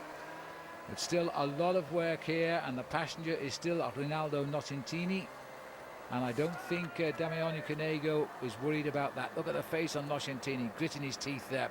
These boys are climbing fast now, the sun right on their backs, and with every pedal rev he is pulling away from the field. It could be his Maglia Rosa went out on loan to Popovic, and it might be coming back. It certainly could be. Nocentini is just very happy to be on the wheel here of Damiano Cunego. He's probably thinking, I wonder if I've got a chance of sticking on his wheel and beating him in the sprint here this afternoon, but that's going to be a very tall order, because let's not forget, coming into the Giro d'Italia, Damiano Cunego had already won 5 races in 15 days. He's the man on form and the man who is really creating the surprise here and tactically doing a superb ride for Team Saeco. But I don't think Gilberto Simoni is going to be very happy with this. I don't think he can tell us, even if he isn't, because it would be rather a loss of face or a confession that the team is infighting, and I haven't really seen anything to that effect just now. But Cunego certainly isn't showing his team captain any respect. He's using his good form, his young talent. It's only his second Giro, and right now he's looking like he's going back in pink tonight. He's accelerated away and he's unhooked Nocentini just a little bit as we come up towards the summit. That's a good move, because he's only got 10 kilometers to go to the finish, 6 miles on his own. Oh, I tell you what, the acceleration just popped Nocentini off his wheel there. But to go back to the discussion about infighting, you have to cast your mind back just a little bit to Damiano Cunego. When the big attacks were coming to Gilberto Simoni, he played the ultimate teammate and never actually moved with any of the breakaway attempts. He just sat there in defence. Now he's been given a free hand and he's turning the Giro right upside down. Well, it's certainly the way to race if you've got the legs. This is Figueras, also riding a solid race, but in a different race to Cunego, I must say. Well, the last big infight I can remember in the Giro d'Italia was between Stephen Roche and Roberto Vicentini back in 1987. Vicentini wanted to win. Stephen Roche, on the same Carrera team, won. And Roche had to put up with a lot on that occasion, the crowd spitting at him. He wasn't speaking with the team. He had to eat his meals in the bedroom because he feared for his safety. And he came out the winner of the Giro d'Italia. I don't think that we've got to those depths yet. No, I don't think we've gone quite that deep. And let's not forget on that story about Stephen Roche, he was very lucky to have a couple of other English-speaking riders in the race who actually had to protect him on some of the mountain passes. So much did Stephen feel threatened by the Tifosi at the side of the road, who felt that he was cheating the team leader, Vicentini. Indeed, indeed. And they weren't on the same team either, but they still did look after Stephen when he felt endangered. Well, this is Figueras, and I think he must have just nipped off the front of that group. And one of the riders, looks like could be Charlie Regalia zigzagging across the road up there, but let's go back up to the leader. This is another day of glory for Damiano Cunego, that's for sure. And it's his speed which is causing the whole spread eagling of the peloton of the Giro. That's Garzelli at the back there. And Popovic. This is Gilberto Simoni now decided to take up the pace-making, followed there by Vladimir Belli, followed by Gonchar, followed by the champion of Croatia right on the back there, Regina. This is the move here. Look at this. Simoni has decided now that he's seen Popovic is under a little bit of bother and he's tried to accelerate and move away from him.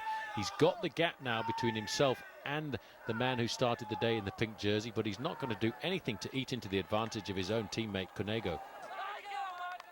Well, you can hear the shouts. This is still Figueras. He's ahead of that group, trying to race to a good place, because remember that they've now unhooked Vicentini. He hasn't been caught yet. He's still riding on the road in second place. We've just run out of cameras now to find them all, because this race is spread all over the mountain.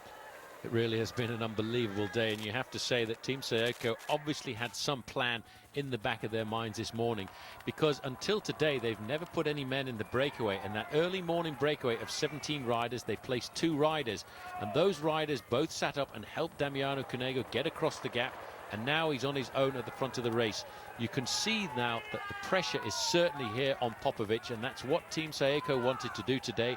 They wanted to isolate Popovic from his team and then hit him hard. And the strong rider Eddie Mazzolini, who was in the breakaway all day, dropped back to do what help he could do to Cunego, and has now dropped back to annoy Popovic and ride by his side. Amazingly strong man. And the final shouts of encouragement for one of the youngest riders in the race, who's now looking for, he's won stages 2 and 7. He's now looking for a triumph in stage 16. And this will be the most important of those 3.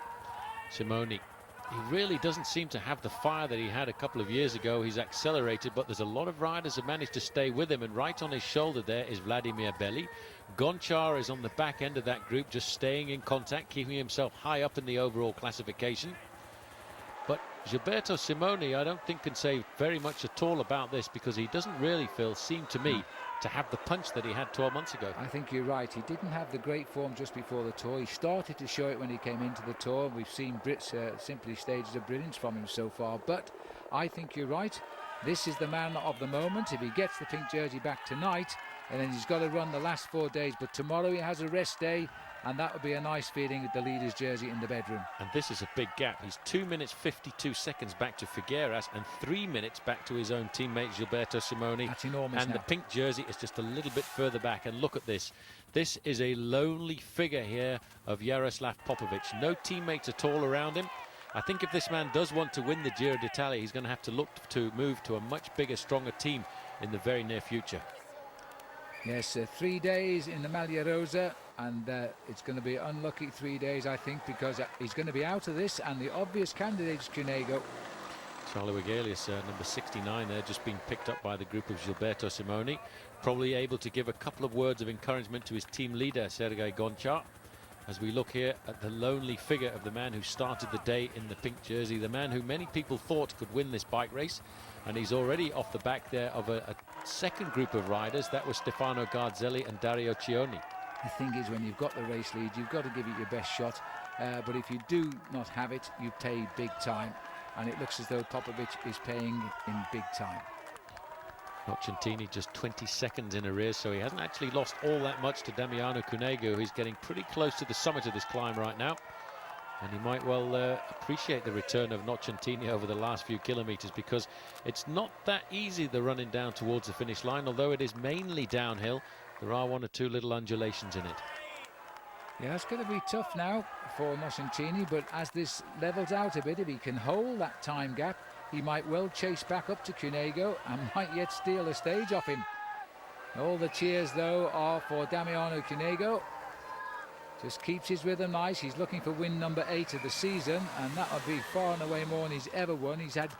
It's his third year as a pro. He's only ever won twice before. Last year and twice the year before, 2002. So this year is already a huge success without becoming the next leader again of the Giro d'Italia. Heading up towards the top of the climb, maximum points for Damiano Cunego. He's not worried about that. Fabian Wegmans had a great day today and he's increased his lead in that competition. But this rider here is now some way down and is losing a lot of time. A minute 48 was in the pocket when he went out on the road today. He's lost more than that now. He certainly has. Now you can see this man Damiano Cunego, who himself was a world junior champion, getting into his rhythm, and the gap is starting to come down here to Nocentini.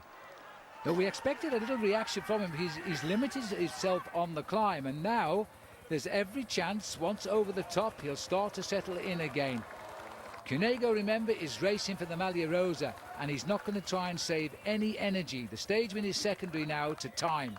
Well, that was Garzelli's group, and this man has certainly not given up. You know, as you were right, Phil, when you are the leader of a bike race like this, you cannot lay down the arms quite that easily. 10 kilometres to go for the man who leads the bike race. This is the chase group here, which is now down to 5 riders. That's Julio Perez in the middle. Rafael Iliano is in this group.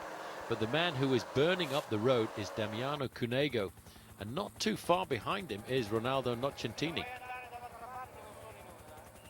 Well, the lonely road of the Giro d'Italia on a decisive day here. The 217 kilometres taken to Falzes from San Vendemiano. There's Simoni, seems to be a captain of that small group of 5 riders now that have dispatched Garzelli into this group, and from that group they dispatched the pink jersey even further. I have a feeling that's all going to start to come back together here over the next few kilometres. A word from the team manager coming up alongside here. Just listening in. He's just explaining what the race situation is like over the next few kilometres, explaining that he's riding himself into the pink jersey. He's got a massive gap over the rest of the main field, and the fact that once these two groups get together, they are very likely going to slow down, because all of the big leaders are about to rejoin, bar one, Damiano Cunego. That's right, and he's battled his way to an advantage. That caption told us 6 days in the Maglia Rosa. 6 days already the leader, but remember, for the last 3, the jersey has been across with Popovic, and it's coming back. And so's the finish. 9 kilometres to go to the finish now. This is a huge move by Damiano Cunego. He is gaining time all the time on the pink jersey there of Jaroslav Popovic. I saw the yellow jersey. I'm just wondering if they've unhitched Garzelli. It wasn't close enough for me to pick him out, but that might have been Garzelli.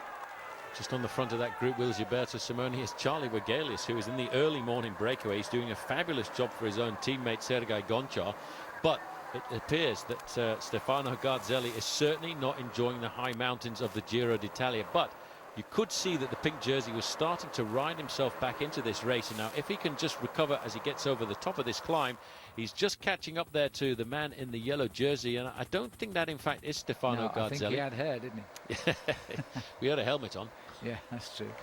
Well, we'll get close, I'm sure, if Popovic can stay with that rider. Over the top, by the way, Nocentini has gone over the top in second, and Alexander Moose is still trying for a high finish in the King of the Mountains, has topped the pass in 3rd place. 8 kilometres to go now. Well, I tell you what, I don't think Nocentini's going to make the contact here.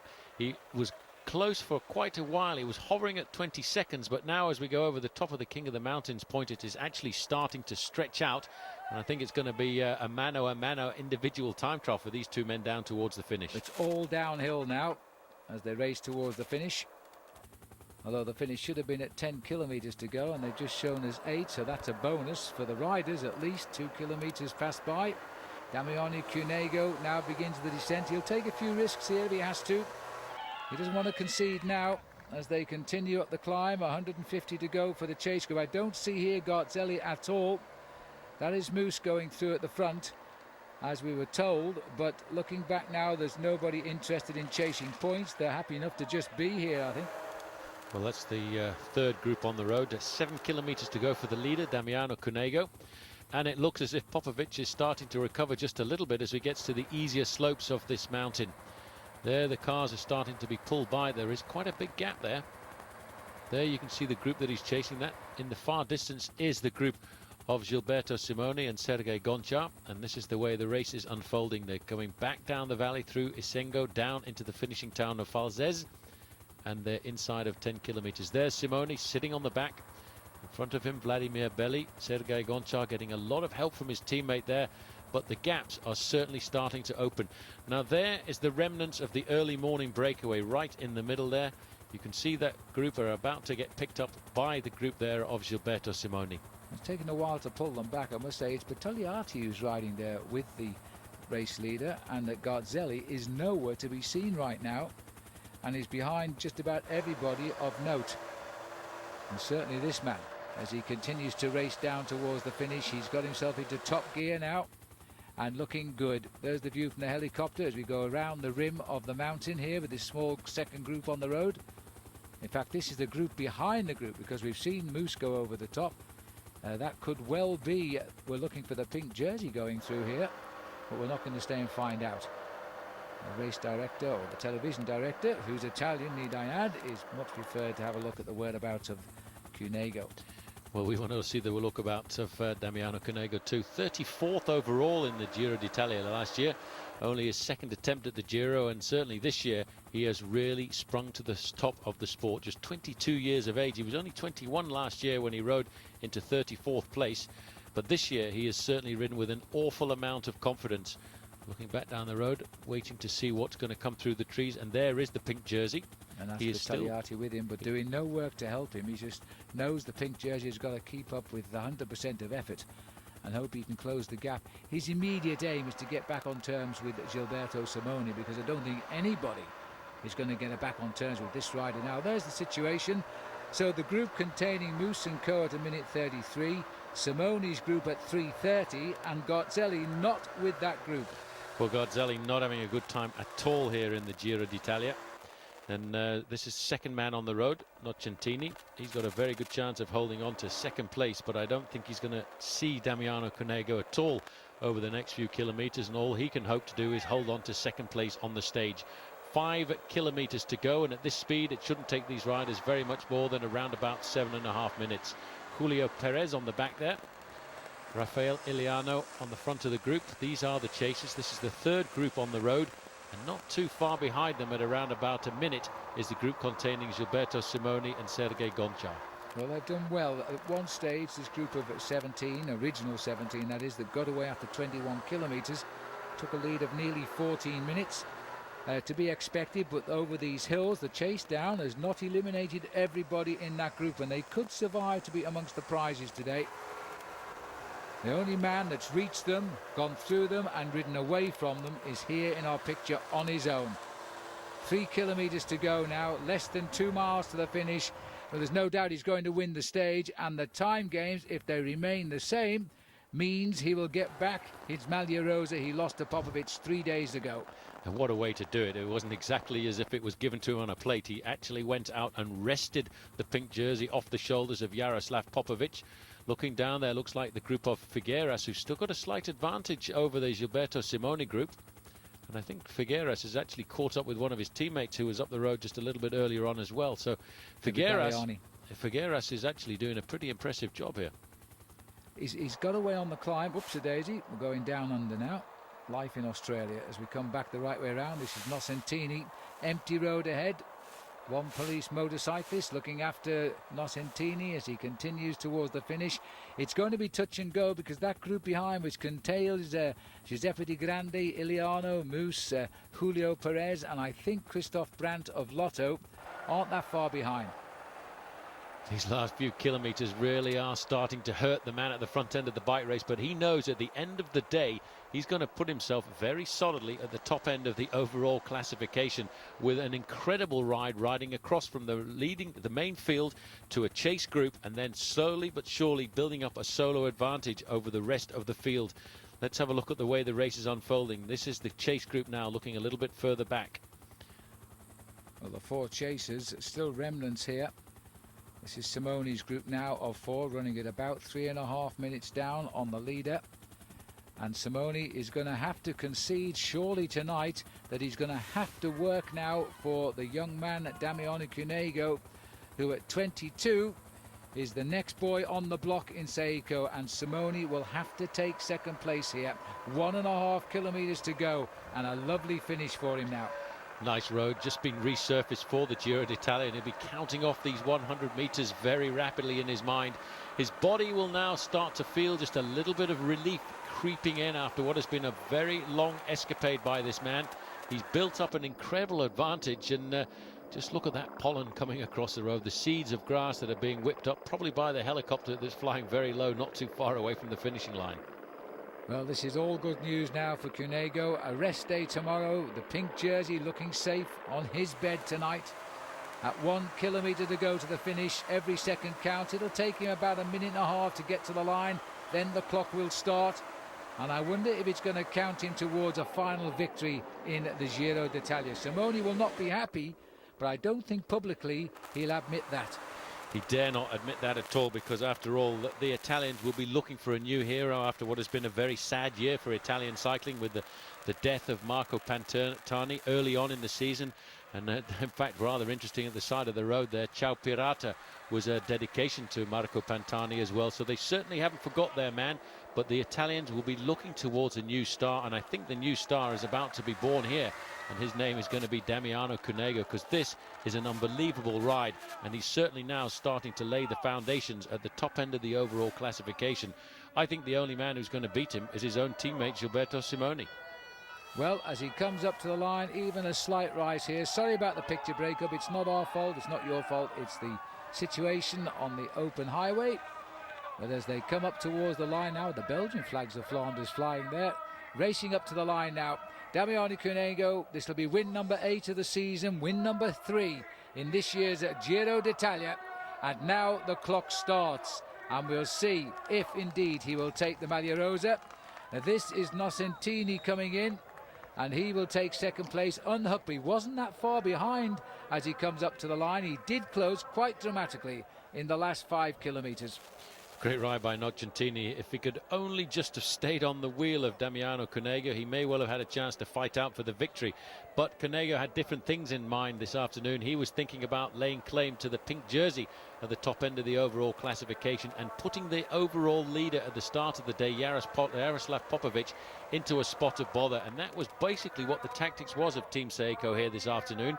They set it up to perfection, having 2 men in the early breakaway, and it could have gone either way, either to Gilberto Simoni or Damiano Cunego.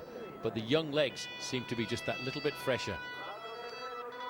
Well, Nocentini, I'm sure he would have won the sprint had it come to it, but he wasn't there, was he? Couldn't hold the pace at the final few kilometres of the Terenten climb. It's going to be just over a minute. He'll probably be in before 1.5 minutes ticks by, but he better watch over his shoulder because the group is not very far behind. About 20 seconds is what they're saying. So it's going to be close, but it's not going to worry him. He's in second place now. We need to swing the cameras around. For here comes the sprint for the place behind, and Iliano there being challenged by Phonax. Alexander Moose on the left of our picture, as it looks as though Moose may have the legs which he's used in the mountains to good effect today, and he gets third ahead of Iliano. Giuseppe Di Grande, the Formaggi rider, just behind him. Now, how long before the next group because there aren't very big bunches here, are there? There are no big bunches at all. There's the next group just behind there, the group of Gilberto Simoni. Figueras has managed to survive just off the front. Only just. But as we come into the finishing straight, this race, split to pieces, is actually starting to reduce in gaps. Well, that's amazing. But here comes the chase group. I think this is Julio Perez. No, it isn't. Sonio Duval rider coming in at the moment. So that'll be Vitagliati. Yes, it is, as he crosses the line there.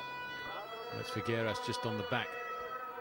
And Vitagliati, I bet you Figueras takes him on. And it's not just going to be Figueras, that's Marzoli who comes clear. Ruggero, Marzoli, Figueras, Vitagliati. And look at the time gaps. 2:30 has gone by, and the men at the top of the classification are yet to finish. They were the remnants of the breakaway. Now this is the first group. Simoni just being pipped on the line there, but he'll come in round about 2:39. But that certainly means he might, with a bit of luck, go up into second. It all depends at what time this man arrives. On his wheel there, Pavel Tonkov. And it looks as if there's been a complete and utter disappearance this afternoon of one Stefano Garzelli. Yep. Garzelli for a long time was alongside this man, number 182, Pavel Tonkov, but he has completely and utterly disappeared, and the pink jersey is still trying to save his position. 3:23, Andrea No leading over that small group, and still no sign of God. I think he was at the back of that group, Garzelli, as he just came in. If he was, he's finished around about 19th, 20th on the day, and he's conceded almost 3.5 minutes to Cunego. There's no way he can recoup that. Here comes the pink jersey. Watch the clock when we get a shot of it. It must be nearly 4 minutes as they cross the line, and it is 2. He'll be timed in around 3 minutes and 50 back. He was 1:48 down at the start of the day. It's goodbye Magliarosa. It's goodbye Magliarosa, but look at the time gaps. Cunego leading Nocentini home by 1 minute and 16 seconds. Alexander Moose third across the line at 1 minute and 38 seconds. But it was the gaps further back to these other groups that has helped this man climb up to the top end of the overall classification. And Phil, just look at that face. It doesn't even look as if he's tried out there today. It does not. And he knows he's got it back now. He's had 6 Magliarosas so far. He's starting the next campaign now with 1 this time around.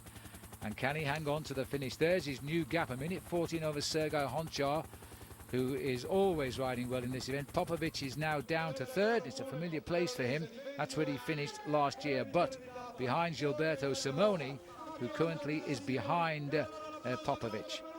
Well, there's still a big battle to go, because the day after the rest day, it's right back into the mountains again.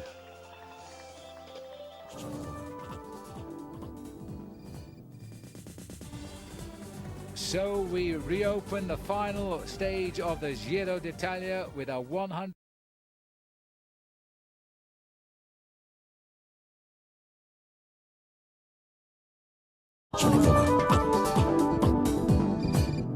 So the rest day is by. It's now onward to stage 17 and the last 4 days of racing to Milan. But the next 3 are going to be absolutely crucial, starting with this one from Brunico to Fondo Sarnocchio. 153 kilometres, and that's about 96 miles. And we have one big climb which comes around 54 kilometres from the finish, and this is an unhappy sight. This has just happened. Well, this is a rather sad sight, because the man who went down very hard there was one of the riders from Phonak, Tadej Vlajevic, who's the Slovenian national champion. Very high up in the overall classification, and this is actually something that happened to one of the Lamprey riders' bikes. This was the same crash. This looks like Pagliarini, who's gone down very hard. But did you see his bike was completely broken at the head tube there in 2 pieces? And it's Ferrada at the side of the road. Well, it doesn't look at all good for Jan. Oh no, that's Pagliarini. That's Pagliarini. Ferrada was standing alongside him, but that is a very nasty crash of Pagliarini's, who was actually starting to ride pretty well. That's a nasty gash on his neck from Pagliarini. He was riding very well this year in the Tour de Langkawi again. But that is an ugly crash there, and it was such an innocent crash too. I might be able to show it you again, but it was a touch of wheels on the climb, and Pagliarini's bike is literally in 2 halves. Well, that's very sad, and there's a problem with Damiano Cunego. What is that? It looks as if there's a problem with his derailleur. He doesn't seem to be panicking at all, does he? Well, he's a very mature rider for his age. Oh, He's decided he does need a new bike or a back wheel. I think it's going to be a new bike. Yes, it is. Well, the mechanic was very quickly on hand there. You see, when you are the leader of the bike race, your car is number one in the convoy of cars, and very quickly the mechanic was up there alongside him. He's a little bit overgeared. He needs to get that gear sorted out very quickly, and I wouldn't be surprised to tilt up and see one or two teammates waiting for him. Well, while we're watching all this happen around about at the moment, we've just seen Tonkov here as they all start to get underway. This is Bertolini. Tonkov and Bertolini, 40 kilometres into the race, have been ahead of a group of some 8 riders. And it looks as though Pavel Tonkov here on this climb is trying to go it alone. I suppose you could say he's decided to tonk off, because that's certainly what he's doing here. He's looked down and seen there's a little bit of a problem with Bertolini. He's decided to try and go out on his own. A very strong bike rider. He's done a lot in this Giro d'Italia to stay alongside Stefano Garzelli, but Garzelli this year in the Giro certainly hasn't come up to the mark. Pavel Tonkov may well be riding his last Giro d'Italia. He's another one of those riders who seems to have retired every year for the last 12 months. Well, I'll tell you, this rider's record is worth recalling. He finished 5th in this race in 1993, 11 years ago. He was 4th in 94, 6th in 95, and then he won it in 1996. And now, 4 kilometres to go, he's looking like at least salvaging a stage win from this. He finished 2nd in the Giro in 97 and 98, and 5th in 2000, 2002. Finally slipping to a mere still a 5th place with a stage win in 2002. The amazing thing, though, about Pavel Tonkov, he never really appears to be going very well. It's because he actually uses rather a large gear, and he sits right there, rock solid on the machine, and turns over at a very low cadence. But it is a very efficient cadence for Pavel Tonkov, and he's opening up a pretty serious gap now over Bertolini. And the remnants of that early morning breakaway are still a fair way behind. Well, Alessandro Bertolini was the early aggressor for Alessio. He was with Oscar Pozzi at the time from Tenax. They got quite a lead. Tonkov was the man that bridged to them, and now he's dispatched them all, I think. And it's looking very, very good. Well, he spent the whole race really in support of Stefano Garzelli, but I think the day before the rest day, Garzelli showed us that he wasn't up for the race this year. Well, a lot of people have said, where's the devil? Well, there he is, and still very prominent at the side of the majority of the races on the international calendar around the world. But I've always been amazed at this style here of Pavel Tonkov, because it always looks as if he's on the edge of absolutely cracking, but it's a very efficient style for him. It seems to pay off. And at the front end of the group there, we've got a lot of work being done here by the Dinardi riders for Sergei Gonchar. That will bring Charlie Wegelius back into play here, because Gonchar is having another great tour, and this could be his best ever finish if he can keep it up. He has won the Maglia Rosa in the past, but a second place finish will be simply superb for him. Well, after that early moment of panic for Damiano Cunego, he's very comfortably surrounded by the majority of the red armada of Team Saeco. This, over the last few kilometres, has slimmed down to being a very small select group once again. Maybe not the big sort out we expected to happen on this stage here this afternoon, but certainly an interesting race route, and a race route that has turned to allow the attackers the advantage on a day before the real big mountain passes to come, because the next 2 days of this Giro d'Italia are going to be very difficult indeed. Well, we're hearing that in fact the 2 Lampre riders who crashed have gone to hospital, so they're out of the race. And we're looking at 3 kilometres to go here now, as the pressure again goes on. This is Christian Marini again, I think. That was Bertolini, who's in second place on the road at the moment, just trying to get across here to Pavel Tonkov. Tonkov should be riding up here to a very satisfying stage victory.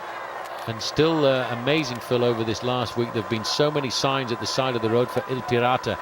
This is the race situation at the front on the left-hand side. Pavel Tonkov leading Bertolini. And he's leading him at the moment by around about a minute. So he's really stretching out his advantage over these last couple of kilometres. Living up to his big name. First Russian rider ever to win the Tour of Switzerland. And he was the second Russian rider to win the Giro d'Italia behind Evgeny Berzin.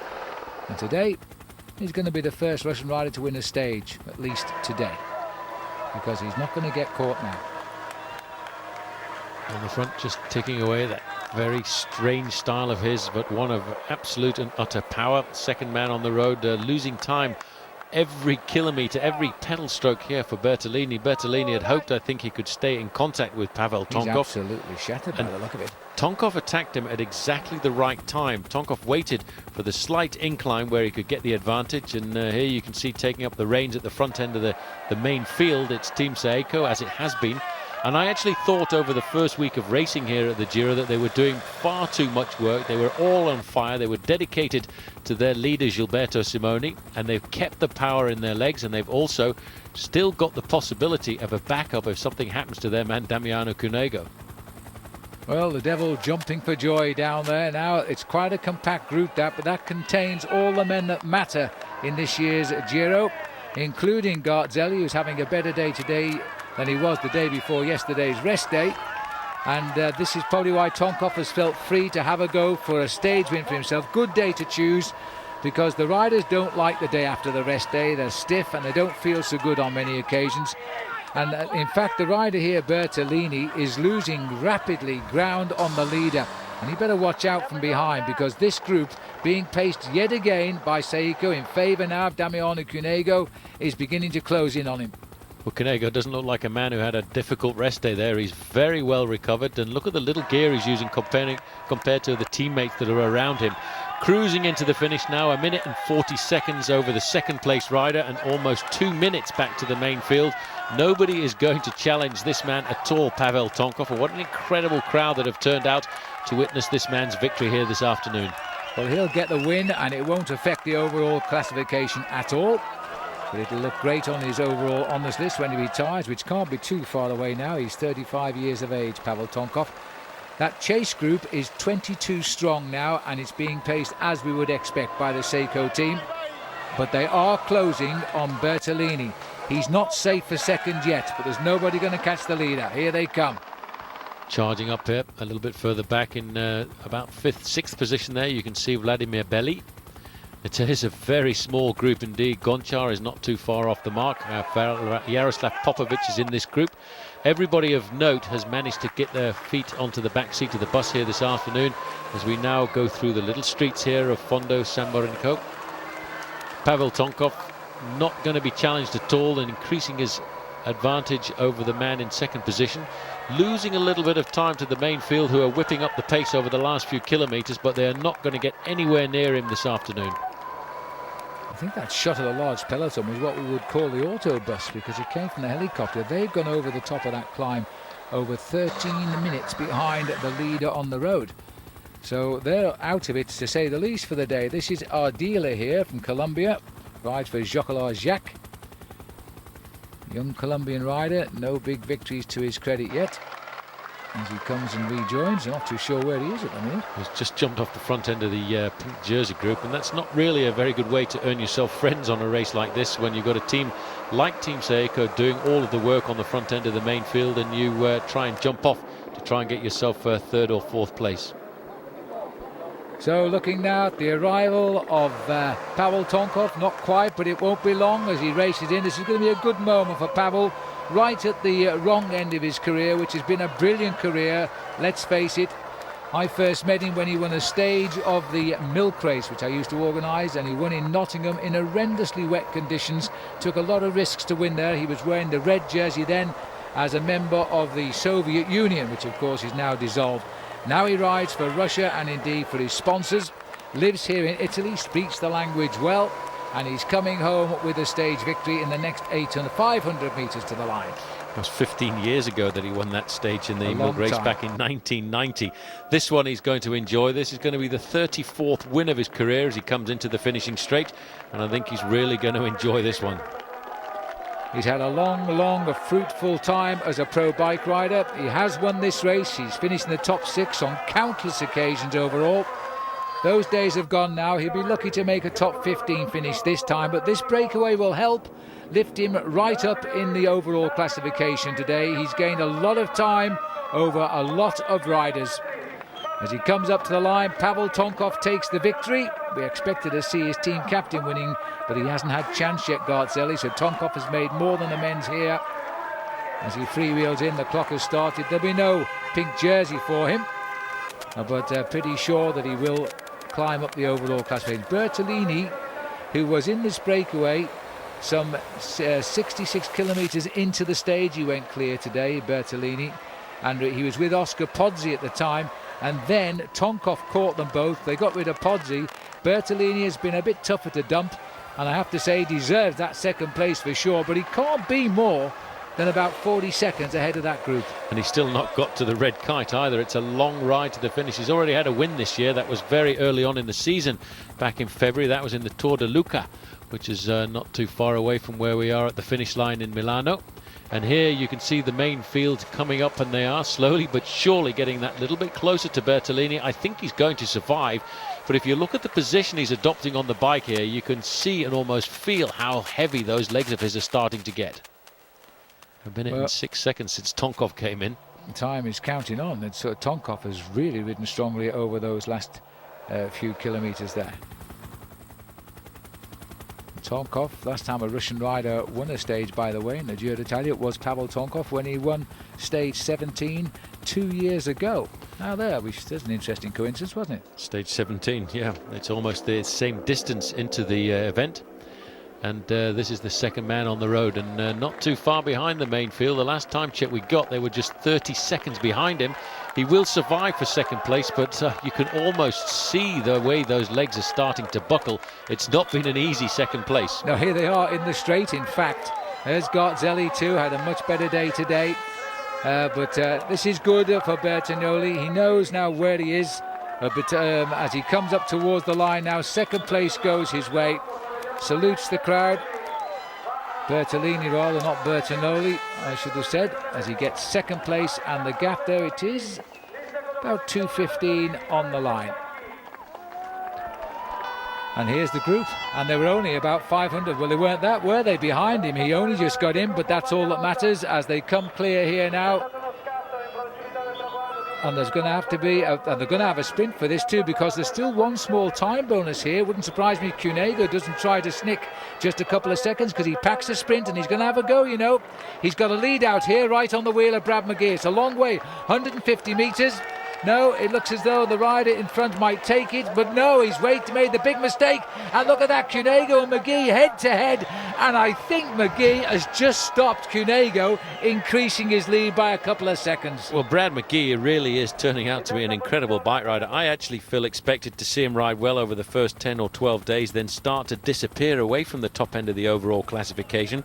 But here he is, still 17 days into the race and still riding at the front end of the classification. Tonkov wins the stage ahead of Bertolini. McGee leading home the rest ahead of Cunego. Pelizzotti in 5th place. Garzelli getting himself a place in the top 10 there, but maybe not the place that he wanted. No, he was the rider who was just jumped away. I didn't spot him there, but he got caught on the line. Shouldn't have looked over his shoulder. Pavel Tonkov, however, puts the money in the bank for his team today. Cunego keeps his lead, could have increased this by a few seconds, but he wasn't able to over Honchar, Popovic, Simoni, and McGee rides high now in 5th place. And that is tremendous with just 3 days of racing to come. And that's what this rider's thinking about as well. Milan is getting closer. And as we move on now to the 18th stage and the 19th day of the Giro d'Italia, from Claise to Bormio 2000, as the name suggests, we're going mountaineering today. 118 kilometres, 74 miles in all over the Tonale Pass, the Gavia Pass and the Bormio Pass, with a hilltop finish which will take us up to 1938 metres.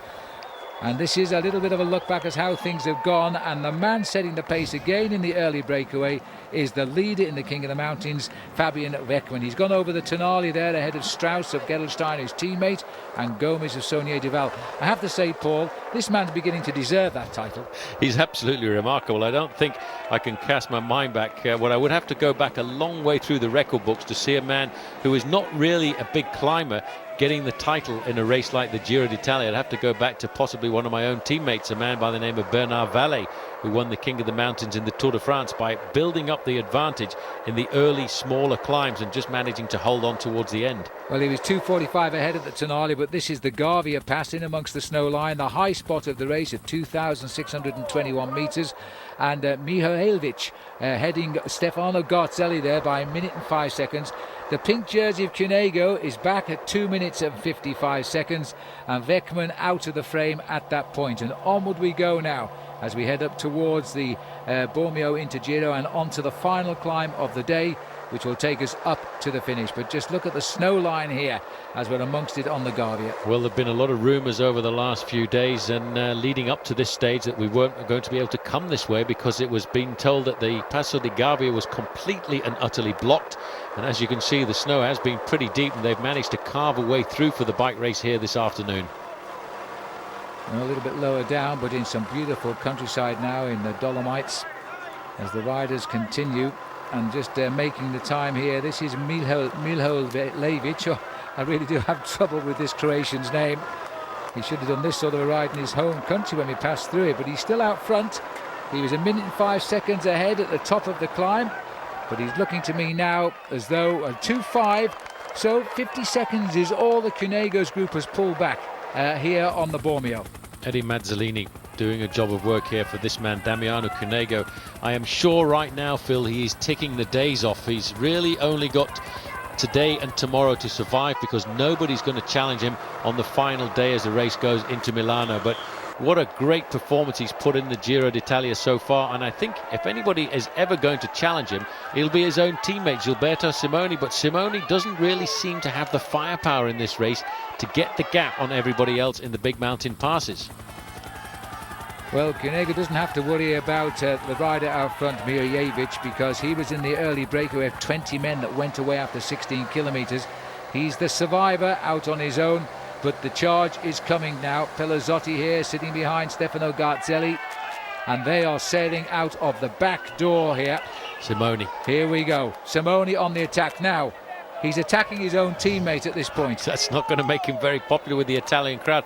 But let's not forget, I think what he might be doing here, Phil, is trying to ride himself into a podium position. And we'll have to see just exactly how Damiano Cunego handles this. Cunego is sitting there currently, Phil. He's not challenging at all. He's not asking Eddie Mazzolini to whip up the pace. He's leaving it up to the teammates of Vladimir Belli, while the pressure at the front is really not saying a very good word to Stefano Garzelli. Well, this is the typical 1-2 I think we would expect now from Seiko. They're starting with Simoni. If he gets brought back, what's the bets that Cunego will try? That looks like, in fact, it's Sella launching an attack again. We haven't seen too much of him since that wonderful stage when he got. It's a while ago now at Cesena on stage 11 of the Giro, but he's still very much in this race and looking for a high finish in Milan. There he goes again with the same aggressive style we've seen on 2 occasions in this tour so far. Well, this really has been a great Giro for the youngsters, and I think that's a young man we'll see an awful lot more of in the future. You see, once again, Gilberto Simoni has attacked and got the gap here, and what's happening now? This is the man from the pink jersey. Damiano Cunego has leapt out of the front, and in fact he's chasing down Dario Cioni there. Cioni still having a wonderful ride despite all the work he's done for Alessandro Petacchi. Well, I think it's only really in the last 2 or 3 days that the team manager Giancarlo Ferretti has said to Cioni, well, you're doing pretty well, young man, try and stay up in the top 10 overall if you can, but has not stopped him at all leading the teammates of leading Alessandro Petacchi on the flat stages. Well, Sella has caught up with Simoni, can you believe that, and he's now sitting there. Simoni clearly not the man he was a year ago, because Sella would never have caught him last year. There's Gonchar, second wheel. He's come up to the pink jersey now. He still holds that second place overall. There's a regrouping here, but it's a specialist selection. But what is happening is Damiano Cunego is not chasing down. I think Cunego could leap across this gap if he wanted to and catch Gilberto Simoni, but what he wants is for Gilberto Simoni to leapfrog over 1 or 2 of the other riders in front of him and try and get himself a podium position. So he's just sitting back and seeing how the race unfolds. All he has to do is look after Gonchar and, of course, to look after the other riders in the race. McGee, who's 3rd overall, remember, 5th overall rather. Gonchar. And I think, you're right. This is a... Do you remember with the old Soviet Union? I mentioned the Soviet Union when we talked about Pavel Tonkov, but the old Soviet Union, when they used to put their teams into big stage races, they moved their men up like pawns until they had total command of the overall classification. And that's what Seiko are doing right now, moving their men up. Simoni he won't get very much help from Emmanuel Sella for the moment. Sella's made the effort to get across to the gap to the man who's won the Giro d'Italia on 2 occasions and now is trying to get himself a podium position if he can. But Sella has ridden a very good, clear, solid Giro d'Italia. He's got himself a stage victory. He's been an integral part in the attempt to get Giuliano Figueras up high in the overall classification. Cioni's done a brilliant ride there. He's on the front there for Fassa Bortolo. Gonchar, let's not forget, is in 2nd place in the standings, and he is looking very solid here and looking like a man who is more than certainly going to finish in the top 3 in Paris. I don't know if you saw that, but Gonchar then almost hit the back wheel of Cunego. Had to swerve away from it, tried to make it too tight on the hairpin. All safe and sound again. Emmanuel Sella. What is this man thinking here when he looks around and he sees the defending Tour champion sitting on his back wheel? Well, a few moments and ago... they're coming back, look at this. They are. Cioni's doing a great job. Cioni is actually pulling them back slowly but surely, and I don't think the man who's won the Giro on 2 occasions is going to be very happy at all about this. Seiko are in a very strong position because they've got Gilberto Simoni there, and back in reserve, if they need him, is Eddie Mazzolini, the man who is their domestique's domestique. Well, this is amazing cycling here because, you know, we're looking at the Slovenian champion there, Valjisvec, sitting at the back. He's also having a good ride today. But Cunego is being put back into a situation here where he hasn't had to worry about his team captain at all. Thanks to Dario Cioni, he's coming right back into the scene and could still gain time over most of the riders today. This is not the great Gilberto Simoni, and I wonder if he's thinking of staggering his form here, because if he's not ridden well in the Giro d'Italia, he may well have a chance to have a renaissance in the Tour de France, which he's going to ride later on in the season. Dario Cioni, though, is really riding a superb race there. And I think, looking back at Cioni's career, I'm not sure that he's ever won himself a bike race. Well, Dario Cioni certainly trying to put matters to rights. He hasn't won a stage of the Giro, that's for sure. And there's still a couple of days in which he might shine. But this is a battle here for supremacy, not just between rivals, I think, but between two friends on the same team. And if Cunego is still in the pink tonight, well, there'll be no more action coming from Simoni. Simoni just wants to move up from that 4th place overall. I think that's all he can expect now, because Cunego doesn't look as though he's losing control of this race.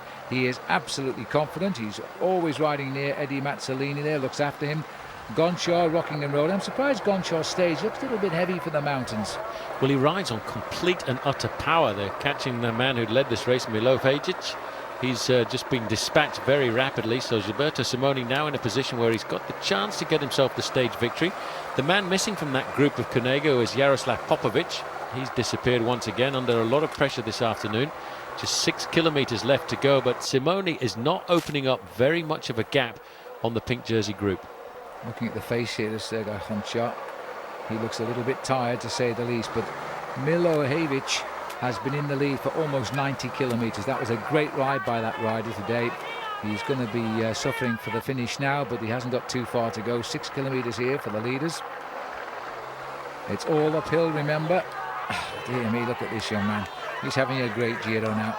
He's got certainly something to write home about. He's been at the front end of the Giro d'Italia with one of the great champions of the last couple of seasons, Gilberto Simoni. I think this group is starting to slow down just a little bit because riders are starting to come back from the rear. On the left-hand side, you can just see Vladimir Belli. On the right-hand side, the other Lamprey rider is Garate.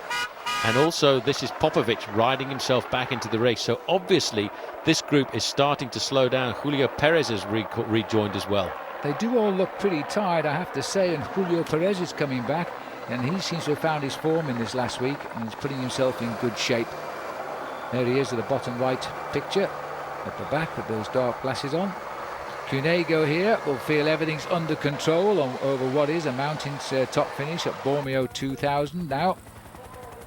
Popovic has done very well indeed here. He's almost rejoined this group. It's Garate on the front doing the pacemaking now, trying to pull it all back together, and a gap now starting to appear between Emmanuel Sella and Gilberto Simoni. But their gap over the group of the pink jersey is a mere 18 seconds. The one man we're missing though, Paul, is Brad McGee, and he was in 5th place overall. I haven't seen him in that group yet. And here goes Sella now. Simoni just let the young man work hard, and he's now jumped him to put him in his place, and Simoni now goes for the win and to try and recuperate what seconds he can. But remember, he also gets that 20 seconds win bonus, And there's his distance of 2:38, don't forget, is behind Cunego. And Simone not damaging that lead of Cunego's. No, what he's trying to do, and the team are trying to do, is leapfrog him up the overall classification to try and get 2 men onto the podium when this race goes into Milano. He's not, though, Phil, building up a massive advantage over that group who are not really chasing him. They're just riding sensibly. There is Popovic. And if we pull back, we get a chance to see that he is rejoining the group. So put under pressure at the start of the climb, he's ridden himself back into this race. Well, that puts a chasing group there of 10 riders.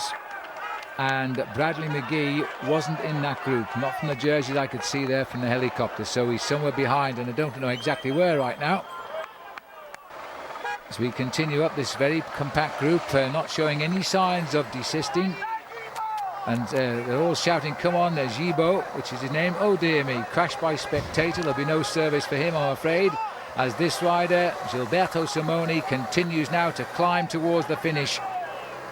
He's getting into his own rhythm now. He's completely and utterly... we got a replay of the crash of the spectators now. That's pretty good. He went down quite hard. He did.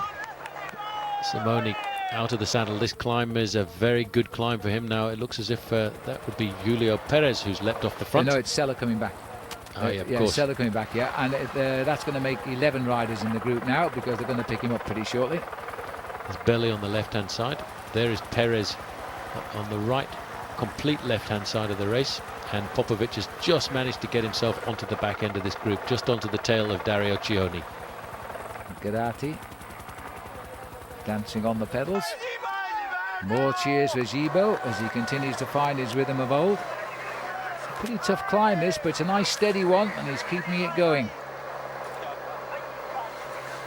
Tailwind, which helps on the climbs, of course. It'll help him keep the rhythm nice and high. We're going to beat 4 hours for the race distance today. I suppose they should. It's only 74 miles, but we have topped 3 big climbs. Now what's happened here? There's Sella. Cioni's gone. Cunego's marked him straight away. This could be his ticket to the front. This is unbelievable, but he's riding a great team race here. He's not doing anything at all. I think he could leap across that gap very easily if he wanted to. Cioni has decided, I want to try and pull myself up just that little higher in the overall classification, and he's gone off in pursuit. Gonchar has pulled himself back into the event as well. This is how it happened. What a great move by Cioni, but look how easily it is for this young man, Damiano Cunego, 22 years of age, just to leap onto the gap. This man is not going to get beaten in the Giro. No, he's marked everything. He's riding with the maturity of a 30-year-old, not a 22-year-old. Simone, last year's Giro champion. He's not going to lie down either. 2-time winner, wants to make it 3. But he can't attack his own teammate. He's looking now just to make a podium finish. And it's looking as though he's going to have to struggle to do this, because there he is. Hardly a huge time gain and nowhere near the finishing line yet. And he's putting Cunego back in the picture here. This is Popovic. Swing right, let's have a look. Is he losing ground or is he gaining ground? Because I think he's under pressure again here. And once again, you see the difficult thing for Popovic is he's completely and utterly isolated. Rejoining the leader, Gilberto Simoni. No wins to his credit this season, but he did finish 3rd overall in the Giro de Trentino just about a week before the start of this race. Looking further back, yep, Popovic has popped off the back of that group, and he's only riding at his own pace, trying to pull himself slowly back into contact. Now then, as we look back down the road, Gilberto Simoni is still holding on to a slight advantage, but I think he's going to get caught before the summit. It's a lovely climb as well, a beautiful climb it is, especially, of course, if you're a climber. And those 3 are catching him up, and it's all under the inspiration there of Dario Cioni. And I think Cunego will be just loving this, exactly what he wanted, being carried up. He wanted Simone, I think, to gain enough time to go second. He wouldn't have gained enough time to take the Maglia Rosa, because that's not possible on this climb right now. But we're putting ourselves in a position here where Cunego could win the day. I think Cunego could win the day. He's just sitting there. He's the man who's easiest in that group. One thing they have to do, though, is pull back the man at the front. Cunego is being given an awful lot of assistance here by 2 of his rivals, because Dario Cioni is pulling back the gap between himself and Gilberto Simoni. Simoni has never been more than 20 seconds off the front end of this group, and I would say right now, if we did an exact time check, it would be not very much more than 10 seconds advantage with 4 kilometers to go. And the fact that he's looking over his shoulder there is an indication that he is not very confident at all. Well, Cioni, at 30 years of age, has not turned in many race-winning performances, but today it looks as though he's going to lift himself up for a high finish. He did have a good Tour of Romandy, which is a stage race in Switzerland before this race begins, only just before, and he got 5th place in that, and that was a good indicator he should be a challenger here, and so it's proving to be. This is Grady just at the back of the race here, and teamed up with Vladimir Belli, very consistent rider. Giro is slowing down, and the Three Musketeers are running him down. Slowly but surely, and it's Dario Cioni who's doing all of the work, and all that Damiano Cunego has to do is just sit there, because if they do catch Gilberto Simoni, he has got very fresh legs. Every time there's an acceleration, he's immediately there, immediately in contact.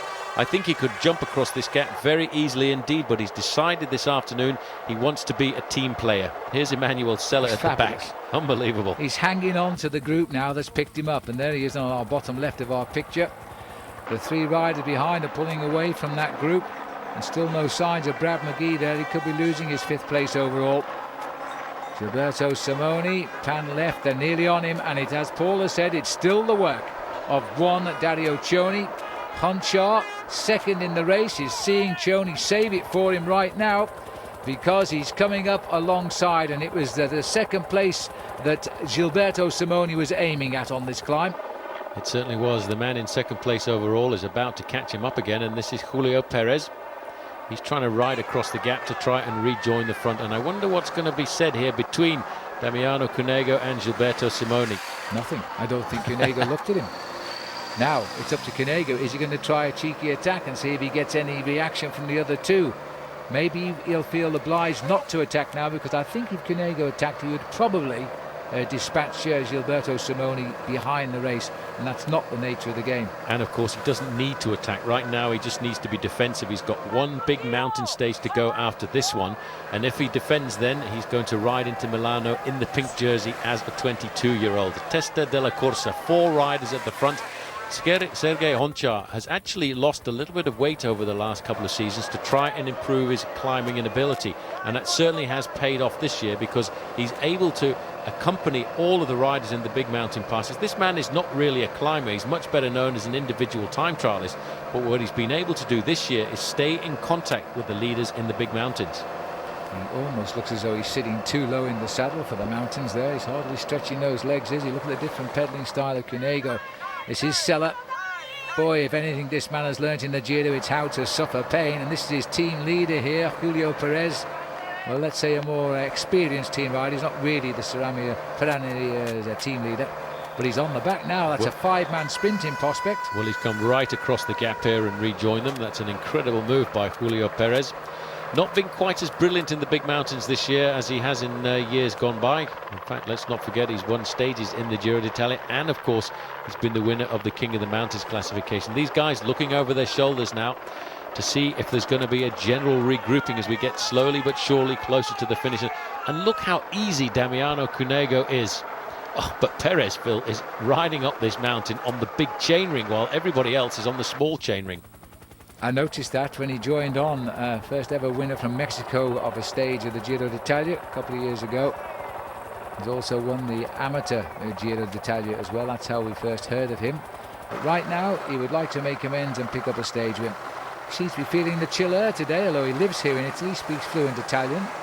He's been living in Italy since 1997, in fact. Now he needs a stage win. Simoni clearly hasn't quite got that magical form of last year. He just needs he's got plenty of fitness, but not that magical word we call form. He hasn't got the form, he hasn't got that ability to open up the gap and maintain it. In fact, that second group on the road is not very far behind either, because they're slowly but surely clawing their way back. It's up now to that man Sergei Gonchar doing all of the work. The other guys in this group don't really have an interest in opening up the gap over everybody else. Damiano Cunego is in a defensive role, and all he's got to think about is the next 24 hours. But this man is one of the other great revelations, who we just caught a quick glimpse there of, Emmanuel Sella, and it'd be nice to see how he can ride in the Giro d'Italia next year and the year after, when he gets a couple more years experience under his belt. A little bit more strength. He's only 23. This man's only 22. Cunego looks for the first time to be a little bit out of puff as he continues the climb. There's Cioni. And Giro, we can just see his face there, is also suffering now. This climb has got teeth all the way to the top by the look at it. And they've unhitched the late arrival, Julio Perez, and I think he might be going here. Didn't quite recover from the chase because the pace has been pretty severe, but again, it's under the impetus of Damiano Cunego, who seems to just set these rhythms that nobody else can match. Well, right now he's have to assume the role of the leader of the bike race. He's wearing the pink jersey, and it's his job really to dictate the pacemaking on the front end of the main field. Here is Popovic trying to keep himself up in the high placings in the overall classification, trying to defend, trying to go better than he did last year when he finished in 3rd place in the overall classification. Cioni is with the leading group of between 4 and 5. It just depends on whether or not Julio Perez has managed to stay in contact. And Sergei Honchar, who won the time trial at Trieste and has since hovered in the high places. He's still holding on to 2nd here. That would be a tremendous result for him. But there's still one more mountain stage to come and the finish into Milan before he can be assured of that. But he's done a good ride today. This has been a big test, I think, for Gonchar to stay up with the big pure climbers. You look at the size of Gonchar and then compare him with the size here of Cunego. It's the difference between hauling a bag of potatoes up the mountain and half a bag of crisps, I think. Absolutely. There he is, number 61. He's riding very defensively now. He's also consolidating on his 2nd place in the overall standings here at the Giro. And he's opening up a gap over the men behind, men like Jaroslav Popovic. Stefano Garzelli nowhere to be seen here this afternoon, and of course Bradley McGee, who started the day in 5th place in the overall classification. He too seems to have disappeared. Just 23 seconds between the leading group on the road and the group of Jaroslav Popovic, who we just caught a glimpse of there. Well, we haven't seen Brad McGee, but we are hearing that he is still very much on the mountain and is contacting the remnants of that chase group. Well, I wish we could see a picture of him. If that's true, he's coming in pretty close. He might yet hang on. He might just hold on, and he's probably riding this climb in his very own rhythm, not panicking at all. Brad McGee has been unbelievable over this Giro d'Italia. An incredible fighter. A man who came into the race with a reputation of being a short distance individual time trialist, and to be just a few days to go to the finish in 5th place overall is a fair reference for the future. Well, the crowd at its thickest, always a sure sign. The summit is approaching at 1,200 metres. Not too far to go now, and I would never have predicted a 5-man sprint for the line. Remember the small bonuses too. Cunego has got to go for them. A chance to move ahead a little bit of Sergei Gonchar, who's not a good sprinter. And also Simoni wants those small bonuses. Really, they shouldn't be counting time bonuses on the mountain. They should have been gaining time in real terms rather than in bonus time. There's the kilometre. Here's Stefano Garzelli. Don't know where he is on the course. The camera's gone back to him, but he's not enjoying it wherever he is. He's not having a great day inside the last kilometre right now, and surely Stefano Garzelli is going to try and keep himself in the top 10 overall, but further up it's a big battle of supremacy with the leading group of 5 here. Damiano Cunego out of the saddle once again, still a very energetic pedalling style that he's got, and I wonder if in the back of his mind he'll try and lead out the sprint for Gilberto Simoni, who's no stranger to winning at the top of big mountain passes. We're going to know in 1,000 metres now, as they're going to line up for what is very definitely a 5-rider sprint for the summit. And Cunego was very generous in his pacemaking, but he's taken 2nd wheel now to get the advantage over Sergei Gonchar. There's no doubt that Cunego is looking for the 4th stage win here. As things continue now, I don't think Gonchar can keep this pace up, but take my hat off to him. He's worthy of 2nd place. He's not afraid to set the pace amongst the leaders. Dario Cioni, a likely winner here, and would deserve it, the way he chased down single-handedly the attack by Gilberto Simoni. Well, yeah, it'd be great for the man in 3rd position there to get the win, because in fact you've got to go back a long way in his career. He has won one professional race. It was in the Tour of Slovenia, and that was a long time ago. But this is a man who came across to road racing from mountain biking. I think the big favourite for the win, though, does have to be Damiano Cunego. Just look at the way, look at him. He's so nervous. He's looking over his shoulders, looking to see what the gaps are. He's in complete control of the situation here this afternoon, and it'll be interesting to see whether or not there's going to be any work done between the 2 riders from Team Saeco. Well, Sergei Gonchar still second overall in the Giro d'Italia. Oh, I thought we'd just seen an attack then from Perez, but no. He put his head round the corner and quickly got back in behind these four. He certainly did. I think he's just happy to be in contact with the group. He's been dropped on a number of occasions and ridden himself back into the race. Still a great job of work being done by Gonchar, and I can't wait to see the opening up of the acceleration, which is going to come from Cunego. Well, that's the second group on the road, still showing a lot of determination. They're not very far behind. If there's any finesse in this group, they could be up here as well. No one is helping Gonchar. The two Seiko riders are lining up purely for the sprint. The only man to spoil the party would be Cioni, but that won't happen because Cunego has this fearsome acceleration. We are talking a timed gap here as he sprints clear. It won't just be a bonus on the line. There will be a separate time for the leader. Now that's the way to win the Giro.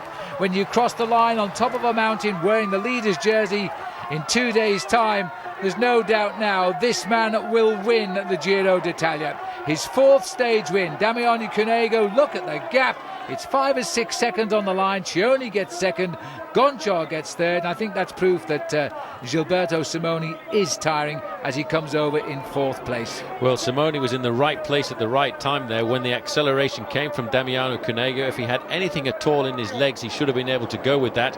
I don't think he can say anything wrong at all about that performance of his teammate, getting himself another stage victory at the Giro d'Italia. This is the remnants of the big names of this Giro. There is Vladimir Belli, here is Garate coming up, and it's Eddie Mazzolini who actually leads them home there in 6th place. And he puts his hand in the air. Here comes Popovic.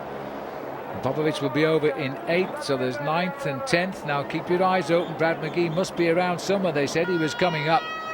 That is Garzelli, who's still a lot further down, as Garzelli makes his way up the mountain here, but he's lost more time today. And there is Brad McGee, the clock saying 1 minute precisely. The way he was zigzagging, he has committed himself 100% today, but he might have saved a high overall position. Well, that's amazing because we never saw anything at all of Brad McGee, and in fact he's overtaken Emmanuel Sella in the last couple of kilometres. He rode that race in his own rhythm, in his own style, and managed to stay within 1 minute of the big heads of state, and that is a great performance by the Australian. Stefano Garzelli, on the other hand, is losing himself once again a big chunk of time. I think he's a little bit demoralised here because he's normally head-to-head with Simoni. They've swapped around victories in the Giro d'Italia in the past, but now there's been an intrusion on the scene. One young Damiano Cunego has spoilt the party for them both, and they're having to take second place to him, and I think it's probably a little bit depressing for Stefano Garzelli. Look at the time, another 2 minutes plus conceded today, and he'll be slipping down the overall. Hits the line at 2:03, maybe 2:04. Well, he lost a big chunk of time over that last few kilometres, but the day belonged to this man. The way to win a stage of a Grand Tour is with the leader's jersey on your shoulder, and what an incredible acceleration. And actually a lot of people have been resembling this man, Phil, to a certain man who raced at a very young age to victory in the Giro d'Italia, Giuseppe Saroni, who had that incredible burst of speed like this man as well, and able to open up a gap. And he was given a 5-second gap there over Dario Cioni, and an almost 10-second gap back to Gilberto Simoni. So he's going to feel safe, but not done and dusted, because now tomorrow we go over the Mortirolo climb, which will take us up to nearly 1,900 metres. It's going to be a final tough day in the saddle before we race into Milan. There's the situation. He increases his lead to 1:31. Simoni comes up into 3rd. Popovic down into 4th. Well, Simoni got what he wanted on the day. He moved up to a podium position. I think he had his eye on 2nd place, but Sergei Gonchar was much too good for that. So the final weekend in the 87, the Giro d'Italia. There we are, bang in the middle of the mountains. Stage 19 taking us from Bormio to Presolana, 75 miles or 122 kilometres. We'll be up amongst the snow again today. 140 riders still survive, and if they don't drop out today, they're going to see Milan tomorrow. Picking up the action here now. 10 riders have been shaping the race all day today, and nobody of any importance. We expected the early breakaways to get clear. Rafael Iliano was the first man over the Mortirolo, ahead of, guess who? Fabian Weckmann, who is now confirming himself as the winner of the King of the Mountains, and he was the man that won the very first climb at the start of the Giro d'Italia. We expected him to be the leader for only a few days, but every day he's been able to get himself into a breakaway situation and to get himself a few more points. This is Gonchar, the front of the race, followed there by Garate. Just a little bit further back is Olivier Zog of Saunier Duval. Well, this is going very much the way now. It's not a question of who will win the Tour. I think we're pretty much sure now that nobody's going to stop Cunego winning the Tour. It's just a question of who's going to finish behind him on the podium. Well, Popovic, in fact, has got away here from the man in this group here, and that is the other Ukrainian in the race. And this is rather a strange situation here. We've seen a big attack come from Gilberto Simoni at the front end of the race. Another bid to try and move himself higher up in the overall classification. They're being chased further down the road by all of the other riders in the event, but Jaroslav Popovic is also trying to move himself up into second place and has just put a little bit of pressure onto the shoulders of Sergei Honchar. Well, this is a free-for-all now in the last 5 kilometres. Rafael Iliano has been the hero of the day over the top of the Mortarola. He also won the Intergiro at Milano. And Garzelli has also had a great ride. Vivioni, he was first over the climb there and over Prestellana. So Garzelli, having had a pretty disastrous day yesterday, now driving here with Gilberto Simoni and the champion there of Slovenia, Tadej Valjevec. A little further down the road, Dario Cioni again doing a magnificent ride, and once again Damiano Cunego. Phil, you've got to say he has played the absolute and utter teammate whenever he can. He's been trying to offer some glory in this Giro d'Italia to the man who wears number 1 as the defending champion, Gilberto Simoni. But what an unbelievable crowd that have turned out here for the final weekend. Now this is on the climb of the Prestellana, and this is the best crowd I think we've seen. They're all decked out for the chill weather on top of the mountain. All the cheers, just watch them as Simoni goes through. He's still a very popular rider, and they've unhitched now Valjevec. He's given best as the crowd try to catch up with 2 men at the front now, and 2 great rivals and 2 former winners of the Giro. Stefano Garzelli and Gilberto Simoni. It's amazing. This is the mano a mano. This is the race that we expected to see, but it's coming just a little bit too late. It's a big battle between the 2 former champions. A little bit further down the slopes, Dario Cioni, to me, has been an unbelievable revelation in the Giro d'Italia this year. And of course, Damiano Cunego. Just look at the way he's just sitting there. Very comfortable, no problem at all, but they're finding it very difficult to get through this unbelievable crowd that's turned out for the last big climb of the Giro. Well, this rider knows he is climbing to the biggest victory of his life here on the wheel again of Dario Cioni. Meanwhile, up ahead, there's 3 riders. One's been dropped back now as Stefano Garzelli. It's his last chance at winning a stage. This is his final shot, and is he going to salvage it and do exactly what Simoni has done, salvage a stage win, because they can't win the Giro this year. Well, he had a pretty good start to the season. Early on, Stefano Garzelli won himself the overall classification of the race in Spain, the Tour of Aragon. Got himself a stage win in Romandy just a little bit later on in the end of April. 4 kilometres to go. We top out with 3 kilometres to go, so I guess that makes 1 kilometre to climb to the top of the Prestellana. And we've got Garzelli, Simoni. Valjevec is still ahead of these 2, and I thought I just saw him, but no, it's the spectators standing there. So he's still in no man's land between the 2 leaders. Further down, Sergei Gonchar here under the red escort of Seiko. Well, Gonchar's trying to keep himself in second place in the overall classification. The final kilometre of the final climb of the Giro d'Italia right now. Look at the gap starting to open. Garzelli trying to get rid of Gilberto Simoni if he can. But Simoni's still got a little bit of gas left in the tank as he just pulls himself back up to the rear wheel of the man in the yellow jersey. These are the riders further back at 4 kilometres, about 750 metres between them, and there's an attack by Garzelli. Simoni has responded and comes back. How could he not in front of this crowd?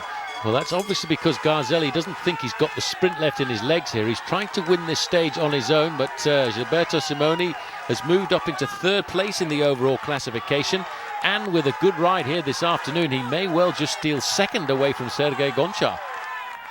Well, that is a possibility. He's going to be very, very close because, oh, and dear me, a little bit of a switch there. But Gonchar, so Garzelli rather, back into his rhythm very quickly. Dangerous moments here for the two riders on these narrow, crowded roads. But still Garzelli is trying to get rid of Gilberto Simoni. He's got the gap again, but Simoni just won't have any of it. There's a little bit of chaos alongside us off our camera there, with the motorbikes trying to run the crowd down, I think. I think that's an understatement. There's an awful lot of chaos here. This is very much the final climb here of the Giro d'Italia, and the crowd are going mad. The photographers are going mad. In fact, I think the whole world is going mad as they accelerate up here. Stefano Garzelli getting to the summit of this climb. He shouldn't be too interested about the points. What he wants to do here this afternoon is win the stage if he can. He's not getting points there at the top of the climb. He tried to get rid of Gilberto Simoni. He wasn't able to as they go over the top here. It's around about 3 kilometers now, slightly downhill towards the finish line. It's a little bit further back as the crowd try to restrain themselves and hold everybody back to allow the passage of the Maglia Rosa. Damiano Cunego, the winner-elect now for sure of the Giro d'Italia. Dario Cioni has become a revelation, enjoying every minute of it. 500 metres to the top of this last climb, and nobody can even pass it they want to. In fact, this is the top here. As we get out into open roads and the Barriers Road just before the finish, it looks as though Simoni's going to have a little go at Garzelli for the points over the top. It can only be prestige and wanting to show the public your red jersey and number one, and he's done it. So Simoni goes over the top. 3 kilometers now to the finishing line. Garzelli in second place. We haven't seen him, but I still believe that Valjevec is in between these two and the two leaders. Work here being done by the man in the blue and white jersey of Fassa Bortolo on all of the flat stages in the first part of the race. He was part of the silver train that was looking after the big man, Alessandro Patacchi, who is, for the moment, probably around about half an hour behind. And I wonder what that little discussion was all about. I'd like to know, because they're now saying let's work together. Let's fight out the finish perhaps, but let's work together to at least be in a position to fight out the finish. Where the helicopter is where the two leaders are, and that's not very far away at all. And Cioni, the big man he is coming to the top of the climb with a lot of power here. Now Valjevec has indeed gone over in third place. I don't know how far ahead he is. In fact, that helicopter might be over Valjevec. Yeah, I would think that's what it is, because there's a fairly big gap now to go across to the two leaders, and to these two riders it's around about 40 seconds. Nice roads for the descent. What a great descent this is. Unfortunately, a little bit of a headwind on the way down the Presolana. Might change direction just before we get down to the finish there, though. And they've got to work together. They've got to keep... Now, here's the change of direction. That'll be helpful. Nasty little corner just coming up here. This is further down. This is the Gonchar group. Eddie Mazzolini just sitting there on the wheel of Gonchar, and the other man taking up the pace on third position is Pavel Tonkov. I tell you what, Paul, that this escape could well give Simoni second overall here. I thought it had all gone wrong for him yesterday. It may have all gone right for him today, and maybe that's what he said to Stefano Garzelli. You can win the stage, but you must work with me so I finish second in the race. That could be the kind of arrangement they've come to on this descent right now, because Stefano Garzelli is giving absolutely everything on the descent. But let's not forget the time bonus is at stake as well, and this could be a very close finish. Gilberto Simoni has climbed up into third place in the overall classification, and right now he's trying to climb up into second. And what a scoop that would be for Team Saeco, first and second in the Giro. And the top team as well. And there's the change of direction for the two leaders at 600 metres. Now let's see if it looks like as though Simoni moves over to allow Garzelli to win, or will he fight it out? He'll be torn, because a 20-second win bonus might be absolutely crucial. We just don't know the official time gap back to Gonchar. But judging by the way he's flexing his legs at the back, and he's made Simoni take the lead, or has Simoni taken it voluntarily? He needs time, and the way to get time is to make the pace right up to the line.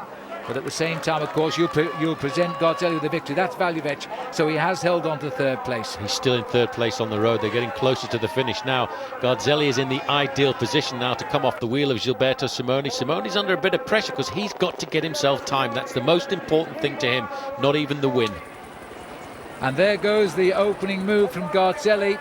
Simoni has made no effort to desist him there. He's going to try and hang on to him, but he can't even do that. I think, they made an arrangement. Garzelli gets the stage win, and Simoni goes for second place overall. Well, the gap starts opening up now. So finally, Stefano Garzelli has salvaged something from the Giro d'Italia. He's won the stage the day after he looked as though he was in terrible trouble. Valjevec here rode very, very well indeed to stay up there for third place, but he can't be very far ahead of the chase. Well, he's just around about 20 seconds in arrears of those two men who've come in. And now for fourth and fifth place on the road, Dario Cioni and Damiano Cunego. Cunego has just sat there. I doubt if he'll try and sprint to come round Dario Cioni, because he's been sitting on his wheel for the last 10 or 12 kilometres, and he actually has no interest to finish in fourth position. Nothing to gain now. The bonuses have gone.